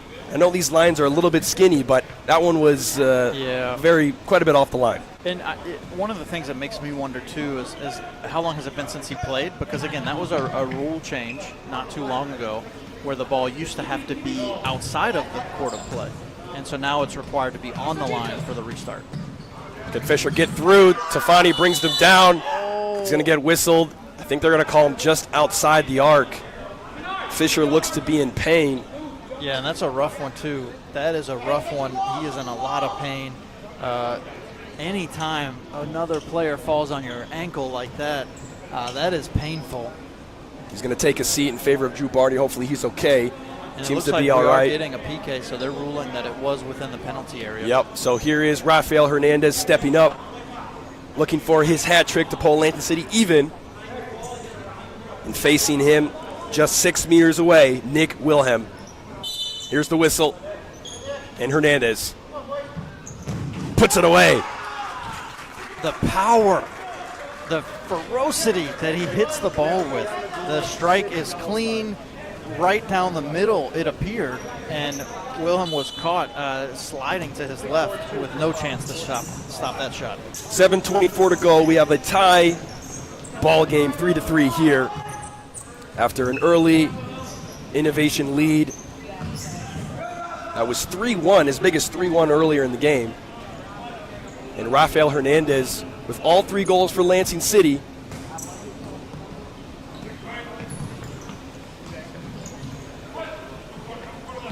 Now as we tick under 7 minutes to go. Obadiah on the far side looking inside to Kleppel. Can he finish? Doesn't get the contact he was looking for, well wide. You can already see, though, the passes are starting to find their man. That was a great layoff by Bobadilla to find Jeremy Kleppel. Just couldn't put the strike in the back of the net. Lansing City give that one away. Luan Tufani collects.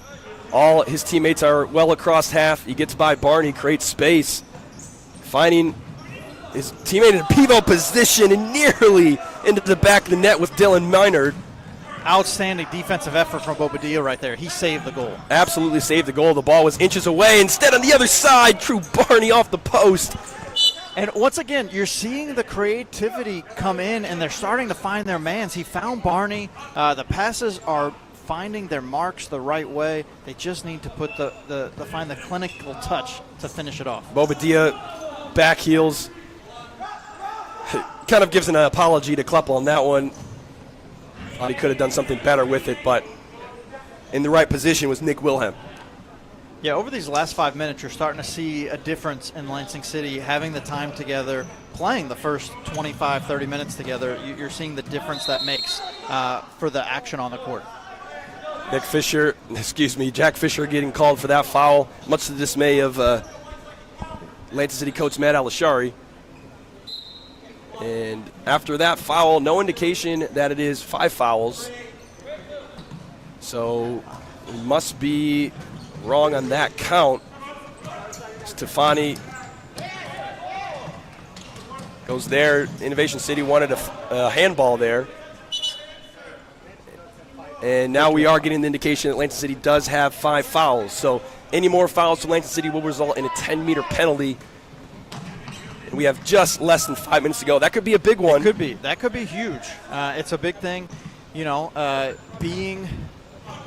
applying the level of physicality to where you physically impose yourself and your will on the other team, but not getting the fouls is crucial, and Lansing City needs to do that for the last 5 minutes here.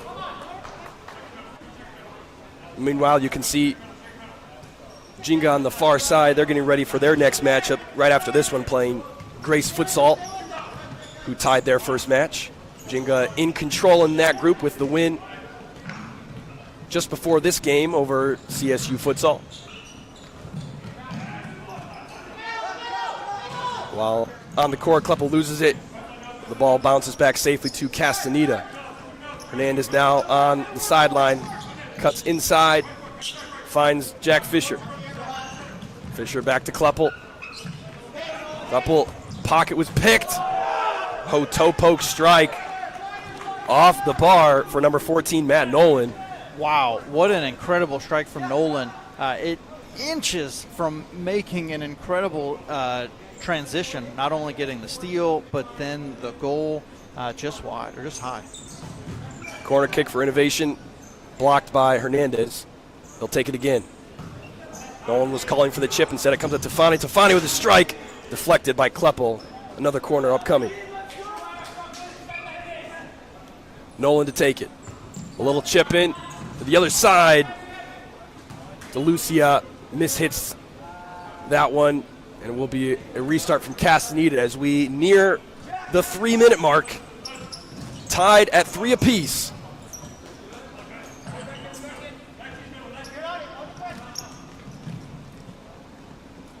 High press from Innovation. Thought they won the corner, but they don't. They continue with the high press for some confusion here. Jack Fisher's wide open. Can he keep it? He does. Looking to go across to Bobadilla. It's not there. Couple looking for Bobadilla. He gives it away. Now Innovation reset back to Wilhelm. Fisher comes up to dislodge that one. Kluppel with some space. Going for goal. Kick save by Wilhelm, nearly getting through the 5-hole. Yeah, great save. That was on frame, and if he doesn't make a fantastic effort there, Lansing City pulls ahead. Bobadilla up to Kluppel. He's got time and space. Lucia comes. Lucia containing. He forces him backwards. All the way to Castaneda. 2:12 to go in this one. Tied 3 apiece. Hernandez with a strike. Handled by Wilhelm. Wilhelm looking forward to Fani. Fani up the floor. Innovation challenging Castaneda.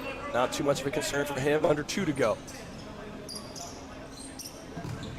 Hernandez to Bobadilla. Bobadilla, not a great touch there. Back to Hernandez. He's got Kluppel down the sideline. Goes to him. Lucia facing him up. Kluppel to Hernandez. Hernandez with the turn. Great effort. Oh, it's not over yet.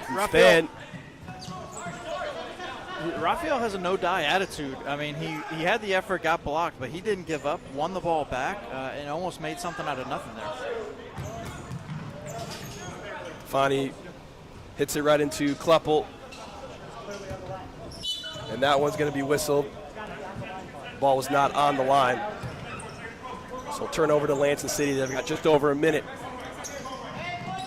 Who will gain the advantage in the last minute of play? Hernandez looking for Barney, but it's stopped by Tufani. Slide from Hernandez, and a whistle is going to be called, blown, and that is foul number 6. Could be a costly one. Innovation City lining up to take a 10-meter penalty as we tick under 40 seconds and counting, Gerard. And it's one of the biggest challenges here because it is a running clock, so this game could end with this kick. Luan Tufani steps up to take it. Castaneda off his line. 20 seconds to go. Castaneda with the save. Kluppel the other way. Bolish is there. He hammers Kluppel. 15 seconds to go. Kluppel going to Hernandez down the sideline. Looking for a toe poke near post. It's not there. Wilhelm going quick. Innovation want this one. Castaneda now with 4 seconds, 3 seconds, 2 seconds. Regulation has ended. The score 3-3. We will have a 5-minute overtime period to decide this one. Wow. Wow, what a way to end the game. You know, we talked earlier about some of the goalkeeping opportunities that allowed Innovation to be in this match to begin with. But that save from Castaneda shows the difference. It shows the difference of what goalkeeping can mean to a game. We have some conversation between Innovation and the referees here. Not exactly sure what was going on there. They're going to be cleaning up the floor, getting ready for the 5-minute overtime period. Now we are in the group stage, so if after this 5-minute period it is tied, the game will end in a tie. And this is a must-have for Innovation as they lost their first game to Columbus. They have to walk away from this with a win, because if they do not, they are in a very precarious situation of missing out, advancing at all. At least a tie. If they get a tie, they got a chance. 1 point, they got a chance. But if they lose, then they're eliminated. So for them, it's an elimination game. For Lansing City, this is like just getting into the tournament. And you can see kind of the first 25, 30 minutes, we see a different Lansing City over the last 15, right? And so like that's the difference in this game, is really Lansing City starting to gel more as a team. And look, anytime, futsal's 5 versus 5, right? You have 4 outfield players. If you change 50% of your line, even though those players, Diego Bobadilla and Rafael Hernandez, are outstanding individually talented players, that's 50% of a line change that they have never played together. So we had to expect some of this fluidity being a concern or a problem, and they've weathered the storm well to be where they're at now. Innovation eyeing this one, trying to get their hands on 3 points. If you're just joining us, expecting to see Jinga take on Grace Futsal. That game scheduled to start in 3 minutes, but we do have an overtime period of 5 minutes to play first. Innovation City and Lansing City tied at 3 apiece. A little hard to describe what we saw, but particularly in the first half, I think, you know, it kind of felt like things were kind of like all jumbled, right? You had a couple of bad mistakes from the Lansing City keepers really giving up. One for sure goal, a second one that was heavily influenced. And so that was a 3-1 lead all of a sudden by Innovation. And, you know, the Lansing City team not looking as sharp as expecting to be. And as the time went on, as you mentioned, we started to see, you know, them clean up their play a little bit, but Innovation continuing to threaten on the counterattacks and, you know, keeping in their defensive structure. So now one thing you got to think about is the fatigue factor. This is Innovation City's second game of the day, Lansing City's first, and we're going into extra time. Yeah, the fatigue factor is always a concern in these tournament situations. So let's see how Innovation can weather that storm, because they're also playing with a lot less players in this match than they did in the first one. Yeah, they only have 3 subs on the bench. Was the first game. I think they had 8. Curly on the floor for them. Nolan, Foster, Tafani. Hernandez with a nice ball down the line. He gets hit. Going to get whistled for the foul. DeLucia is also on the floor, and of course Nick Wilhelm in goal. Lansing City starts with their starting 5. Outside of their goalkeeper, Castaneda's in for Santoyo, who made those mistakes early on. Bobadilla, Hernandez. Jack Fisher in for Drew Barney as well, and Kluppel on the floor. Hernandez, lots of space. Confusion in the back diamond for Innovation, and ball across is clean. Fisher a little too early. Yeah, just the timing of those runs. It's really hard to get on the same page when you don't spend a lot of time practicing and playing together. But one of the things, you know, we haven't really talked a lot about Willem in relation to the other 2 goalkeepers for Innovation. Pretty impressive effort from Willem today. He's, in a lot of ways, the reason that they're in this match still. He's had a couple of good saves.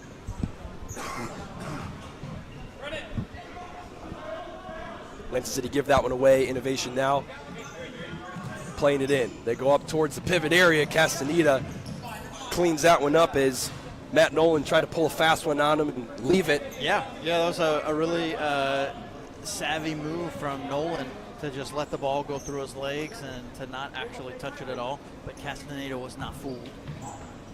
Wilhelm to restart. He goes long, looking for Nolan. Fisher with the head. He'll give it right back to them on a restart. Just over 3 to go in this overtime period of 5 minutes. Chip going all the way to DeLucia. His header with nothing behind it. Castaneda quickly to Hernandez. It's too quick. Lansing City lose it. Innovation now going long. Kluppel shielding DeLucia. Rafael Hernandez with it. Goes down the line. Kluppel back to him. Hernandez looking for Bobadilla. And his deflection goes well over the bar. Wow, but you can see it all starting to click together for this team. Bobadilla was in the right spot. The pass was on the mark. Just sailed high. Innovation the other way. Castaneda keeps that ball from coming in the middle. Lucia turns. Bobadilla's there. Now Tafani. Trying to create some space. He's still got it. Fisher blocks that one. Bobadilla counter. They slow it down for the time being. And now Fisher with time and space. He doesn't get the connection on the ball he wanted. Does not challenge Wilhelm. Under 2 to go in overtime. 3-3 still. Another kick-in violation. You know, it's super frustrating to see, especially this late in the match, for you to have a kick-in violation, just carelessly give the ball. And speaking of carelessly giving it away, Bobadilla gives it away. Castaneda comes to the rescue. Corner for Innovation, and they give it away, but now it's a 3v2. Matt Nolan inside. Goal. DeLucia gives Innovation the lead. Yeah, really great counterattack there. You could see the miscommunication between Bobadilla and Jack Fisher. They weren't quite on the same page with who was going to move where and pass the ball, and Innovation capitalized completely on that. Innovation now with 4. The 1-goal advantage, just over 60 seconds to play. As it stands, they're looking to get that 3 points. If they do, then Lansing City would be the only team without points in their group. Corner kick inside, blocked by Tufani. Tufani keeps it amidst the Lansing City defense, and now finally is rid of it. Hernandez stopped by DeLucia. 40 seconds to go. He's trying to keep it in and hold it, but Hernandez won't have it. Fisher back to Hernandez. Can he keep it in? He does. And a slide from Tufani, losing his shoe, and so did Hernandez. Now Fisher with space. He gets clipped. No call. 20 seconds to play. Castaneda goes high up the court. It's too high for Hernandez. 15 to go. 10 seconds to go. Ball down the line. It's not there. Fisher is hurt again. He has to come out. He has to sub out. That was a tackle on his ankle that was hurt earlier in the match. 2 seconds, 1 second. Time. Innovation City on top. 4-1, and they are hype. That is a statement win for Innovation. It's one of the things we talk about them coming into the FCS. In so many ways, this was the matchup. We talked about that for Chicago House coming in, the matchup on the schedule that they were circling and highlighting as the one that was they were showing up for. It was against Lansing City. Same thing for Innovation. They're showing up to play, and they really brought another level of intensity that we did not see against Columbus. We're going to see Jinga versus Grace Futsal right after this. But first, just some more thoughts on this one. Innovation on top by 1, 4-3 after the overtime period. Tied 3-3 at the end of 1. Really a surprising result from what we expected. Mistakes early on for Lansing City leading to 2 easy ones. And in overtime, Innovation get the game-winning goal with a minute to play. You could tell based on their excitement at the end of that one. You know, Innovation was really, really excited about that one, not only to, you know, play a team like Lansing City and win, but also their hopes are alive in the tournament. Yeah, that's a big deal for Innovation, and it puts a lot of pressure on Lansing City going against Columbus Futsal. And so, you know, how does Lansing City regroup? It's an incredibly frustrating way to start your tournament, and Jack Fisher's hurt now too. And so, like, what kind of impact does that have? You know, he was able to play through it early in the match, but that late tackle that he had right there in the overtime period, I don't know if he's going to be able to play the rest of the day. He definitely was hobbling a couple of times there, and particularly at the end. Just on the other side of the break, it's Grace Futsal taking on Jinga. Jinga in full control with 3 points. Grace Futsal tying their first game against CSU. So depending on how they do, they will either end the day tied with CSU or they will be advancing. That's just on the other side of the break. Don't go anywhere.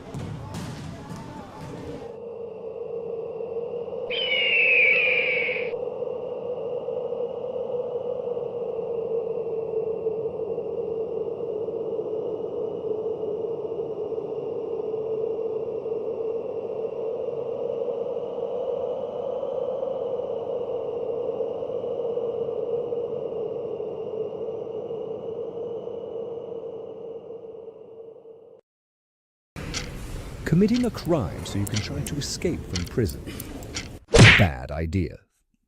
Going to the pod escape room to play an escape game with your friends. Great idea. Test your skill as an astronaut in outer space. Find Santa in Save Christmas. Or take a vacation to an abandoned island. Just don't get stuck there. The Pod Escape Room. Learn more at thepodlansing.com.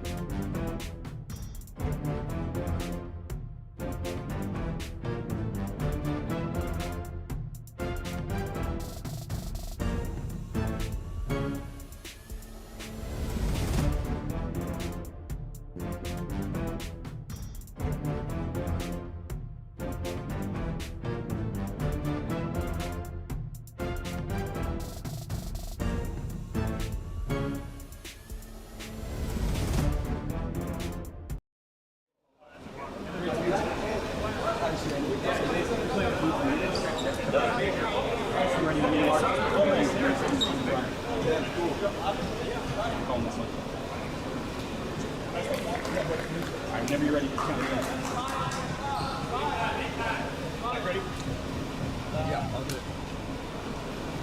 Welcome back to the FCS Tour. Quick turn, and here we are. Jenga kicking off against Grace. Jake George stepping in again on commentary booth for you guys. We got some great action coming up here between these two teams. Let's see if Grace is able to come up to the challenge the same way Cleveland State did out of their tie together. Grace has a chance to control their destiny and where they place in this group in the final game of this group stage. Still to come, the final game in the opposite group.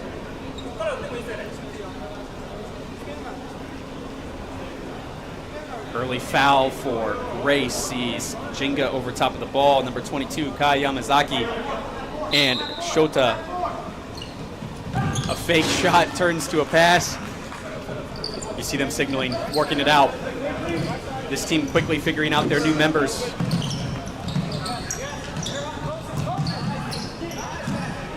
Wes Rasdorf on the ball. He's looking to restart his team. He finds Riley McKenzie on the far side of the court, but gets just out of bounds there.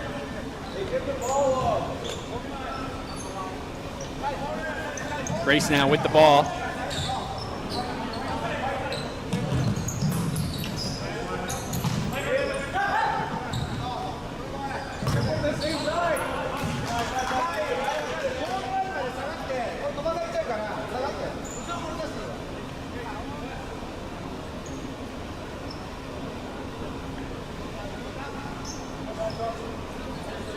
Loss of the ball there. We're going to reset here in just a moment.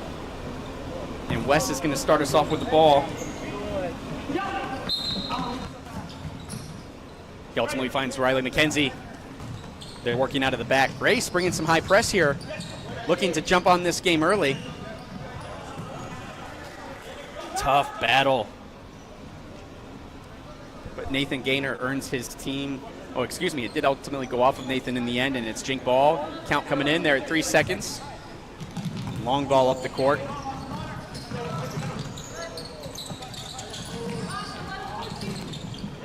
Grace fighting hard. A little bit of, getting a little bit chippy here early in these first 2 minutes.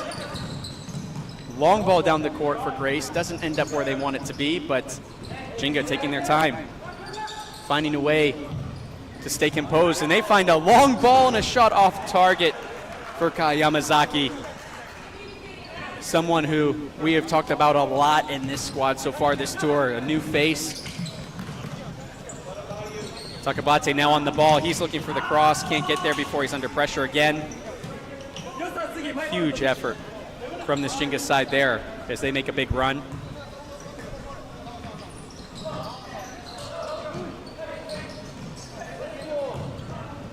And again, oh, another shot opportunity for Kai Yamazaki, just off target. A little bit back and forth so far to start this match, but you got to feel like Jenga's been knocking on the door in the first 3 or 4 minutes here. A lot of pressure from Jenga on this line. Somehow saves it, and Jenga looking to capitalize. They start a rotation and looking for that back post. Big step forward from the Grace goalkeeper.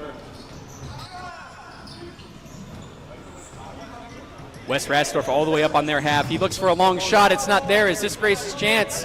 Ball's just moving way too fast, and unfortunately for them, they cannot capitalize.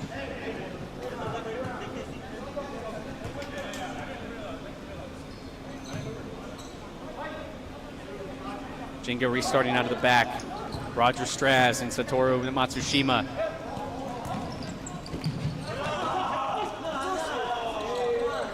Ultimately, referee sees that as a Jenga ball. I think it was the right call. A little bit of a deflection going on there.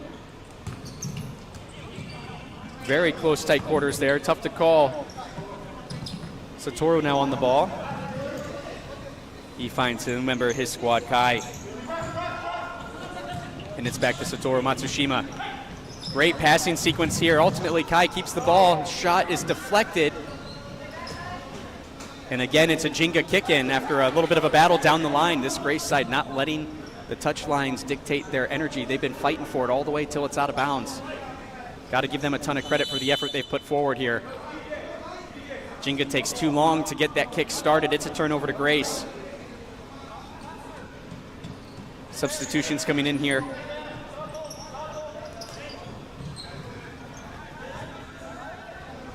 Grace looking to build out of the back. They're doing a great job of using the space, spreading out, making the court do the work for them.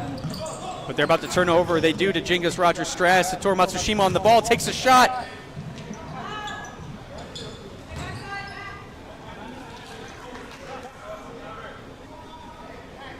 Again, the shot stopper for Grace.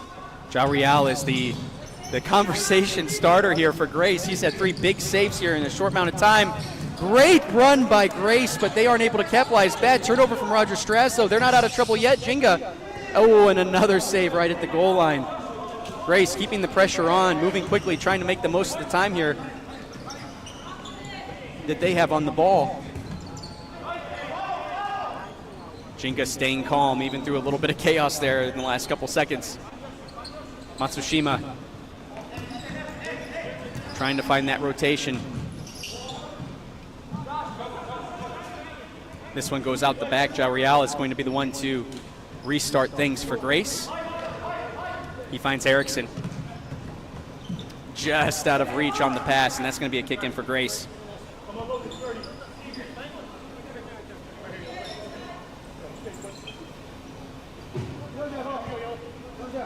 Matsushima starts things off for Jinga with the kick in.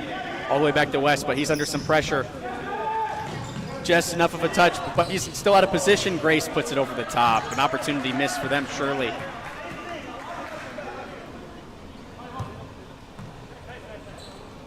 Both these teams now have each played a match each. Jinga with a win. They are in the driver's seat in their group. If Grace wins this, they move on to the semifinals as well, eliminating Cleveland State. If not, there's a little bit of math that needs to be done on some goal differential.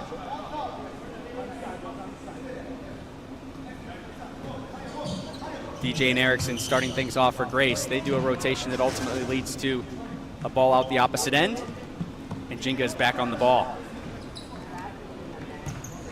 Satoru finds himself in a double, but he finds a pass through Iran, but they cannot complete the rotation. Nearly something out of nothing, and quickly as well.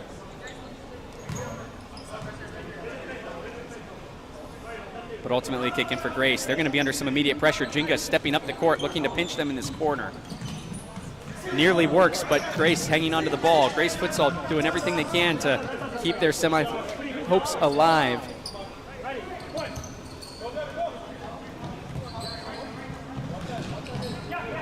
Iran finds Shota. Shota back to Iran.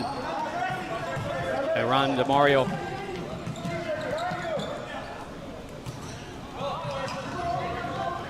Calm, cool, collected passing sequence here from Jinga. What can they make from it? Great little scoop down the line from Riley McKenzie. Shota's found with some tough defense right off the rip, but retains the ball through the way of a kick-in.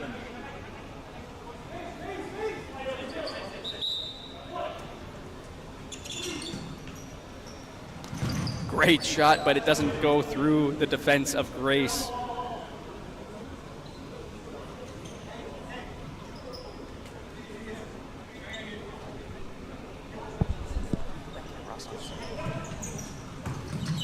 Great opportunity there, but Ja Real steps up again. Now his rival in his position on the other side, Wes Rastorf, has to come up with something quick. His feet nearly fail him. Jinga still in an advantage here. They're looking for something, but the keeper's not taking the bait and staying tall and strong. Big save there, and he gives Grace a chance to come back, which is huge, and cover that defense.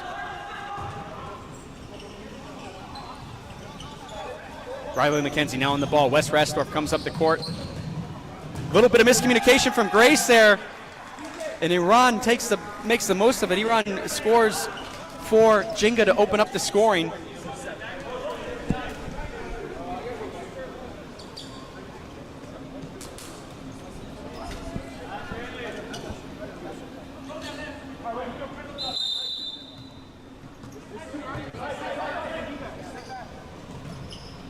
Grace now has to find themselves a goal quickly to try and stay in this match.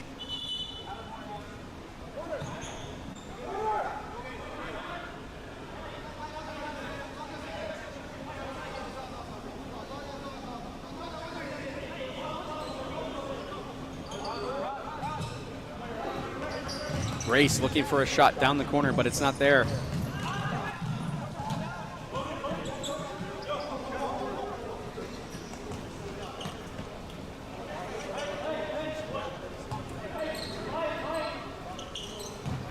Rotation from Grace Futsal. They're trying to find something, but the high press from Jenga keeping them on their heels. Jenga making the most of it here with the turnover. But Grace now looking for a counter. Oh, a foul there against Jenga.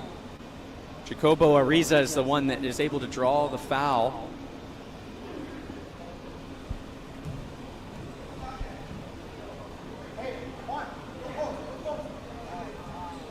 Is this going to be a dangerous penalty kick? Out of play, and it's a goalie throw. Nothing there this time.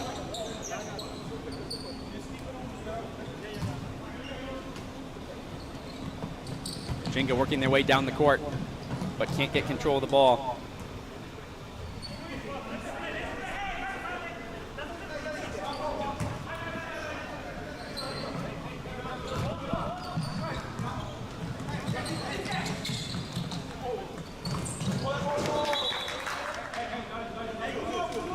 Good effort from Jenga there to try and find their way into an attacking effort to try and double this scoreline, but Grace is able to kill it. And now they're on the ball. Again under high pressure, and Jenga again stops them before they can cross over the half.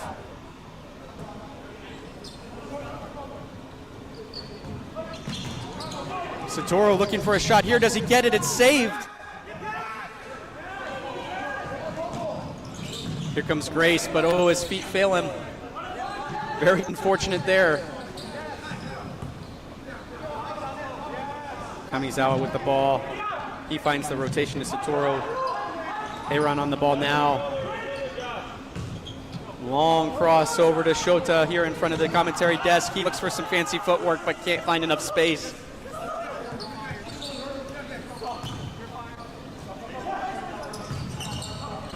Jenga again keeping that pressure high and just snuffing out Grace before they even get a chance to get dangerous.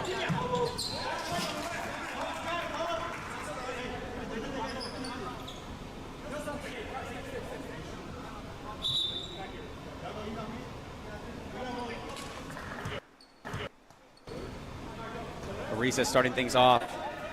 Finds Jao Real. He moves it up the court. Great running screen there from Grace to try and create a little extra opportunity, but the double doesn't go away. And here comes Kai down the court. He runs out of space and just misses the bleachers in the fall through trying to stop himself.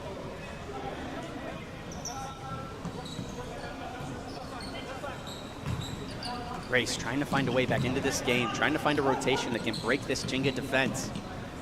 Looking for the lift down the line. Can they get there in time? They do, but just cannot get a shot down that is going to be dangerous.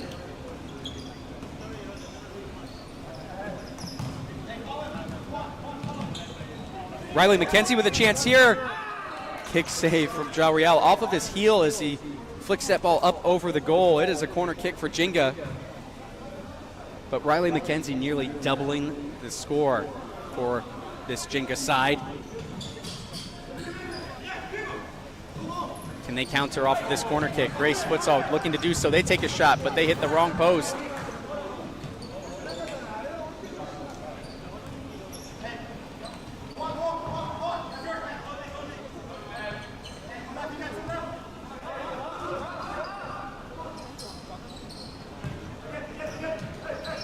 In the middle for Jenga, but it gets snuffed out by a double from Grace, but the pass immediately afterwards gives it right back.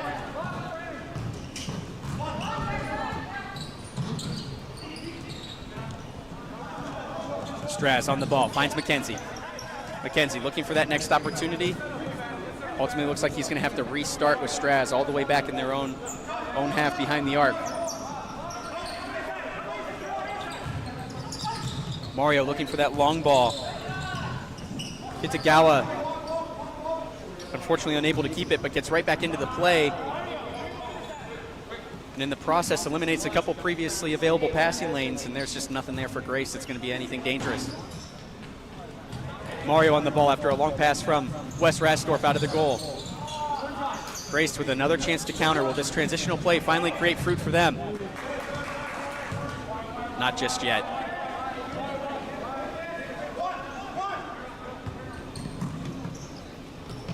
Jariel with a toe poke from half court. It's not there. The scoop from Iran. It's a goal for Jinga over the top. Iran is the one that finds the goal. His teammates encouraging him to celebrate for the camera, but he's not quite ready for that just yet. Maybe on the next one. Maybe on the next one. The humbleness of Iran there on display.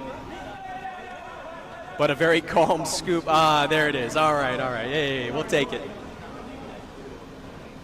Great, calm, collected scoop on the goalkeeper. Grace looking to kind of fly that keeper and create a little more danger and overload the Jinga defense. Ultimately, an early turnover in the front of the court. Becomes dangerous. Grace with a huge shot here. Rastorf opts to get it out of danger by clearing it out.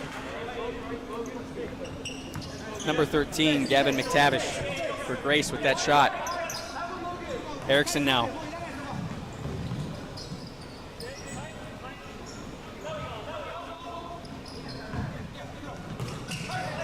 Grace looking through a pass through the middle. They don't have it. It's a counterattack, but the shot is right at Jariel from Shota Takabate. Strong defensive stop from McKenzie there.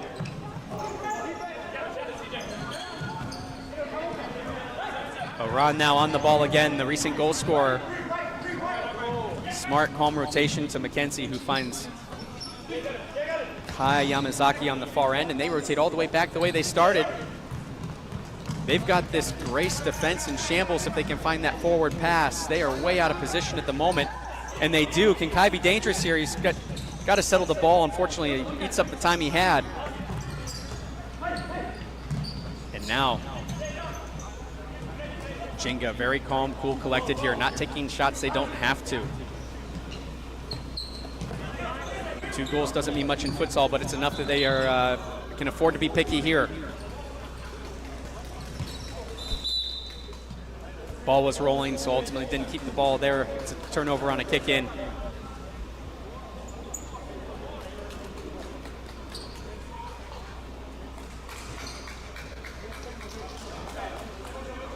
Riley McKenzie over top of the ball here. A lot of runs off the ball. The back post wasn't there. Shota opted to run to the middle after the back post wasn't there.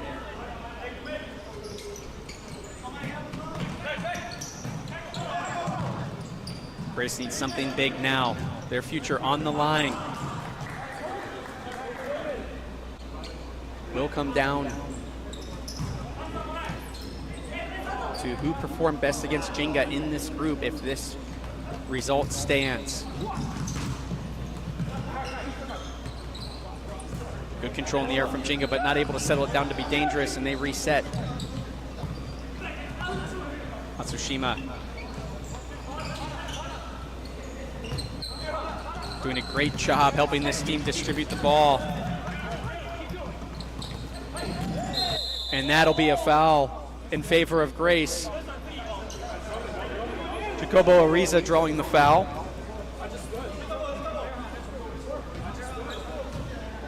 Iran pleading his case. He slipped. He just wants to make sure that they know he didn't have any malicious intent, but at the end of the day, it didn't matter. That ball called out of bounds. And now Jinga's back.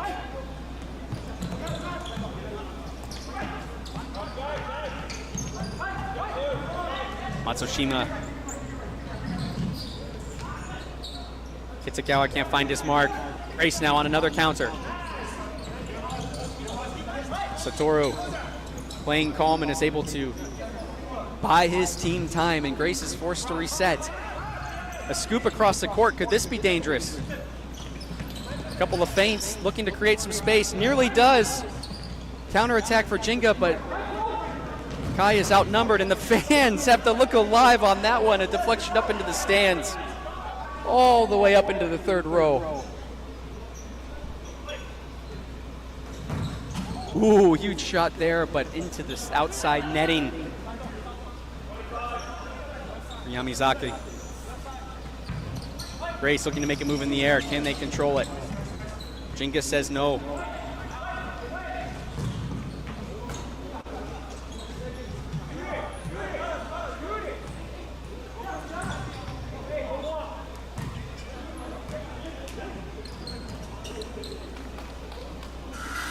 And that is the end of the first half.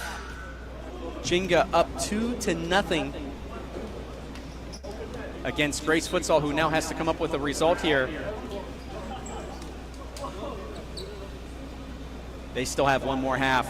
They have 20 minutes to try and figure it out.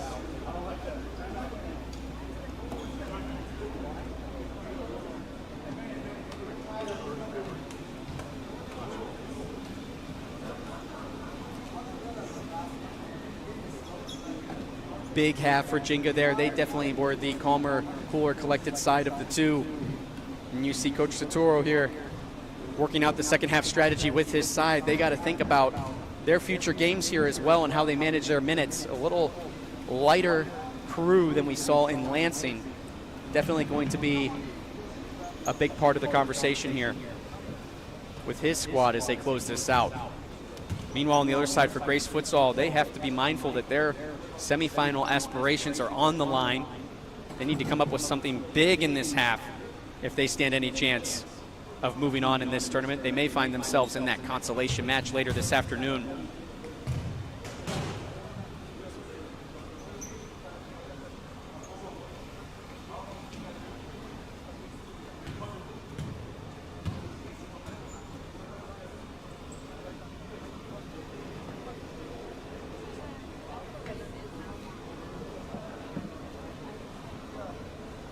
In just a couple minutes, we are going to start the second half.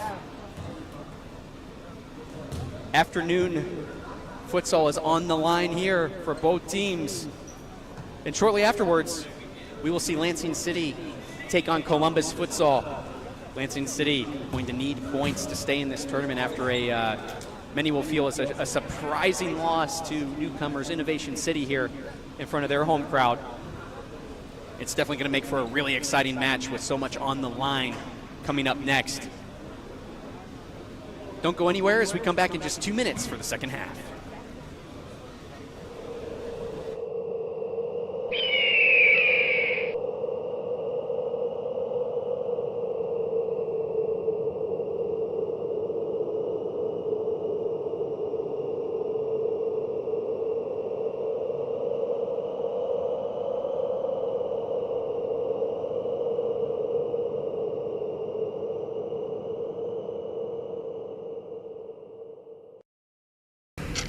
Committing a crime so you can try to escape from prison. Bad idea. Go into the pod escape room to play an escape game with your friends. Great idea. Test your skill as an astronaut in outer space. Find Santa in Save Christmas. Or take a vacation to an abandoned island. Just don't get stuck there. The Pod Escape Room. Learn more at thepodlansing.com.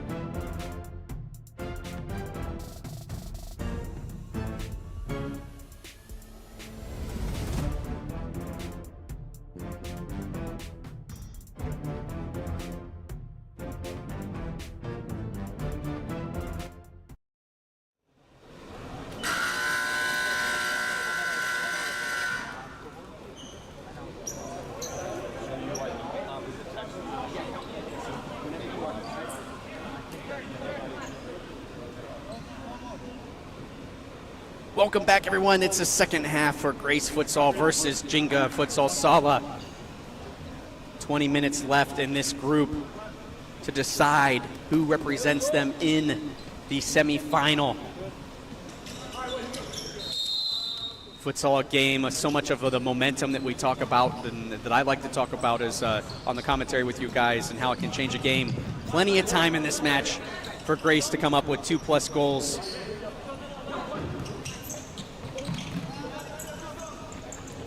Right now, Jenga on the ball to start things off. They are looking for a couple of passes here to create some early danger for Grace. Long ball ultimately out of line. Shota knows he's way off. Apologizing to Mario there, but hey, it's the first couple touches of the second half. There's plenty of time here for some action, and Iran here is able to create it. He created their second goal earlier with a nice chip. Mario this time, but way off target.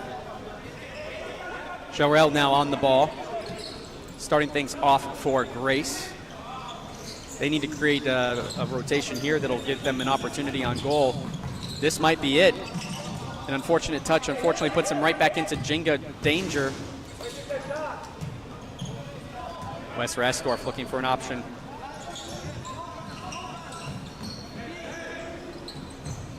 Riley McKenzie with a chip over the top. Mario can't get there in time.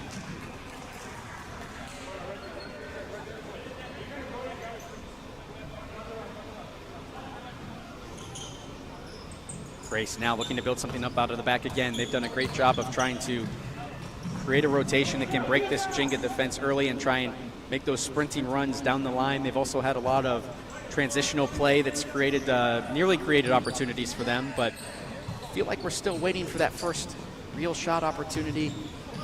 But it feels like every time they run down this court, they've got a chance to break through. You got to feel that they are close.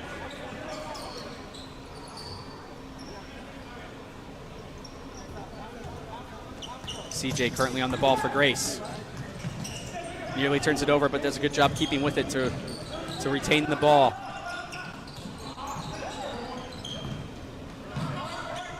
Triana.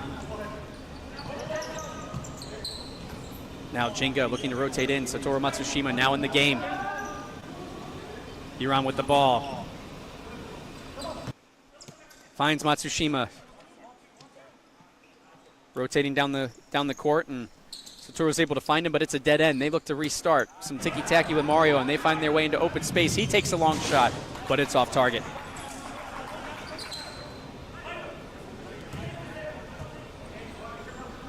Grace setting up, looking for a rotation here. Out of the back, they've set up in a 3-1. Ariza. That pass is a little soft, and it finds Jenga.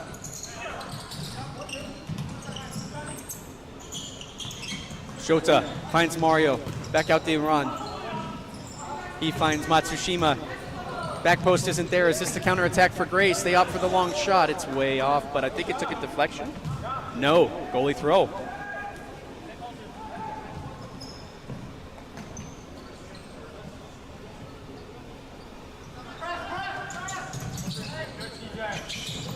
Kai trying to win the ball back after a turnover. Grace looking to be creative.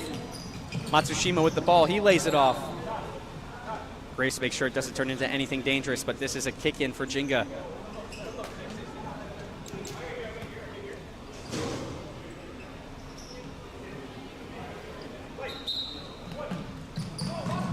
Simple roll off for a kick in there for Jenga. They retain the ball even though it doesn't turn into a shot opportunity.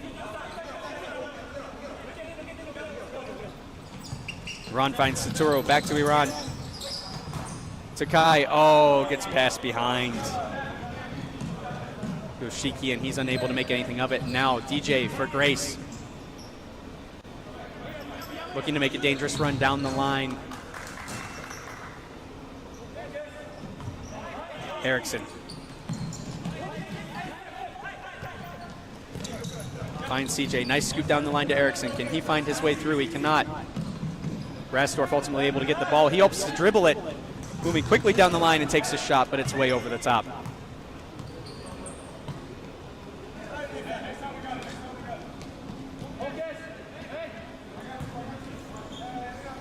Jarrell on the ball. Distributes to Erickson. Jenga with a hard stop there, and they're looking to rotate out with some ticky-tack passing, and another shot way over the top for Jenga.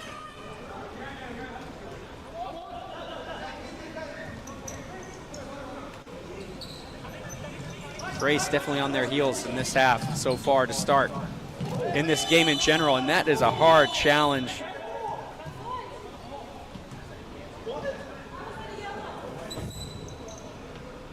Yellow card there.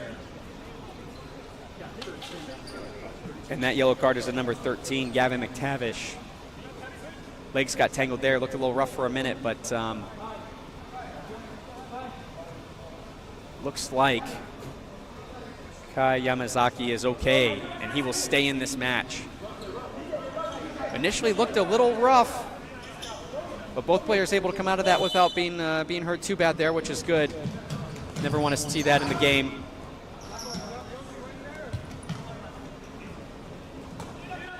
Now Jarrell with the ball. He finds Erickson again on the far side of the court. Gaynor trying to find DJ there.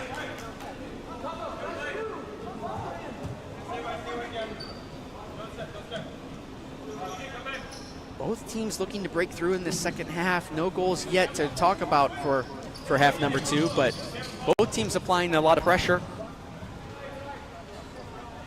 Jenga definitely still feels like they're in control of this game, but there's still plenty of time for Grace to swing the momentum in their favor. DJ with the ball, looks for the scoop over Riley McKenzie. Unsuccessful, but keeps the ball. Gaynor tries to find DJ again, but the rotation works out better if he just keeps the ball. Turnover to Riley McKenzie at Jenga. Can he make something of this? He does, by passing it back out to the top of the arc and finding Kai Yamazaki.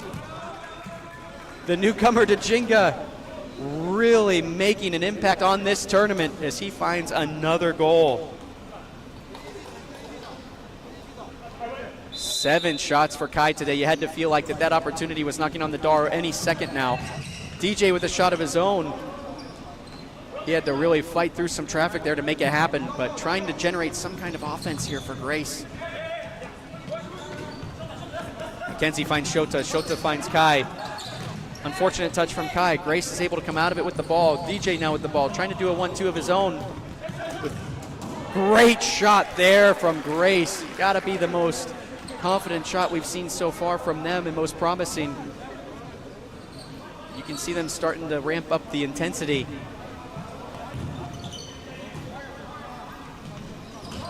Gavin now again looking for another shot, but it doesn't make it to him before Mario.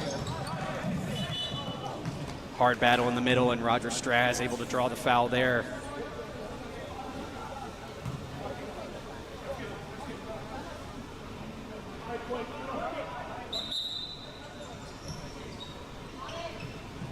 Mario on top of the ball now with Shota. Taking their time out of the back. Now McKenzie. Looking for the long ball to Roger Straz, but can't quite find him. It does take a deflection in the process, and Jenga will keep the ball. Shota gets the layoff, and he puts a shot on target, but great save over the top from Jarrell. Riley McKenzie now over top of the ball. Scoop across. It does find Shota through some traffic.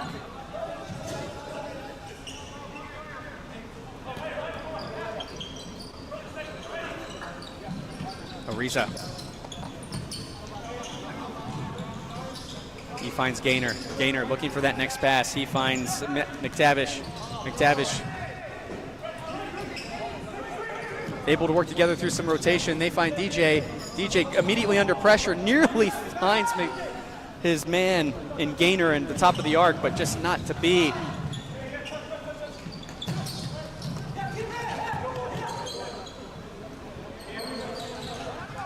Grace with the long ball now. It takes a deflection from Mario. They earn a corner kick. It's going to be seen in by McTavish. Scoop over the top, looking header. Well over the top, unfortunately, for Gaynor.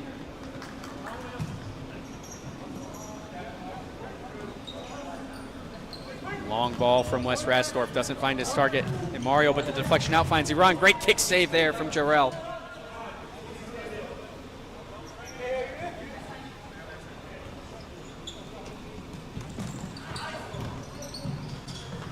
Toro now on the ball. Looking for a scoop down to the corner, but miscommunication. Turns into a Grace ball. We're going to see a big swing and substitution here. And we see a new line out for Grace.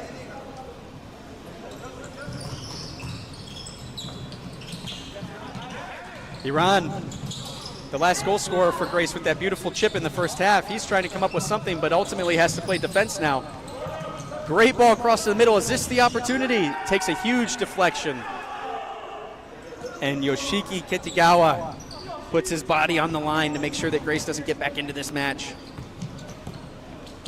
Now some back and forth from Jinga, forcing Grace to come and apply some high pressure. Grace not taking the bait. Great opportunity there where they almost did steal the ball, but just couldn't keep control of it, and it's back in Jinga's control.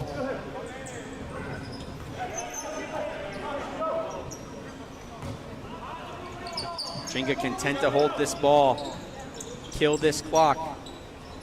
They know their ticket is stamped to the semifinal. They'll be first place in this group with a win, without any questions asked. Rasdorf clears the ball and clears any danger.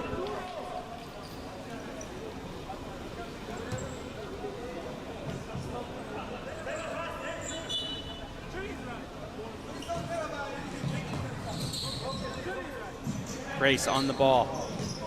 Nearly lose it to Jinga in a very dangerous place. They're building out of the back, and Jinga with their high pressure. It's a deflection out. Grace has still got the ball here.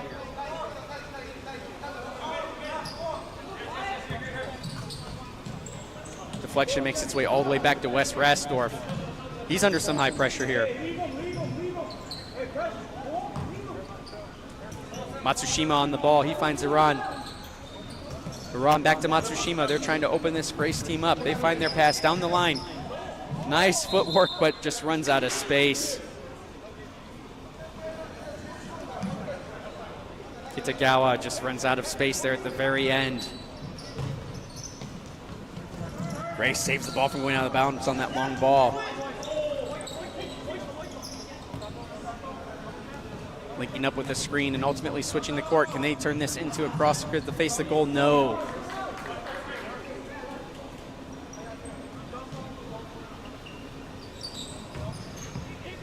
Jinga seems really content with how this game is going, just possessing the ball. All they have to do is kill this clock, save their energy for their semifinal match where it really counts, and it seems like they're doing a great job of managing their minutes here. Matsushima to the newcomer Kai. Matsushima back to Kai. Shots over the top.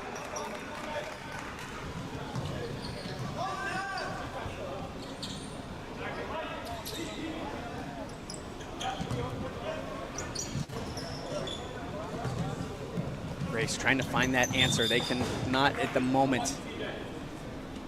What will be the catalyst for this team? An unfortunate touch there from Roger, but luckily Mackenzie's there, and their chemistry over the last year, he knew to step in.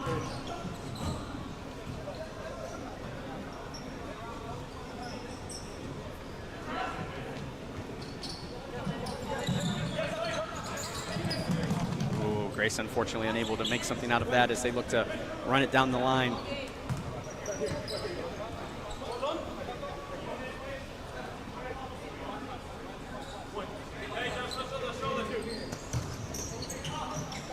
Miscommunication there from Jinga. It looks like they rotated out into a new position, and no one's there for Riley McKenzie at the other end of the court. Grace looking for that rotation. They saved the ball from going out of bounds, but now they have a 3-on-1 to deal with.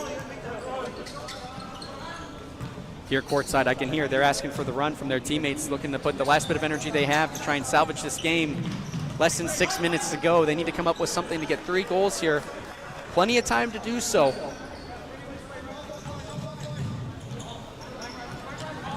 Right now, they're stretching out Grace with these passes, trying to play some keep away.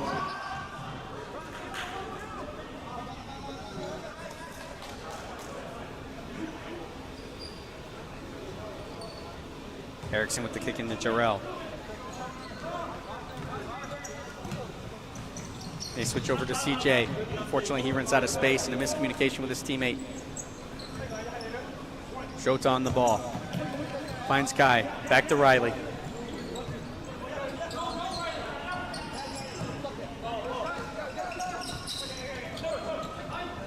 Kai looking for that long shot, but Erickson there to stand up the ball. It deflects out, and it's a Jinga kick.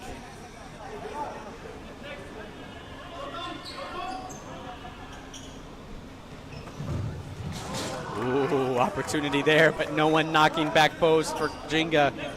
They were looking to put this game away.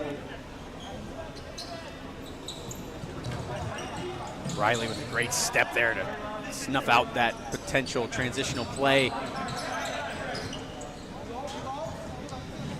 Roger Straz with a toe poke that sees the post. Nearly goal number 4 for Jinga out of nowhere.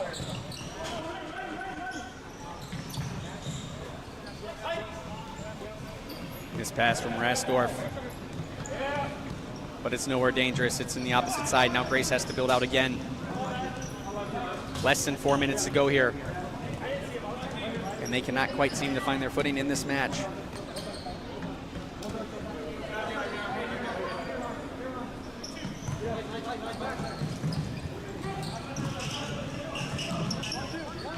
Mario on the ball for Jinga. Finds the cross to McKenzie. Lots of passing from this Jinga side, just keeping the ball moving, trying not to be stagnant. But here's a counterattack from Grace, but it takes a deflection.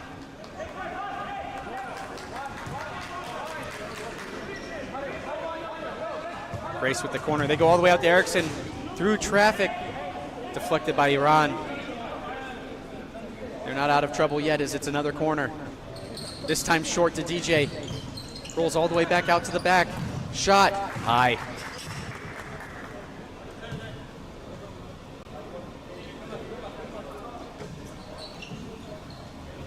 Jinga now running down the court. Willing to reset. Long ball to Satoru. He's there. He saves the ball from going out of bounds. Back to Iran. He tries for a nice little shot over the top, but it's not there.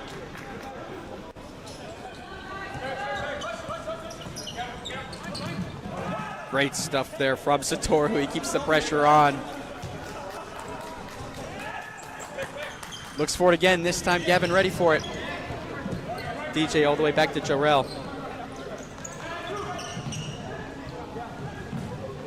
Erickson to DJ. He looks for that back heel, but his teammates didn't fall through.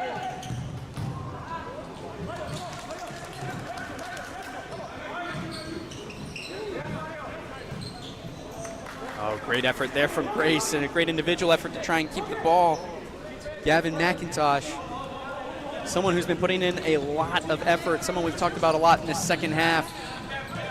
Not giving up on this game. He definitely had their most convincing opportunity offensively and using his footwork to try and create something. Nearly a chance there for Nathan Gainier. Just too wide for him. Rasdorf over the top. It's not going to make it. Grace now with an opportunity with one-on-one. Satoru Matsushima up to the challenge. He gets the ball. Dice chip over the top. Can Iran get there in time? He can, but it's an immediate battle on the defense there for Grace, and they're able to protect themselves on that one from a very lethal opportunity on a counterattack. And now they're resetting. Miscommunication gives it away in the middle. Satoru finds Iran.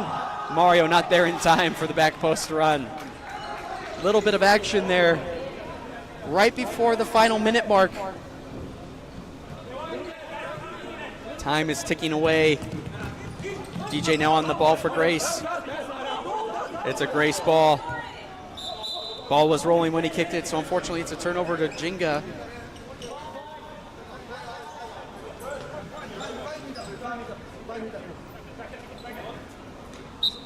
Satoru Matsushima very smartly burning that clock with the timing of the kick and they asking for the 5 meters. Really using the rules of the game to his advantage, and now he's on the ball, but just a little too far ahead for him to get control of it. 20 seconds now to go. What will we see in these final 20 seconds? It looks like a Grace opportunity and shot, but it's just wide for Ariza. Give them credit. They don't care about the time or the score. They're giving it their all the way to the final whistle, the final buzzer. And Jinga's going to look to kill this clock with just a few seconds left. And it looks like they will successfully do so.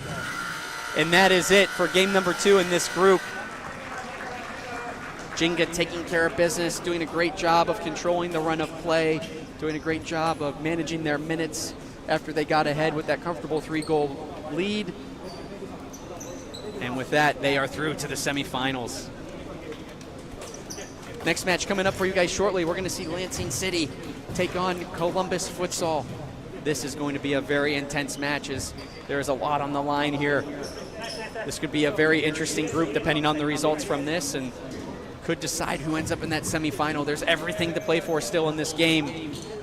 Don't go anywhere. We'll be back soon with the start of the next match.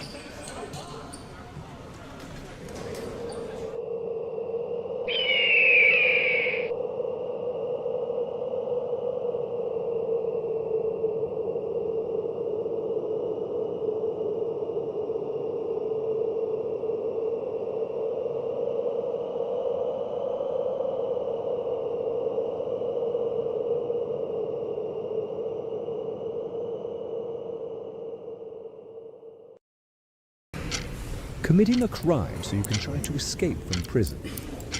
Bad idea. Going to the pod escape room to play an escape game with your friends. Great idea. Test your skill as an astronaut in outer space. Find Santa in Save Christmas. Or take a vacation to an abandoned island. Just don't get stuck there.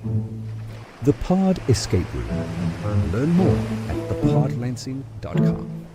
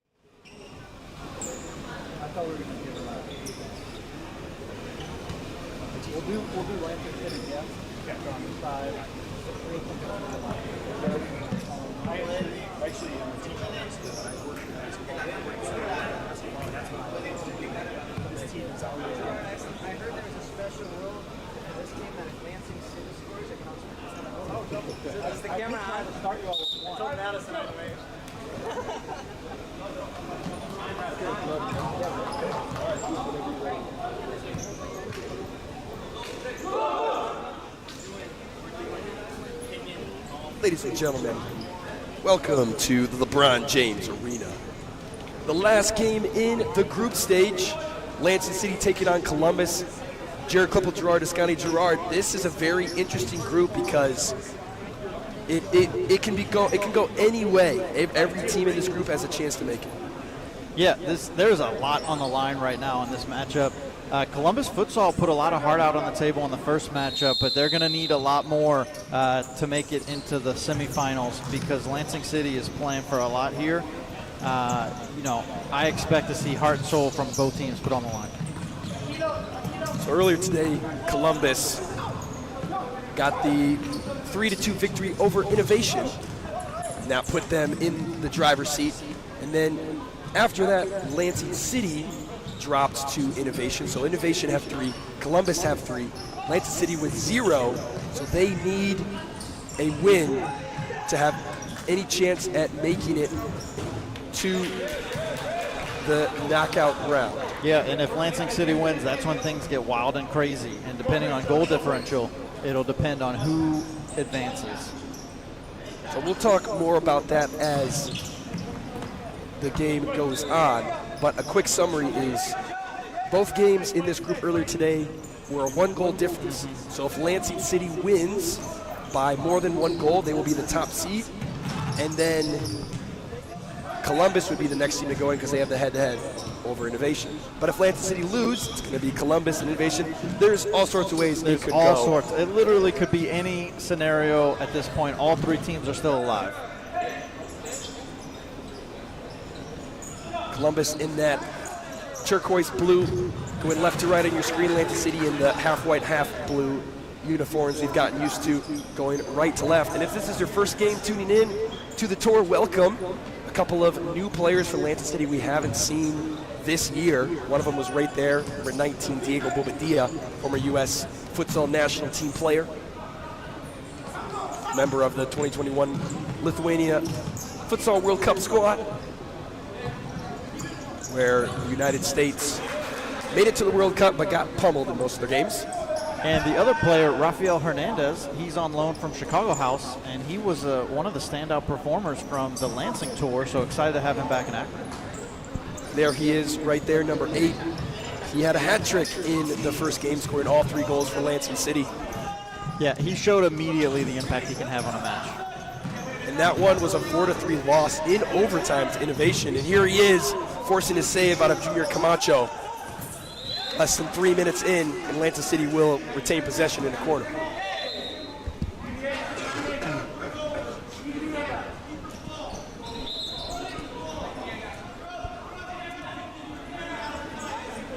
Yeah, it looks like it's going to be a goalie restart.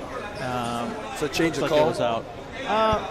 Yeah, it looks like there was just some confusion. It wasn't a count. It wasn't a count. Oh no, it wasn't a count. Yeah, so it's just they clarified their call, and it was a keeper restart. But now Lansing City has a corner. Uppel will take it. Hernandez into the middle. Barney now. Ball under Hernandez, not there. Clearance from Columbus back to Castaneda, who starts for Lansing City in this one, in favor of Raziel Santoyo, who started the first one. Same starters for Columbus that we saw in the last game. Arturo Fernandez, goalkeeper Junior Camacho, Stanley Scandal, Juan Bolanos, and Augusto Barrera. Yeah, Junior Camacho was outstanding in the first match, so let's see if he can bring that same level of keeper impact in this matchup. Lansing City in their own half, trying to work to get out. Barney's progress is impeded. And hey, he doesn't have his yellow banana shoes on. He doesn't have the yellow banana shoes. That's actually a great call right there. It's one of the things, it's not a ton of contact, but it makes such a huge impact on the play. You love to see that because calling that foul helps create more creative flow of the offense, and that's what we want to see. We're here to see some creative attacking offense. Columbus playing in a man-to-man. Of course, here for the corner, they'll defend in more of a zone. Corner kick squandered by Lansing City will be restarted by Columbus. Juan Bolanos now. Finding Scandal, going down the sideline, right back to him. Fisher's there, and Hernandez wins it back. Now Fisher on the attack. Too big of a handling touch, so Columbus comes the other way.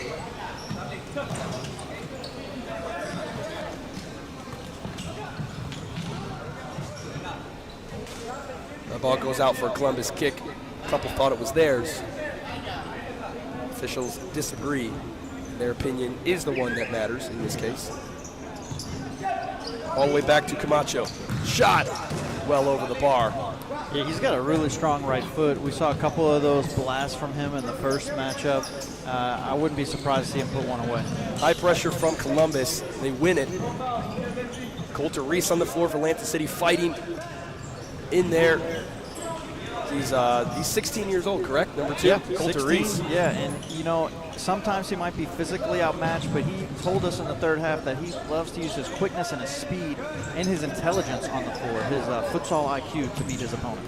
Here he is on the defense from the Columbus pivot. Turn and strike is off the mark for number 25. It might be Maza Belasri.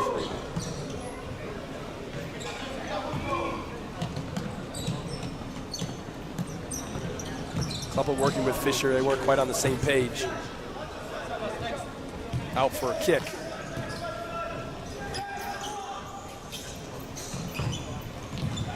Next, Keeney kicks that one out of play. All the way up to our high up camera. But the equipment stays safe. Columbus on the attack. Great save from Castaneda, leaning back towards the near post. Yeah, fantastic effort right there. Great positioning by Castaneda to stop that. I believe that was Barrera on the attack.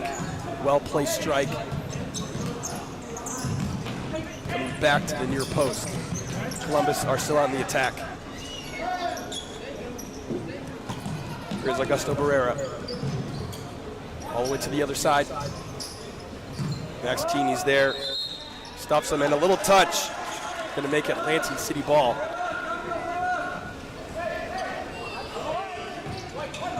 Ball into Fisher, finding Reese. A little bit of space inside. Columbus defense is there. They're going to make their first substitutions. Actually, that's not their first subs, but they're going to be making some substitutions here. As Hamza Belasri comes in, number 22 for Columbus.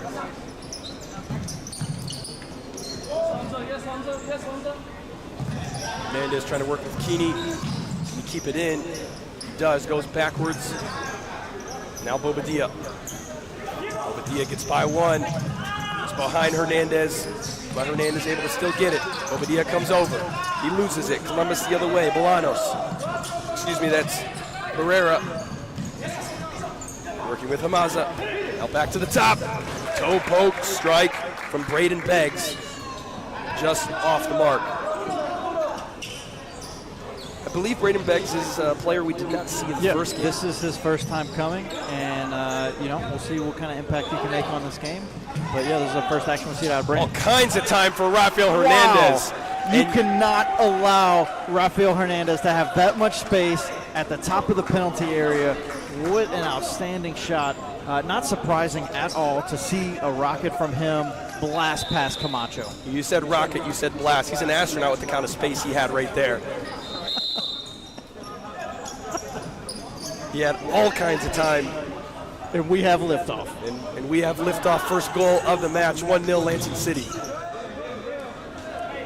I mean, that's the first question that comes to mind is, how in the world did he have that much space to operate? Yeah, I think there was a miscommunication on the defensive side. Columbus, you could see their players. They were talking about it afterwards. I think I saw Arturo Fernandez clearly upset. Missed assignments. I just have to say, they must not have seen the tour, the last tour in Lansing, and they definitely didn't see the first match to see Rafael Hernandez play on the ball. So Hernandez adds another one to his tally, but Columbus nearly get one here. It's off the post for Juan Bolanos. Actually, that was Arturo Fernandez. Yeah, we're seeing the difference right here between Ethan Castaneda and Raziel Santoyo. A couple of early opportunities for Columbus, and Ethan Castaneda's weathered the storm. All kinds of space for Diego Bobadilla, looking inside to Barney. Barney, just a keeper to beat. Can't quite get his hips around. Oh, Bobadilla, bad giveaway for Columbus. Great save from Camacho, saving the behind of his teammate. Yeah, Camacho, fantastic kick save.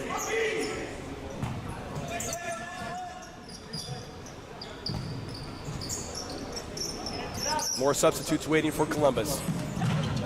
Couples attack is thwarted now. Hernandez with the follow-up, turned aside by Junior Camacho. Hernandez does not need much space at all to be able to put a level of power on the shot that is difficult to stop, but Camacho is up to the task.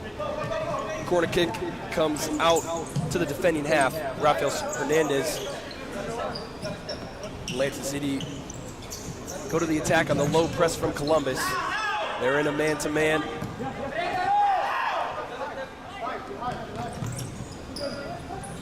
Bobadilla creating space, now Kleppel. Faced up by Dante Garcia, co-owner of Columbus. Out on the field, court I should say, this afternoon, donning the neon yellow captain's armband. Just over halfway gone in the first half. Kleppel beating one, a left foot strike off the upright. That one didn't miss by much.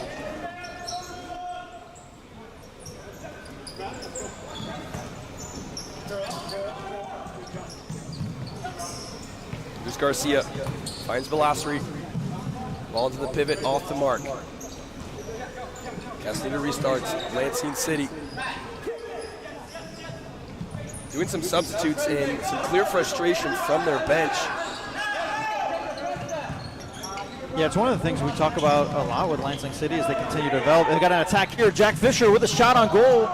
Good save from Camacho, and the follow-up run from David Saltzman just a little bit ahead of it, not to his fault. And Columbus get out of that one without giving away a second goal. Substitute coming on for Columbus, number 17, Brian Rodriguez, all the way on the other side of the court. You see him there on the front of your screen. He's got it now. Faced up by Reese. Down the line to Fernandez. Dante Garcia. Fernandez. Back to Garcia. Lansing City pushing them back, and a deflection from Fisher will lead to a Columbus corner.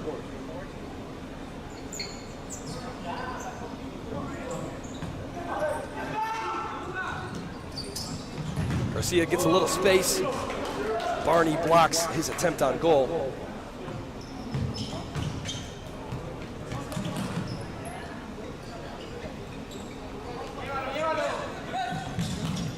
Creating space into the middle.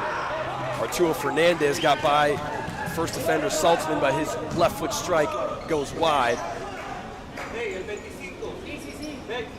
Columbus has found themselves with some really good shots and opportunities on goal. Lansing City needs to lock down their defense, start preventing some of these opportunities, because if they put them on frame, it's going to be not a good outcome for Lansing City.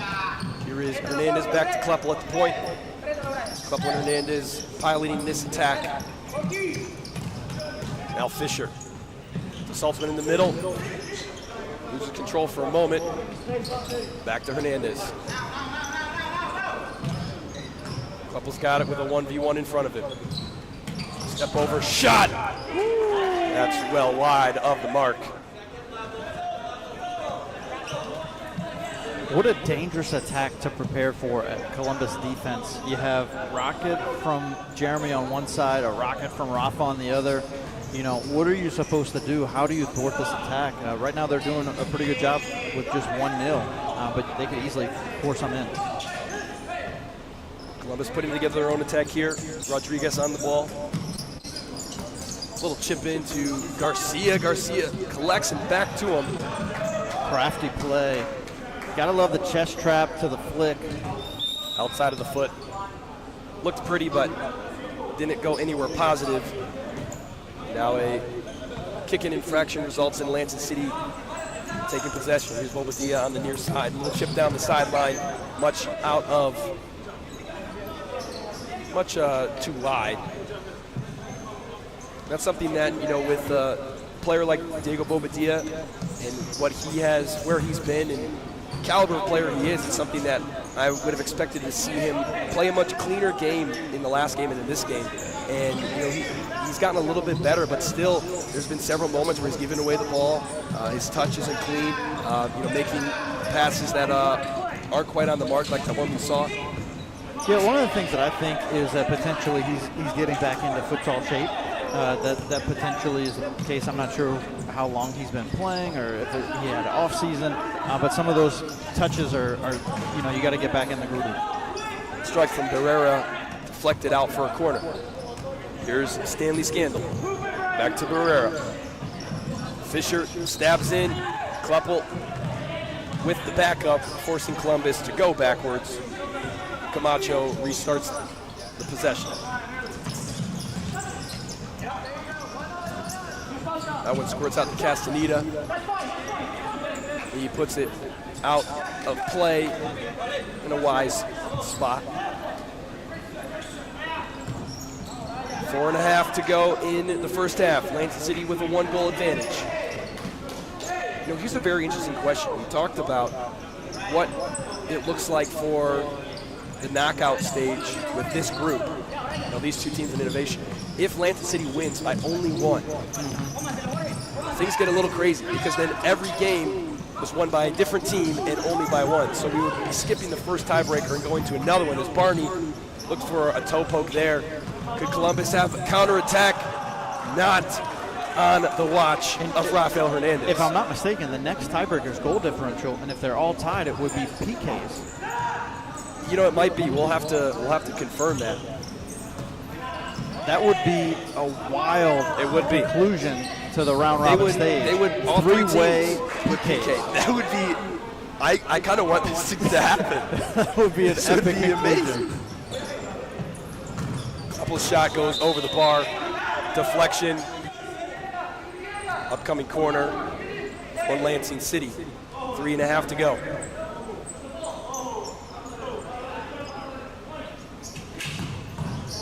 All inside to Barney, off the mark. That would be something crazy to see, a triple threat PK shootout.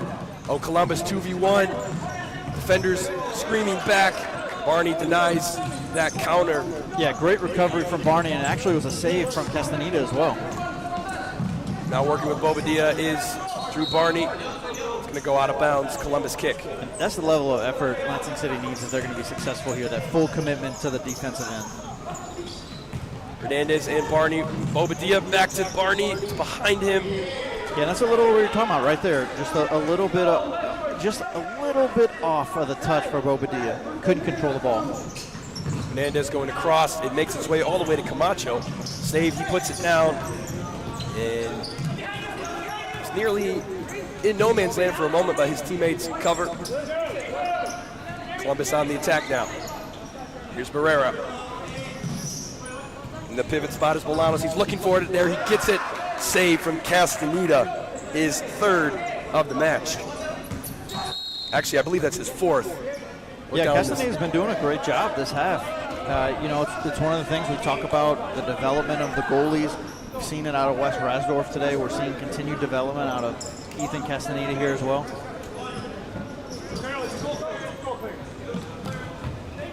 Ball up the court, looking for Fisher. Saltzman wins it. Trying to keep it. Working with Barney, and Barney collects. Kleppel to Fisher. Fisher with a 1v1 in the near side. Touch inside. Shot blocked. Ball stays in. Fisher in a bad position, but fortunate the way that ball bounced. Castaneda going long. Not a great distribution choice, and that one's going to be whistled for. The ball off the line. Not happy is Juan Bolanos.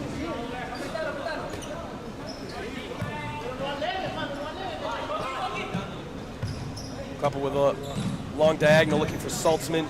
It seems like such a simple thing. Put the ball on the line before you kick it in. But we've seen numerous offenses today with this kick-in violation.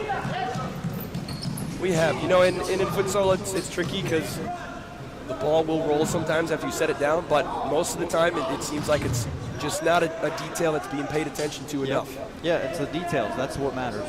30 seconds to go in the first half. Lansing City with a 1-goal advantage. Columbus trying to cut into it here. And a save from Castaneda. He's hype. His 5th of the half on the shot from Bolanos. Yeah, fantastic placement on the shot, but Castaneda with an outstanding save. Columbus pressing in, trying to equalize before the half is over. And they go into the locker room with some momentum. Or will Lansing City hang on to the 1-goal advantage? 5 seconds to go. Cut inside. Left off. Back post. The strike. It's no good. Wow. The time expired. The referees say no. The horn first. And Columbus is very, very upset.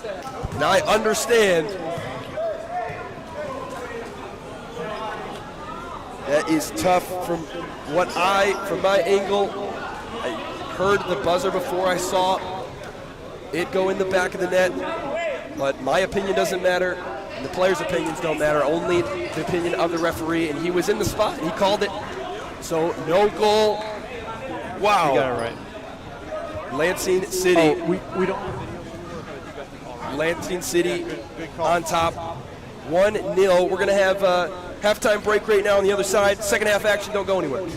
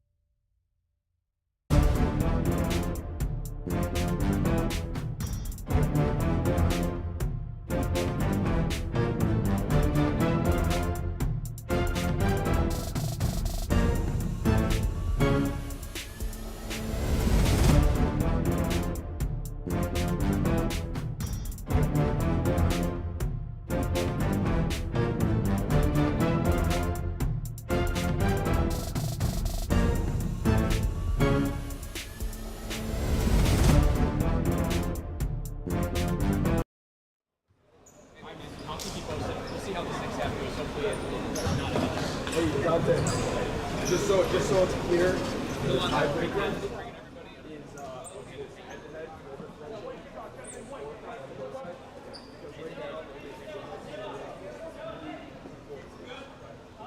just so you guys know, right now,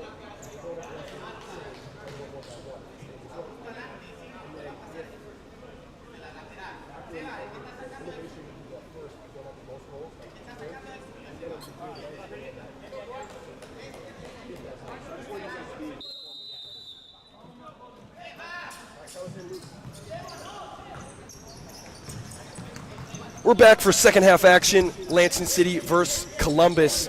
A 1-0 game. 20 minutes starting. Running clock. Kleppel looking for a volley. He mishits. And we did get some clarification on the rules for this tournament. Unfortunately, we will not see a scenario in which we will have a three-way tag team battle royale for the PKs. Which makes sense, because how would you do that, right? Like, how do you just determine who do you shoot against and whatever, you know what I mean? So it will be fun. It would be really cool. But a problem for another day. Problem for another day. Second touch called here against Columbus. Lansing City will have an indirect free kick on the arc. Just an error from the Columbus side. We have not seen many errors from Camacho today.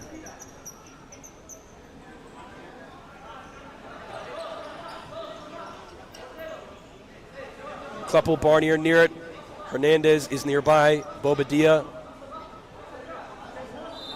on the near side. Shot from Rafael Hernandez goes wide.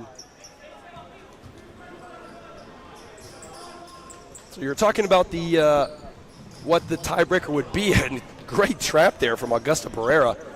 Just absolutely settling that one down on his foot like a rock, because we have a clearance that comes near our booth, but not here.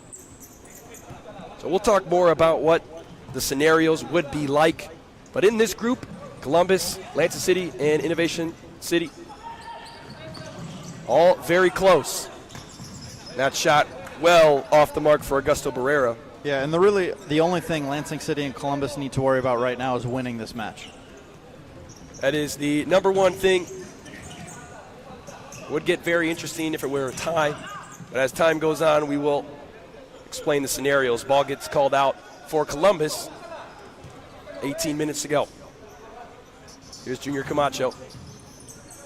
Finds Bolanos. Long diagonal. Out of reach for Stanley Scandal.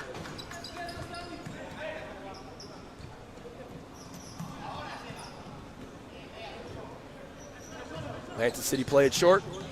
Looking to build out of the back. High press from Columbus. Too much for Lansing City, and they give it away.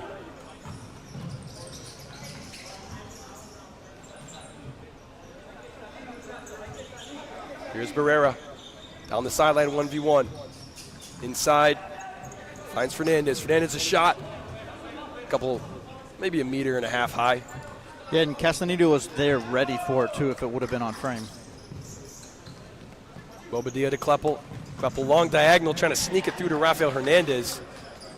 But Bolanos was there, kicks it out. Lansing City will essentially have a corner. Intercepted, 3v1.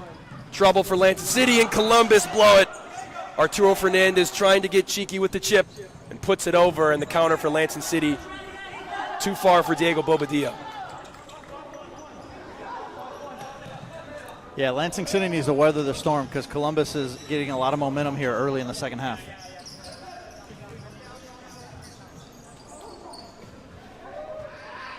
Kick in deep in their own territory for Columbus here.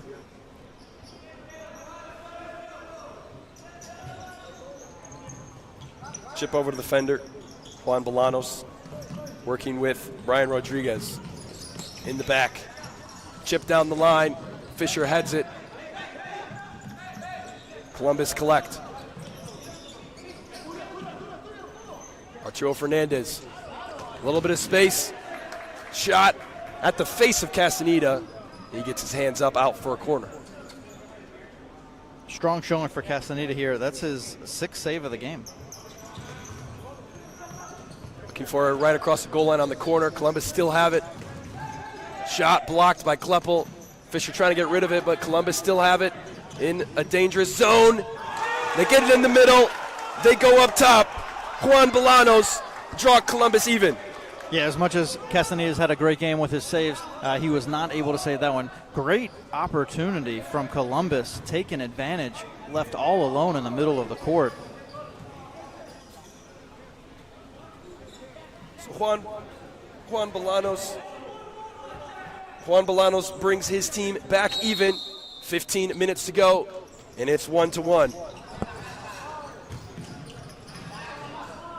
Max Keeney going down the line.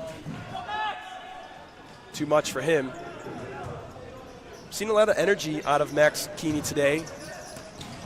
He's been in for relatively short shifts. He's definitely providing a lot of effort for the Lansing City squad. Yeah, it's one of the things you have to do, especially if you're not putting in a lot of time in your shifts. You need to give maximum effort when you're out there. Great opportunity for Lansing City there. And quickly back the other way, Castaneda makes the save. Fisher gets pushed down. Columbus can't believe it. It looked like a two-handed push to me. Maybe he felt like Fisher was already going down. Yeah, he was stumbling over the ball a little bit, but still was pushed down, so it was a good call. Now here is Columbus. Ball to the end line. It's over the end line. Keep a restart coming. Coulter Reese goes long. Castaneda trying to find him. Not there. So as it stands right now, we got just under 14 to go. A 1-1 draw here would put Lansing City out and Columbus and Innovation City into the semifinal.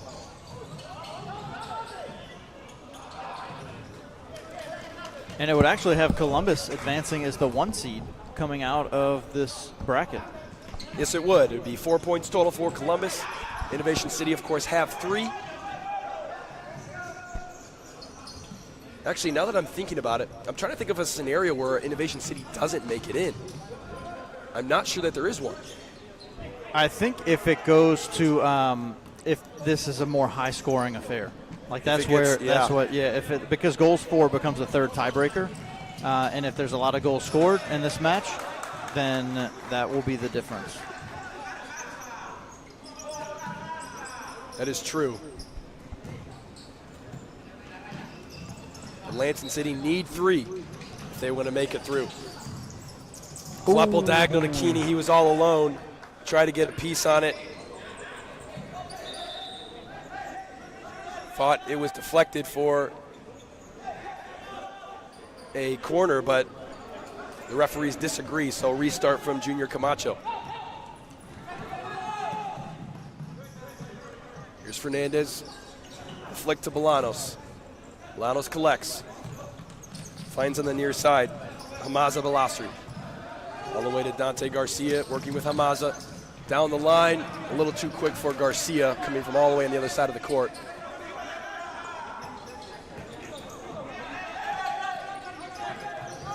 Long diagonal coming close to us. Kleppel saves it from probably hitting one of these computers on my left. That was, he saved us. That was coming right for the broadcasting table. But what about that flexibility? How did he get his foot that high? Lots of stretching. Lots of stretching. Foam rolling, too. Foam rolling, exactly. Lansing City back to their starting 4. And Columbus also making some changes. See Beggs out on the field again. He's there about to take the kick in. Brandon Beggs, his first action in today's game. We did not see him in the first game. A shot going near a post off the knee pad of Castaneda. Columbus will have a corner.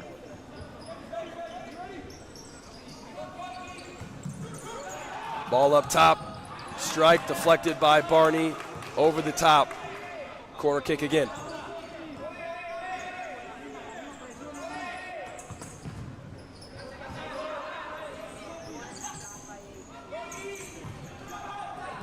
Ball through to the other side, toe poke, well over for Arturo Fernandez. Castaneda plays short to Rafael Hernandez. High pressure for Columbus. Lansing City's out of it. 3v2, Kleppel down the sideline, strike! Ooh. Barney nearly there to put it in. Timing just not quite right for the connection.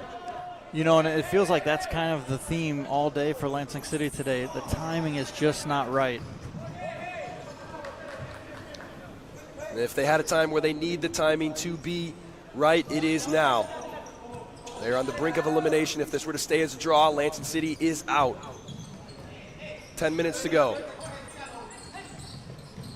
And this is the final match of the group stage. After this will be the consolation game and then the knockout round. Bobadilla on the near side. Went all the way to Rafael Hernandez on the other side, and his attempt stifled by Jorge Sanchez.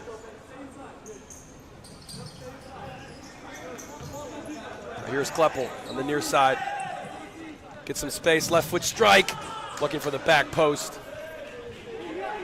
Coaxed out of bounds by Junior Camacho. He doesn't get the back post, but I'm starting to think he has some animosity for that A-frame because he is destroying it. We need to get more zip ties immediately on that FCS banner right there. Ball inside. Oh, it came all the way across. All the way through clean. Columbus put the ball back into play. Camacho goes long. It's going to be too high. Restart incoming for Castaneda.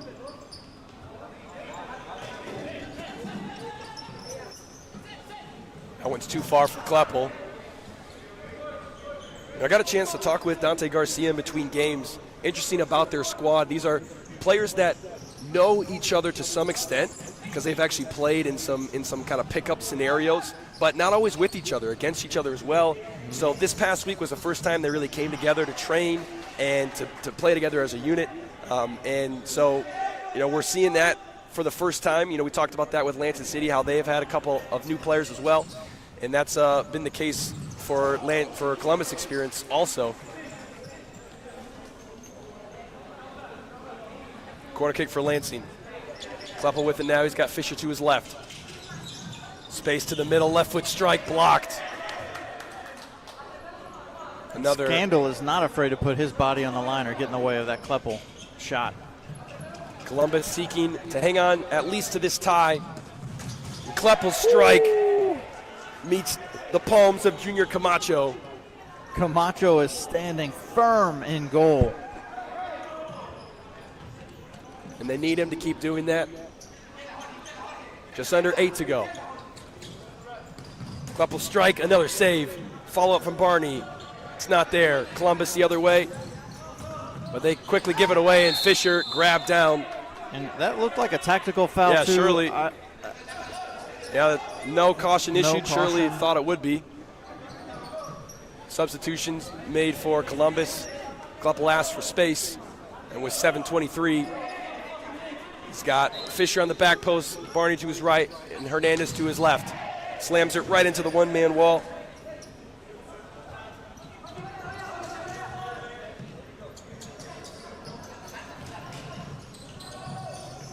Columbus defense trying to push back Lansing City. They are not sitting back by any means. Kleppel to the inside, trying to find Barney. So close. Not Again, there. the timing just off. Kleppel clearly upset. Long ball to Columbus. They're in a dangerous area here. Ball bouncing around top of the arc. It's in the back of the net.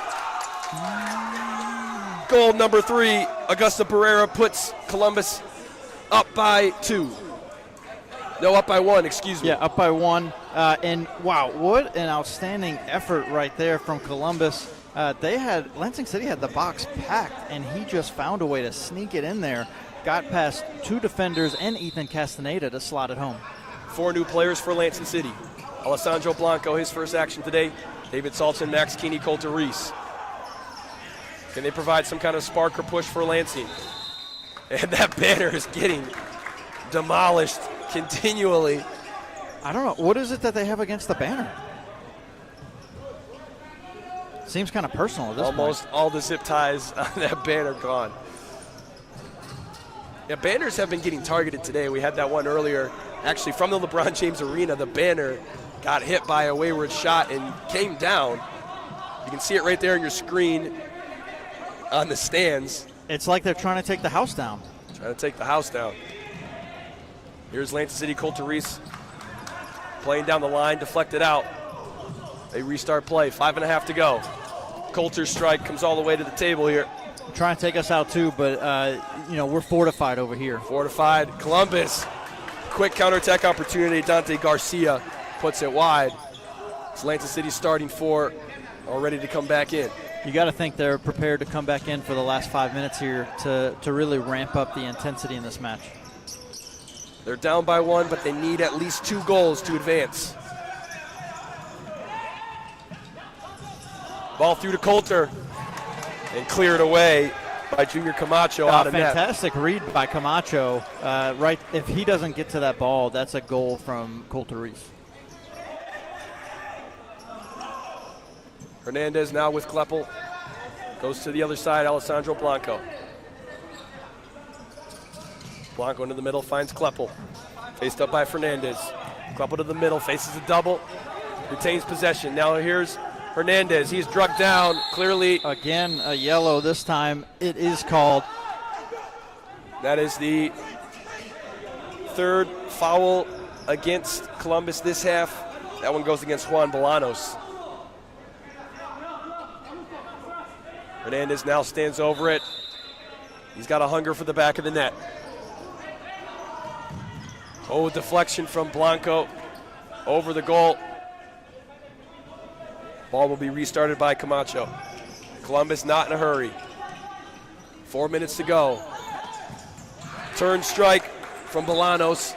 Turned aside by Castaneda.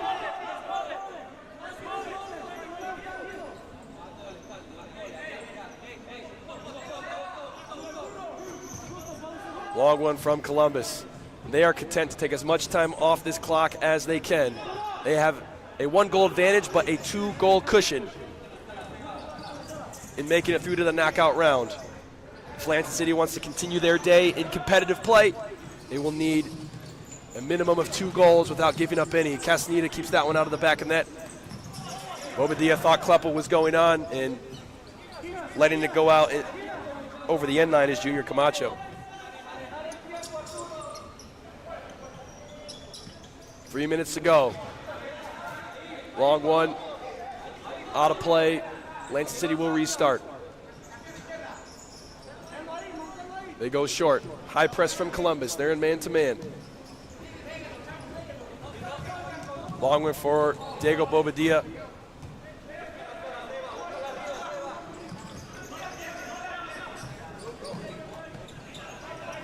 Here's Columbus deep in their own territory. They kick it out. Lansing City got to go quick. They have 2.5 to go on this running clock. There's not much time at all to put up 2 goals. Columbus trying to hang on and make it to the knockout round. Bobadilla gets by. On the back post, he has Rafael Hernandez near post. Shot, Camacho handles. Corner for Lansing City. 2:10 to go. Camacho really has been outstanding today. He's showing us what it looks like to be rock in goal. Hernandez now takes a strike. Blocked by Barrera. Columbus with the counter. Looking for a little chip shot and a nice dodge of the fan is Arturo Fernandez. Under 2 to go now from Castaneda's hands.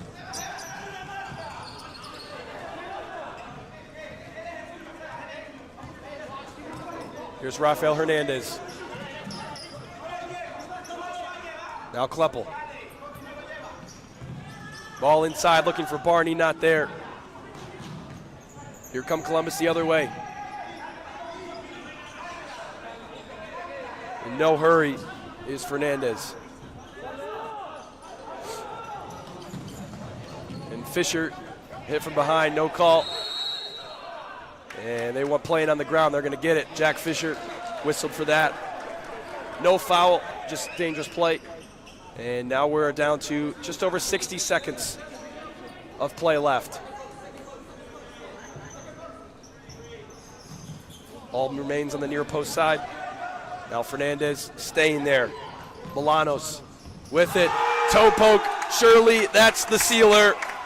Goal number 3 for Columbus.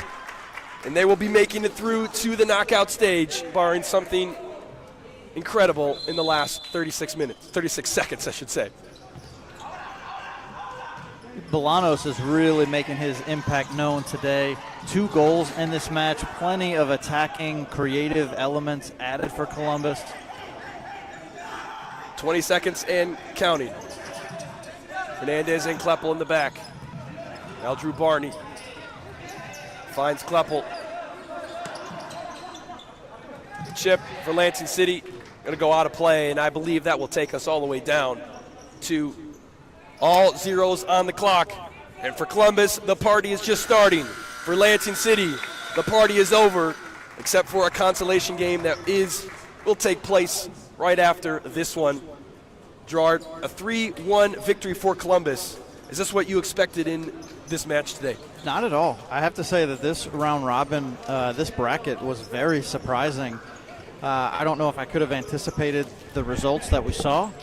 Not having a background or knowing really much about Columbus futsal, I didn't know what to expect coming into today. But they showed that even though they might not have been competing in some of the big tournaments with the men's team over the last couple of years, that they are still at really high level back when they did field the men's team in the NFPL. So, it's great to see that from them and the work that they've been doing. And then innovation, you got to give a shout out to them. Brand new team come to the FCS.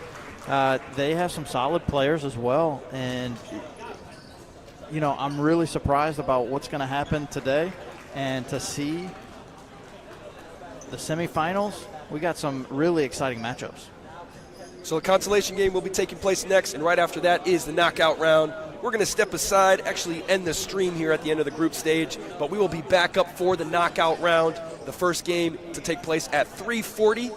It'll be under a different video here on the live stream, so make sure you tune in for that.